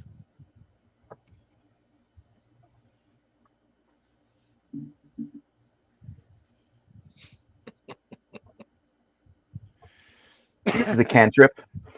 Yep. Good stuff. So it's a Constitution saving throw of 14 Yeah. or better. All right. So as I'm gearing up for my main attack, I launch the poison spray.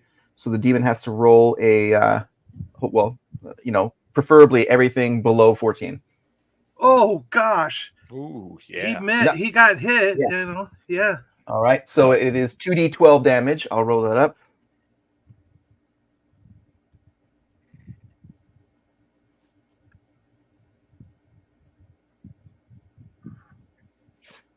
Let me see my spell modifier. Oh, it's +3.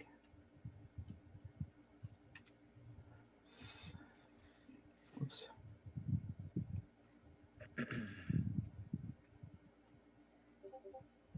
Ooh. All right. So that takes him over halfway. 19. All right, so that's my cantrip, and now I'm going to use my spell, Call Lightning, at 4th level, and hope to God that he also fails his dexterity. Get it, man. So let me put up the spell.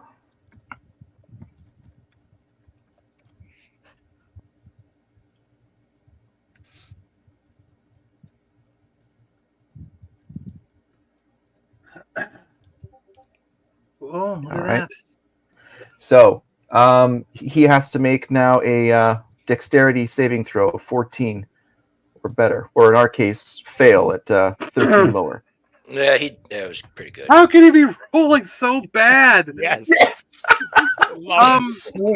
So I do have to bring this up. Rum was 50 feet away, and that says 60-foot radius. Ha!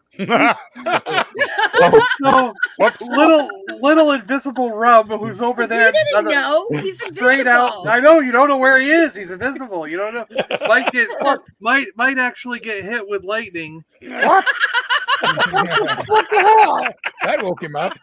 What did you say? That was a what roll? A dex? Was it Dexterity saving throw. Yeah. Oh, He went for the Rum sex. has a +1 on that one, so let's. What the hell? Okay, Rum's okay, right? Wow. Okay, right? Wow. Oh, yes, he is. Yeah. All right, so Rum made it through that. He's still invisible in the corner over there. He's looking around like, what happened? What's going on? But just imagine how much longer you would have lasted if you did have some electricity flowing through you. That could have been a good thing. Right? All right, I'll roll 4d10 now for damage for the lightning. Yeah. So Rum's going to be over there in the corner. Unlimited power!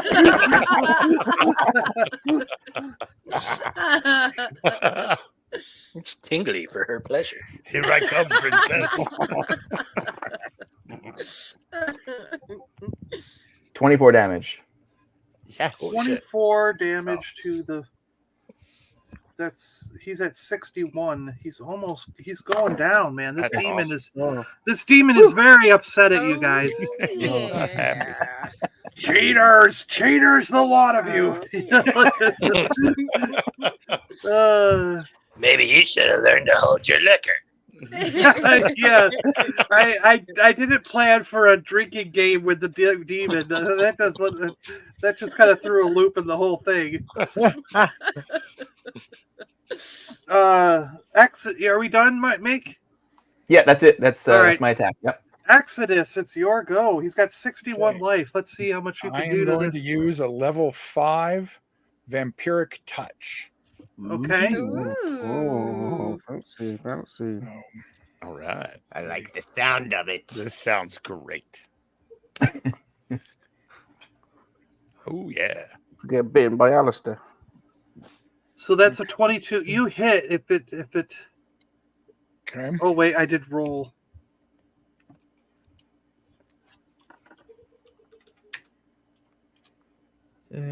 Touch of your shadow wreathed hand can siphon life from others to heal your wounds.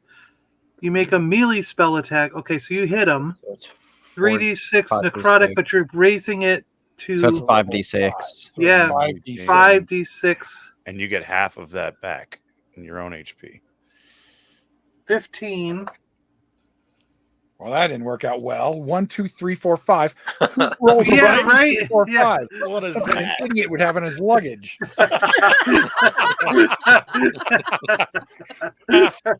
Oh, that was awesome. Wait, I'm going to save that as a large straight, and I'll keep that for later and try for a Yahtzee later.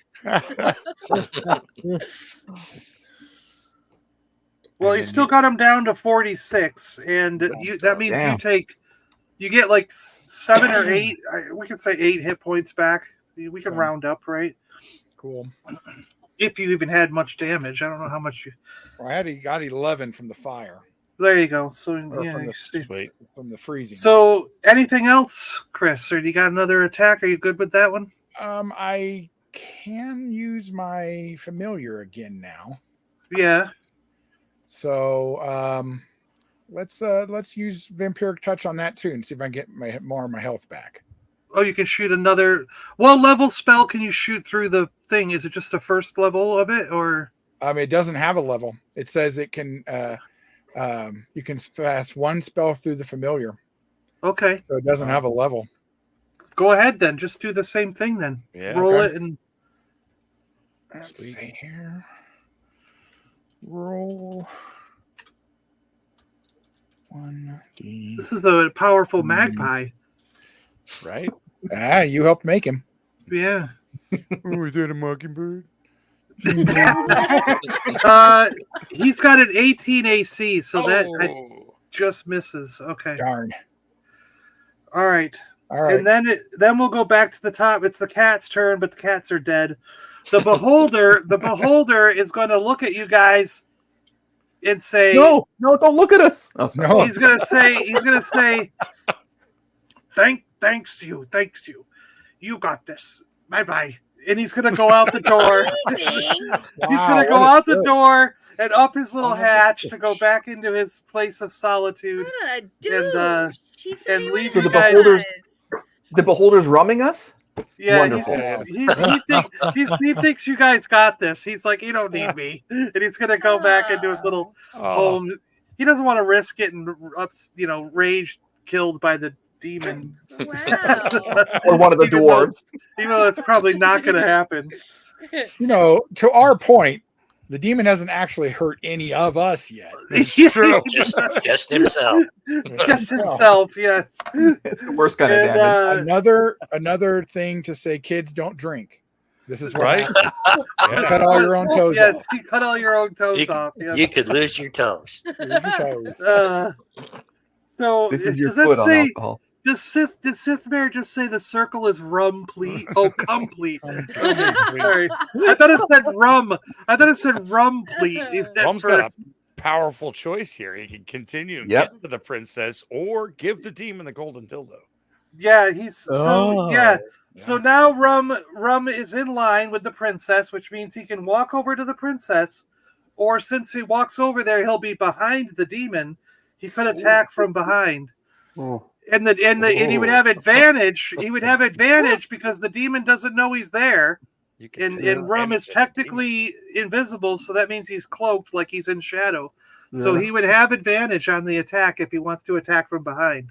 Or what? Or you can go to the princess and do whatever you were going to do with her. Well, I'm not really trusting this princess much at the moment, by the way you're talking about her. I'm partly tempted to use the golden dildo of death on the princess, to be honest. She's chained up, which is a bit wrong, but all this work and Rum's gonna kill the princess. I know, right? Yeah. I think you guys have got the demon, so I'm going to use the golden dildo of death on the princess, so it will travel so far up her bum that she'll beg me for forgiveness. Oh my god! Oh, good lord! I hope she isn't the thing we're looking for. All right, Rum. You gotta roll. You gotta roll the hitter. See if you hit the princess. Why? I told you. Okay, when so talking about the princess, it sounds like she's like not really a princess or something. It's like maybe she's another demon. So let's see, Rum's golden dildo. Let me pull this thing out. I gotta. It says it travels so far up your bum that you beg for forgiveness. Oh, the ice cream truck's going by.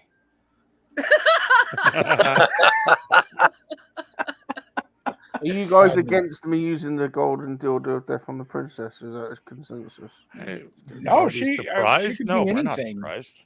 I think she's looking at me weird, and I don't know. Well, yeah, Oh, he way over hits the prince. I mean, the princess is like scantily clad. She doesn't have any armor or anything. She's probably got an AC. Chained up. She's probably got an AC of 4 because she's chained up and everything. So out of nowhere, this princess is screaming for help as this demon has her kidnapped. And out of nowhere, where does the golden dildo go, Rob? It goes in the bum. It goes Right up up the her bum. bum. All So right, far out of nowhere, she just starts screaming in agony because this golden dildo just suddenly gets rammed up her ass, and Where the hell did that come from? yeah, she's just like, since Rub's invisible, she has no clue where this came from or what's happening. You know what I mean? And the phantom penis, isn't it? yeah, but it's so large that it. So she's a real princess, huh? Yeah, she's totally a real princess that you were Oh, supposed she to was. that you were supposed to save. Oh, she was and a demon or something. Like, you were, like a, Thought it was a trap. yeah. I was being proactive, everyone. I thought you'd be pleased. Thought you'd be pleased. That was your motivation. Yeah, I thought you'd be like, well done, Rob. You know. I mean, we're still the heroes of Arkanon, right? I think. Right. Hopefully. Technically, it was the Goblin King's daughter. So Right. I think nobody really needs to know this ever happened. We're I So- think we're About insulated. it. Oh, We're okay. just Never happened. eliminating the family. That's all. Yeah. So his golden dildo of Kowak, monkey lizard dildo, went so far up her ass that it just ripped it right open. Blood is pouring out. It did 24 damage to the poor girl, and I can't even believe we're doing this to an innocent woman. But Is she innocent though? yes, she totally is, and she was supposed to be saved and brought back to the town. And you were supposed to talk to her and find out. You're supposed to talk to her and find out how she became the goblin princess. But Can she still talk? But now she's like Is she dead? a little bit more than she's a little bit more than she's a little bit more than half dead now. So she's But no. she's like This is a sneak attack from the demon, clearly, because No, we So didn't we- see that. Hey, we she didn't see still anything. didn't see rum. Yeah, she didn't see rum. She doesn't know what's going on. She just knows that she's been defiled somehow. And so it is now going to be Datari's turn. And Datari, do something. Look what the demon's doing to the princess. all right. Prodigious spider stars, like, dear Lord, this is what the like. Anybody have feelings? I thought it was a good idea. Are we all attack Like, characters? why do you have to get so graphic on that? How far away is she? And can I touch her if I run up to her? Out of her head. You She's probably more than 50 feet away from you Yeah. guys. Remember? Yeah. To Oh be shit! fair, I can't Datari, even save her. what's your movement speed? 30 feet. What And are you it's planning on 60 doing? because I Sewing know it- boots. What are Yeah. you planning on doing when you get there? Oh, Sewing a bum up shit. or something? Well, I no, got I have those- the elf Yeah. spear. You double with me anyways. Oh, wait a second. Yeah, She you needs- could use the teleport. Don't you have the I have teleport? the teleport. You can yes. teleport right to her There because you you can go. see where she is. Yeah. Quick, save Or her. you could Wait. teleport her the hell out of here. Hold on a minute. What are you planning to do? Yeah, that's right too. You actually could teleport her to you guys. That's what you could do. All right. That might then, be safer. And away from I rum. use Way from rum. That's the key. Now he's gonna walk all the way back. I use the Carvax. Yeah, Carvax, right? Sure. Carfax. She uses the Carfax. Carfax. Yes, She's she uses Carfax. Yeah, I checked the Or- Carfax on her before you. Right, clean Vin over here. Clean All Vin. kinds Oh, of yeah. damage to the trunk. And the Damage. Carfax. She was the Carfax- clearly rear-ended. Yeah, the Carfax come back saying she was rear-ended. Oh, good Lord. I teleport her to us. Why And, do you want the um, princess? She's damaged God. goods now. I mean, I can't heal her, can I, on this turn? I gotta wait for next turn. Oh, good. I don't think we've said if it was a bonus or not. What do you guys think? Should the teleport be a bonus action? I'd say it's a. Isn't Misty? Wait, is Misty Step like a bonus action? I don't remember. I have Yeah, I'd Misty go with- Step I'd go and with- it is a yeah, I'd go bonus with an action. So Yeah. it'd be a bonus action then. I think. Yeah, if Misty Step is bonus, we can count it as bonus. Yeah. Yes. All right, cool. All right. So and now I'm going to cure her wounds. Let's do So she's out of the chains and she's now slumped in front of Datari. yeah. What happened? She's all like, I don't and even know, honey. but- Datari's going to lay hands on her and heal her. oh, great. I Like- still can have sex with her in the end then. Do you- I'm do you gonna end up- cure wounds. There's still a chance. So Yes. Datari's going to massage her butt and heal it. I'm gonna do oh damn it, where the hell is the thingamajigger? Okay.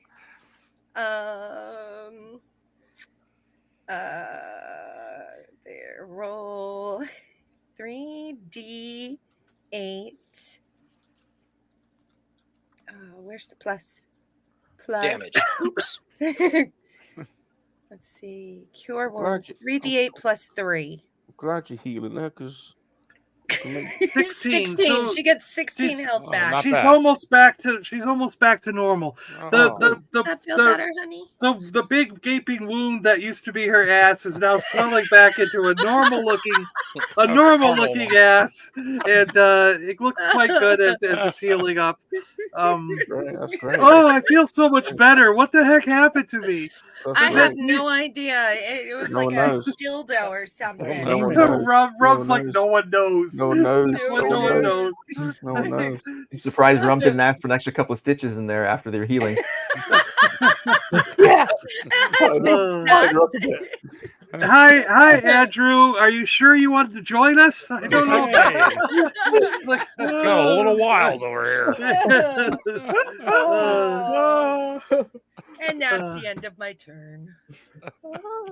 Like a hot dog down a hallway, he says. Jesus. All right, so now it's Erie's turn. Yep. So Erie's gonna kind of scratch his head and then pull out his great axe again and go after the demon again. All right, the demon's still 46 hit points. I think we left him off at. Okay. Sounds right. That hits him. That's He's at 18 AC. He gets hit. All right, so it's Finish it. plus. You get the 1d6, right? I get 1d6 from the drinking game and then 1d6 from Bob. From Bob. Yep. Okay, so 2d6. So yeah. So we're at. He did 8 damage plus 6. So 14. 14 damage on the first one, and then the second attack's the same thing. All right. And misses on that one. And that concludes my turn. All right, going to Grist. All right. I'm going to cast as my bonus action Hunter's Mark on the demon. Sorry, Bane of Charles. Bane of Charles. On the Only when I'm DMing. This is great. I love the strategy. Best kind. And I am going to we'll take a shot at him with the longbow again. So go with... actually, you know what? Oh, that's a bonus action. Never mind. So Hit the number of what you were trying to do, Chris, or whoever wrote that in. 20. Like the things got real weird real quick. And then that one didn't work. What if by accident it made it bigger? Jeez. Things got real weird real quick about 5 minutes in. Yeah. 4 hours and 15 minutes ago. Yeah. First one misses, so we're doing the same thing again. Gee, what the? How do you get the same roll twice? Yeah, how? What are you, the demon? Are you the demon? What is this? Damn it. So I got nothing. Okay. So we're going to Gibble then. Gibble? Get him, Gibble. Kick his ass.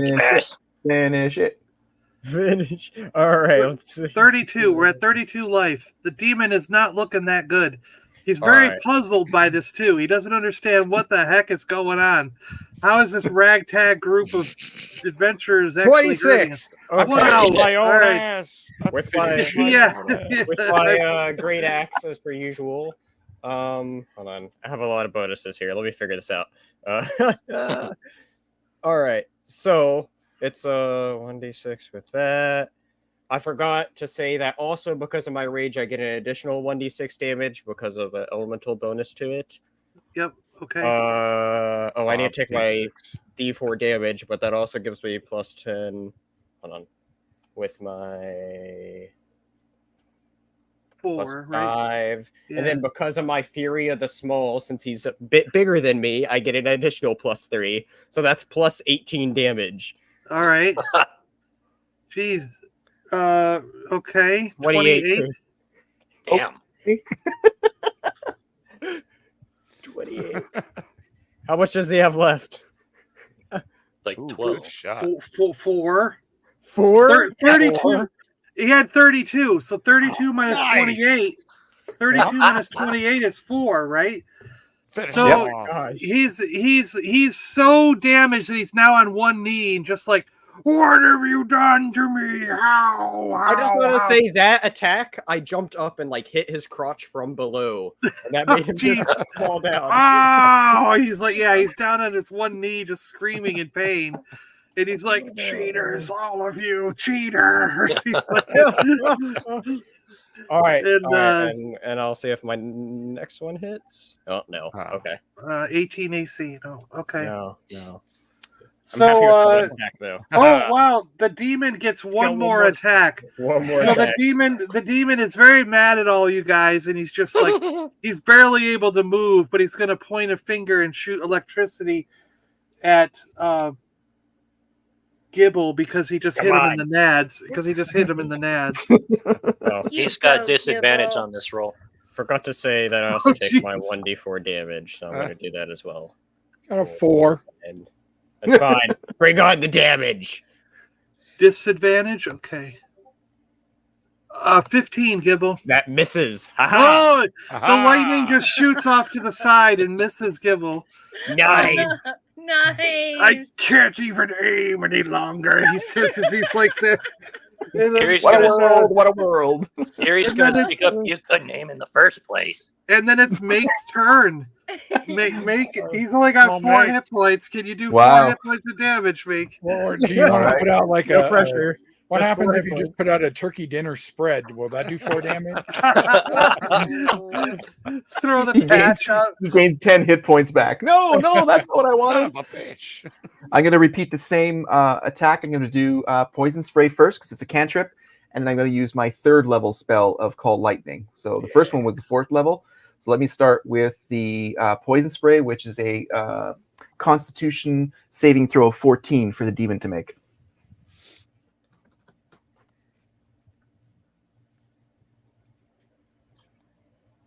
Oh, he doesn't make it. Oh boy. Oh boy. That's a 2d12. I think that just means he's dead. It's just been revoked. Unless he rolls both ones. Unless he Ones, rolls exactly. ones, Yeah. he's dead. That's happened. Yeah, especially with us.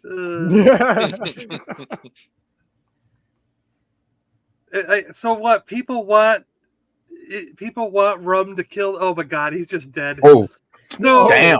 So the demon's on one knee. He just missed with his lightning. He was calling you guys all cheaters. And what happens, Mike? So he launches like a little green spray right from his hands, right up his nostrils, slamming his head backwards, and he falls back, just missing Rum by like an inch. All right, so the demon falls back onto that platform where the girl used to be hanging, slams into the ground, and as he hits the ground, his body just trickles with lightning effects, and he just missed Rum. Rum's totally fine. He's just looking at him like this thing just fell right next to me, and but as he gets like lightning charges and it shoots up towards the ceiling, and the creature fades away into an electric like dust as he gets taken back into the demonic plane, and is no more. His existence in this plane is no more. Nice. Nice. So a story question. I have to ask. Okay, go ahead. Were we supposed to talk to the king, and the king was going to be like, "Can you go save my daughter from the demon?" And then we were supposed to go save her from the demon. Yeah, you didn't have to kill all the goblins. Correct. Basically, Rum killed the king, attacked the king and killed him, and then attacked the daughter and tried to kill her. No, I just slapped my cock on the Goblin King. And the same with her daughter. Yes. Just checking the story out. Yes. I have a question. Now that the battle is over, did Rum take off his cloak? His Rum's still invisible. We didn't give him a chance yet, but Well, actually, yeah, he would have been visible after he launched the dildo, right? Well, what do you want to do? Well, he could have reached underneath the. He could have like just kept the cloak on and just reached this hand would have materialized outside the cloak. True, mage hand. Just with Okay, the dildo all right. and well, not even mage hand, just like his own hand just pops out of nowhere. The rest of them could be under the cloak, and it just sticks it up there. So, like, if she had looked behind him, she would have just saw this floating hand with a dildo with it, But she didn't look behind her. Could I have seen that? But I will point out that you guys do see some tables on the other side where they're big tables because the demon was using them, so they're like 10 feet up probably. And but it looks like there's piles of loot and gold and other stuff up there, gems and things, and but they're demon-sized gemstones too, so they're they might be hard to carry back out, but. I've got a bag of holding for my team. It's a bag of holding. There you go. She's gonna shove this. She's gonna shove a giant gem inside the bag of holding. Well, I don't know what the fuss was about. The demon seemed pretty easy, to be honest. I don't know what the fuss you didn't fight it at all. He kicked his own ass. What the fight is about? Mostly he did kick his own ass. But so what I'm saying is, Rum just happens to be closest to those tables with the stuff on it. Yeah. Does invisible Rum want to go for the loot before everybody else? Wow, what do you mean? Well, I mean, there's a bunch of gold and gemstones on those tables back there for you guys to go grab. So who's going to get the gems and gold? I'm just saying. How long have you played Baldur's Gate 3 and Diablo with him, and you ask him if he's going to go steal the gold first?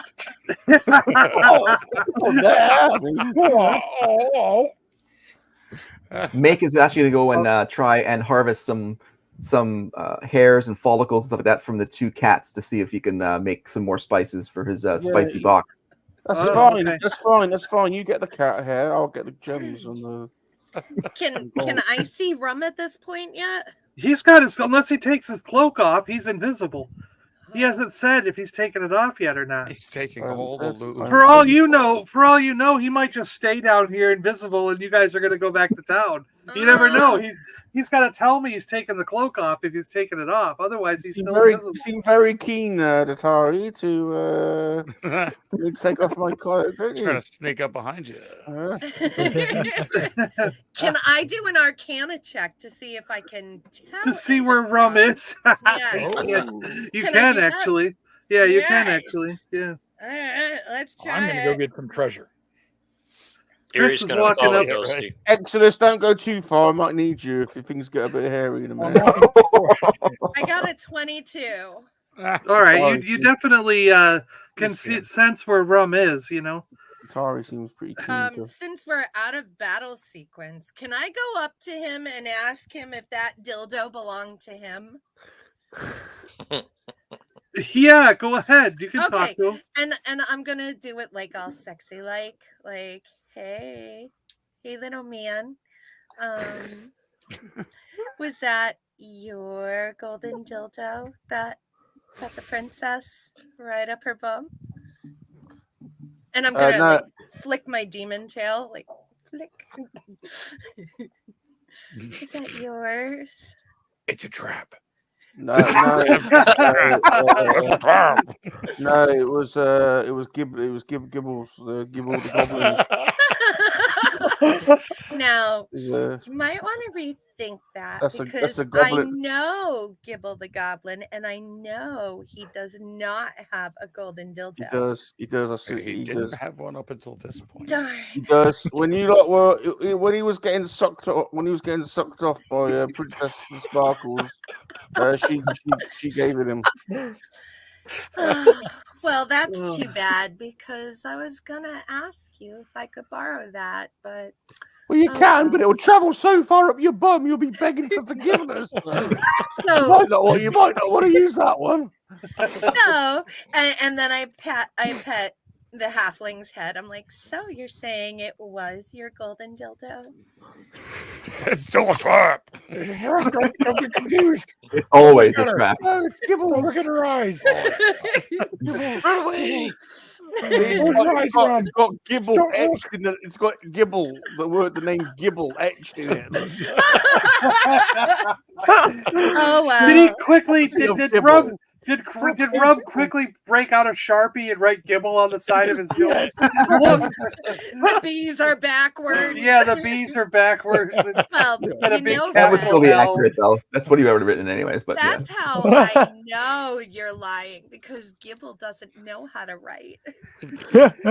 Wow. Gibble's, This is true. Gibble's dumb as a rock. Says this dildo is the property of Gibble, and it's been up his bum lots of times. You know what happens when I find out people lied about their golden dildos? It's Exodus's good dildo. Oh, hey, oh. Exodus's. Exodus, is that true? I cannot tell a lie. No, it's not. It's not mine. It's the general's. All right. It's all his. At this point, the princess is still in earshot, right? So she's hearing all this going on. It's like, oh, borrowed it. Yeah, is anyone Somewhat gonna intimidating all of us. heal? Is anyone gonna heal the rest of the princess? She's I still will. a I little will. Come on, let's go back to the I was tavern. gonna say Erie has this But weird first, Everyone, let's go back to the tavern and not so fast. Uh-oh. You know, I'm that's going to take out my cootie spray and spray it right in Rum's eyes, like as if She's it giving- was like mace. She's giving Rum's cooties. Oh no! Cootie spray. And he takes 3 points damage because he immediately we feels don't have a that in kick England. to his nards. We don't have Falls that in to the England. ground. We don't even have that in England. I don't know what it is. We don't have it. Cootie spray. 60 millimeters. That's all. It's We cootie don't have spray. that in England. And you took 3 points damage. All right, well, So Rum has cooties now. You have cooties. all right, now. well that's fine, but just on my way out, I'm just chucking my pouch of monkeypox dust over to you, Tari. So, now you've got my herpes to. You roll for disadvantage on your next attack roll towards me. So. No. It's a salacious transmitted disease right there. All right, come on, everyone. We're done now. Let's go to the tavern now. So how many of you are grabbing gemstones and gold? Apparently, Rum and Datari are throwing cooties and herpes at each other. Kind of All right. wide berth around them so I can get at least a little bit of gold. I'm also earmuffing the princess so she doesn't hear any of this going on. Let's say the rest of you guys split the gold evenly with 10,000 gold pieces each. Hold on. And you each grab like a giant gemstone to shove in Datari's bag later. And Chris, you had a bag of holding too, right? I do. Yeah, so Chris can throw a couple of those giant gemstones in his bag of holding. Yeah, but I get How much 20%. gold I get 20% of all Exodus's. Is that a contract? Wow. Do you really? It was part of the contract. It wasn't really? I should have read it a little closer. Yeah. How I got many? caught. The Ferengi 10,000. print at the bottom got me. 10,000. Thanks. 20%. So now, as you guys are walking out, do you want to talk to the princess at all, or? Yeah, I do. Yeah, I'm going to use my amulet of mummified jiggly bits to increase my fertility. I'll spray you again. Erie's gonna walk up and perform "Mama didn't raise no bitch" on the princess's ass. Yes. Jeez. Can you explain that one? Yeah. So So us through that one. because Erie has proficiency in survival, he learned to take care of his own wounds from his mom, and Mama didn't raise no bitch. So he walks up, grabs a handful of dust, and rubs it in the wound. And Rub some dirt on it. It heals 1d4 plus my proficiency. You just rubbed Gotcha. her right in her ass crack. So he has healed. So Erie has healed the. We'll just say you healed the rest of the damage.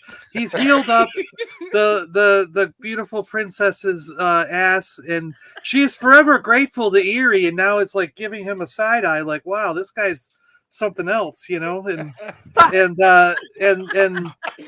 she's very happy with what he's done to her. Nobody's curious how she became the Goblin King's daughter. Like I am. no one really wants to know. Nobody can look her in the eye and ask. I don't know. That Just the doesn't really beholder. seem like pillow talk conversation at this point. I just rubbed. Oh, is that it? Yeah. princess. So you find out as you're walking out of the back of the pyramid and back to the front. Are you gonna lead the princess to the magistrate or out to the bar, back to the Frog and Toad? Back to the tavern. Let's go. I'm gonna take her back to the pyramid. So Yes. as you're walking, I guess the consensus, the majority said back to the Frog and Toad, right? So as you're walking back to the Frog and Toad, she tells you that she was given as tribute to the Goblin King from her father. Her parents are really king and queen of a land far away, and they basically have untold riches. And she really is like one of the most beautiful women in all the land, and the Goblin King had basically tricked her father in lost this bet or whatever, and the problem that came about was that she had to go with the Goblin King. So and then to top it off, this demon took control of the Goblin King, stole the princess, and chained her up to get the Goblin King to do his bidding. So and then Rum came along. Yeah, and then Rum came along and defiled this beautiful lady for no reason. Insult to injury. When she took it. So she basically says that she is now eternally grateful, and if any of you should choose to help her out more in another adventure in the future, she would like to be escorted back to her father's kingdom. And she says, Eerie, for your gracious acts, I'm sure my father would award you with just about anything you would ever want, including possibly, if you'll have me, my hand in marriage, she says. And she's that grateful for what Eerie did to help her with this horrible pain that she felt for no reason at all, and came from seemingly nowhere. I was over to gibble, and I'm like, I wonder what Torka's gonna say. So, maybe we just don't say anything to her. So everybody's back at the bar, and so you're not even going to bother to tell the magistrate that you solved the problem. All right, so now everyone's back at the bar. Anyways. He was going to give you like you just could pay up. Yeah, he would. Yeah, we'll get the money. We were gonna go. Spatchka for everyone. Bring out the spatchka. So so now you're back to the bar. We're gonna buy some strawberries and we're gonna have a nice evening. Exactly. There you go. So I think unless there's something else you guys want to do, we could end it there. I mean, yeah. Bring out the waiters. We did the thing. We did the thing. We did a bunch of things. Not all of them were great. Well, to be fair, the demon almost killed himself. He did. My own ass. I mean, he chopped off his own toes. Even with Rum helping, we still won. Yeah, with all that help Rum did while walking around. Rum spent the whole battle walking around. That's what he did. And then he defiled some innocent girl. The demon didn't seem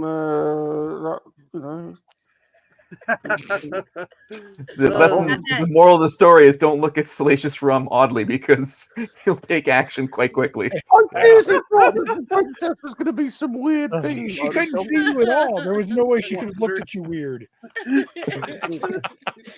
Oh my god! Can I cure myself of monkey herpes or monkeypox? Would you give me Rum? Yeah. I gave you the pouch of monkey pox dust, but it was only because you said you were giving me something weird. I don't know what it is. I did. It was cooties. I don't know what that is. They don't do the cooties in the UK. He has no clue what cooties are. Okay, it's a magical spray like mace, and when I sprayed it on you, you instantaneously felt the biggest kick in your nuts. Well, that's why I throw the monkeypox back you then. Thanks for the nutcracker at the end. Can I heal myself now of monkeypox? Yes, you can heal yourself. All Yes. right. Ooh, Rum can heal himself of no more what cooties. cooties as well if you want. Yeah.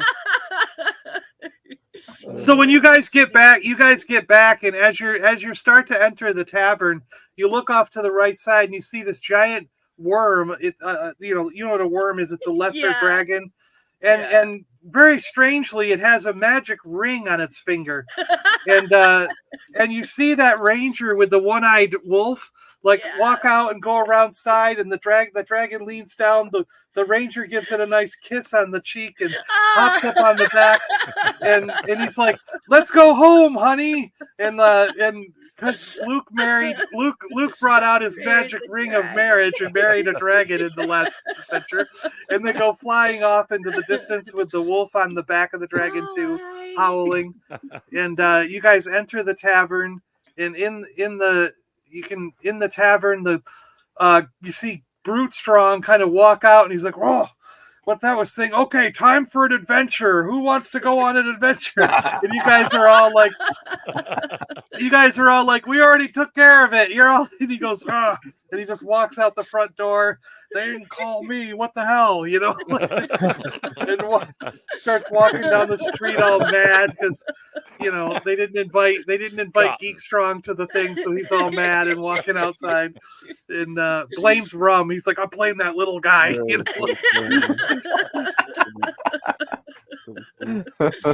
Yay! Phenomenal. Awesome We gotta stuff. do this That was fun. again.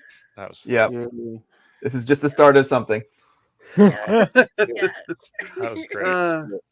So I hope you guys had fun. I know it was probably a little chaotic, but Oh, yeah, Always is. yeah. Just like There our was- streams. There was a lot of unexpected things in this. I'll tell you that much. You sure you want to do that? Yep. That was It was. Sure. Yep. I really didn't expect the drinking game, and then for him to fail on the first try, and 2 ones in a row. and then 2 ones in a row where he hurt himself. It's just like Brilliant, yeah. Yuri. Oh my Brilliant. god! That's amazing. Play the game. Don't play drinking games with a dwarf. Bad idea. It's true. Not wrong. Not wrong at all. Oh, Just for clarification, before we left, I did grab the ship pot and I did put it back in my bag. And yeah, and I am taking Princess Sprinkles back out of my bag because I snatched her up from Rum. I was going to say, I thought I had her. Is she back on the pole dancing? Is She's she back on the twerking? pole dancing again. She's back Yeah. twerking around the Yeah. pole. Yeah. I took her what- from Rum when he was invisible. So all right. I shoved her Well, in my bag. I thought one of the best bits was when Giblin was getting sucked off by her. Virginia Spider says, "This is radical. All of you were bold, brave, and heroic, and then Rum was there."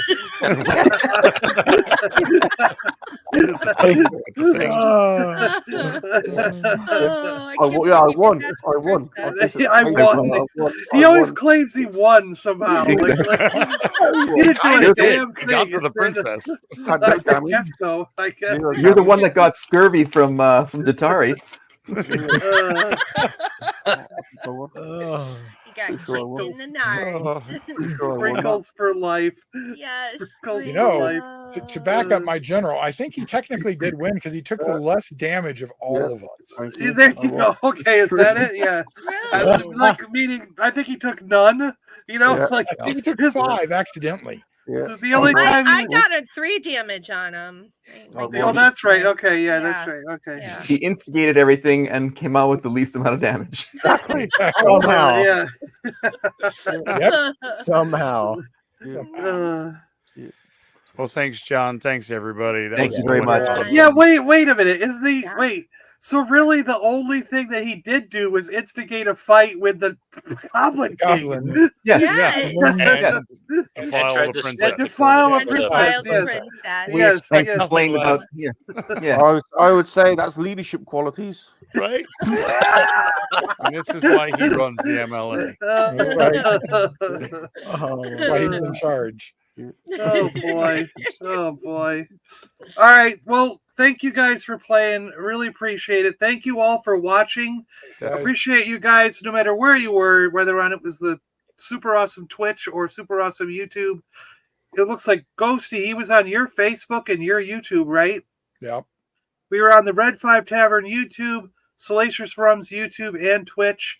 For all those streams, no matter where you are, thank you so much for watching. Appreciate it. And I hope you guys in the chat had just as much fun as those of us here playing the game, because this was one for the record books. I think this was hilarious. It was a blast. And yeah, maybe we can do this again sometime. It was fun. Definitely. Oh yes. Oh yes. Definitely. Thanks to everybody. It was fun. Yeah. Y'all. Bye, guys. Anyone have any Bye. closing remarks? No. All right. Never See you turn in your the- back see you in the on next a one. Kowakian. Yeah, I won Yeah. this one. Oh yeah, never. He had advice. Never turn your back on a Kawaki and monkey lizard. Okay.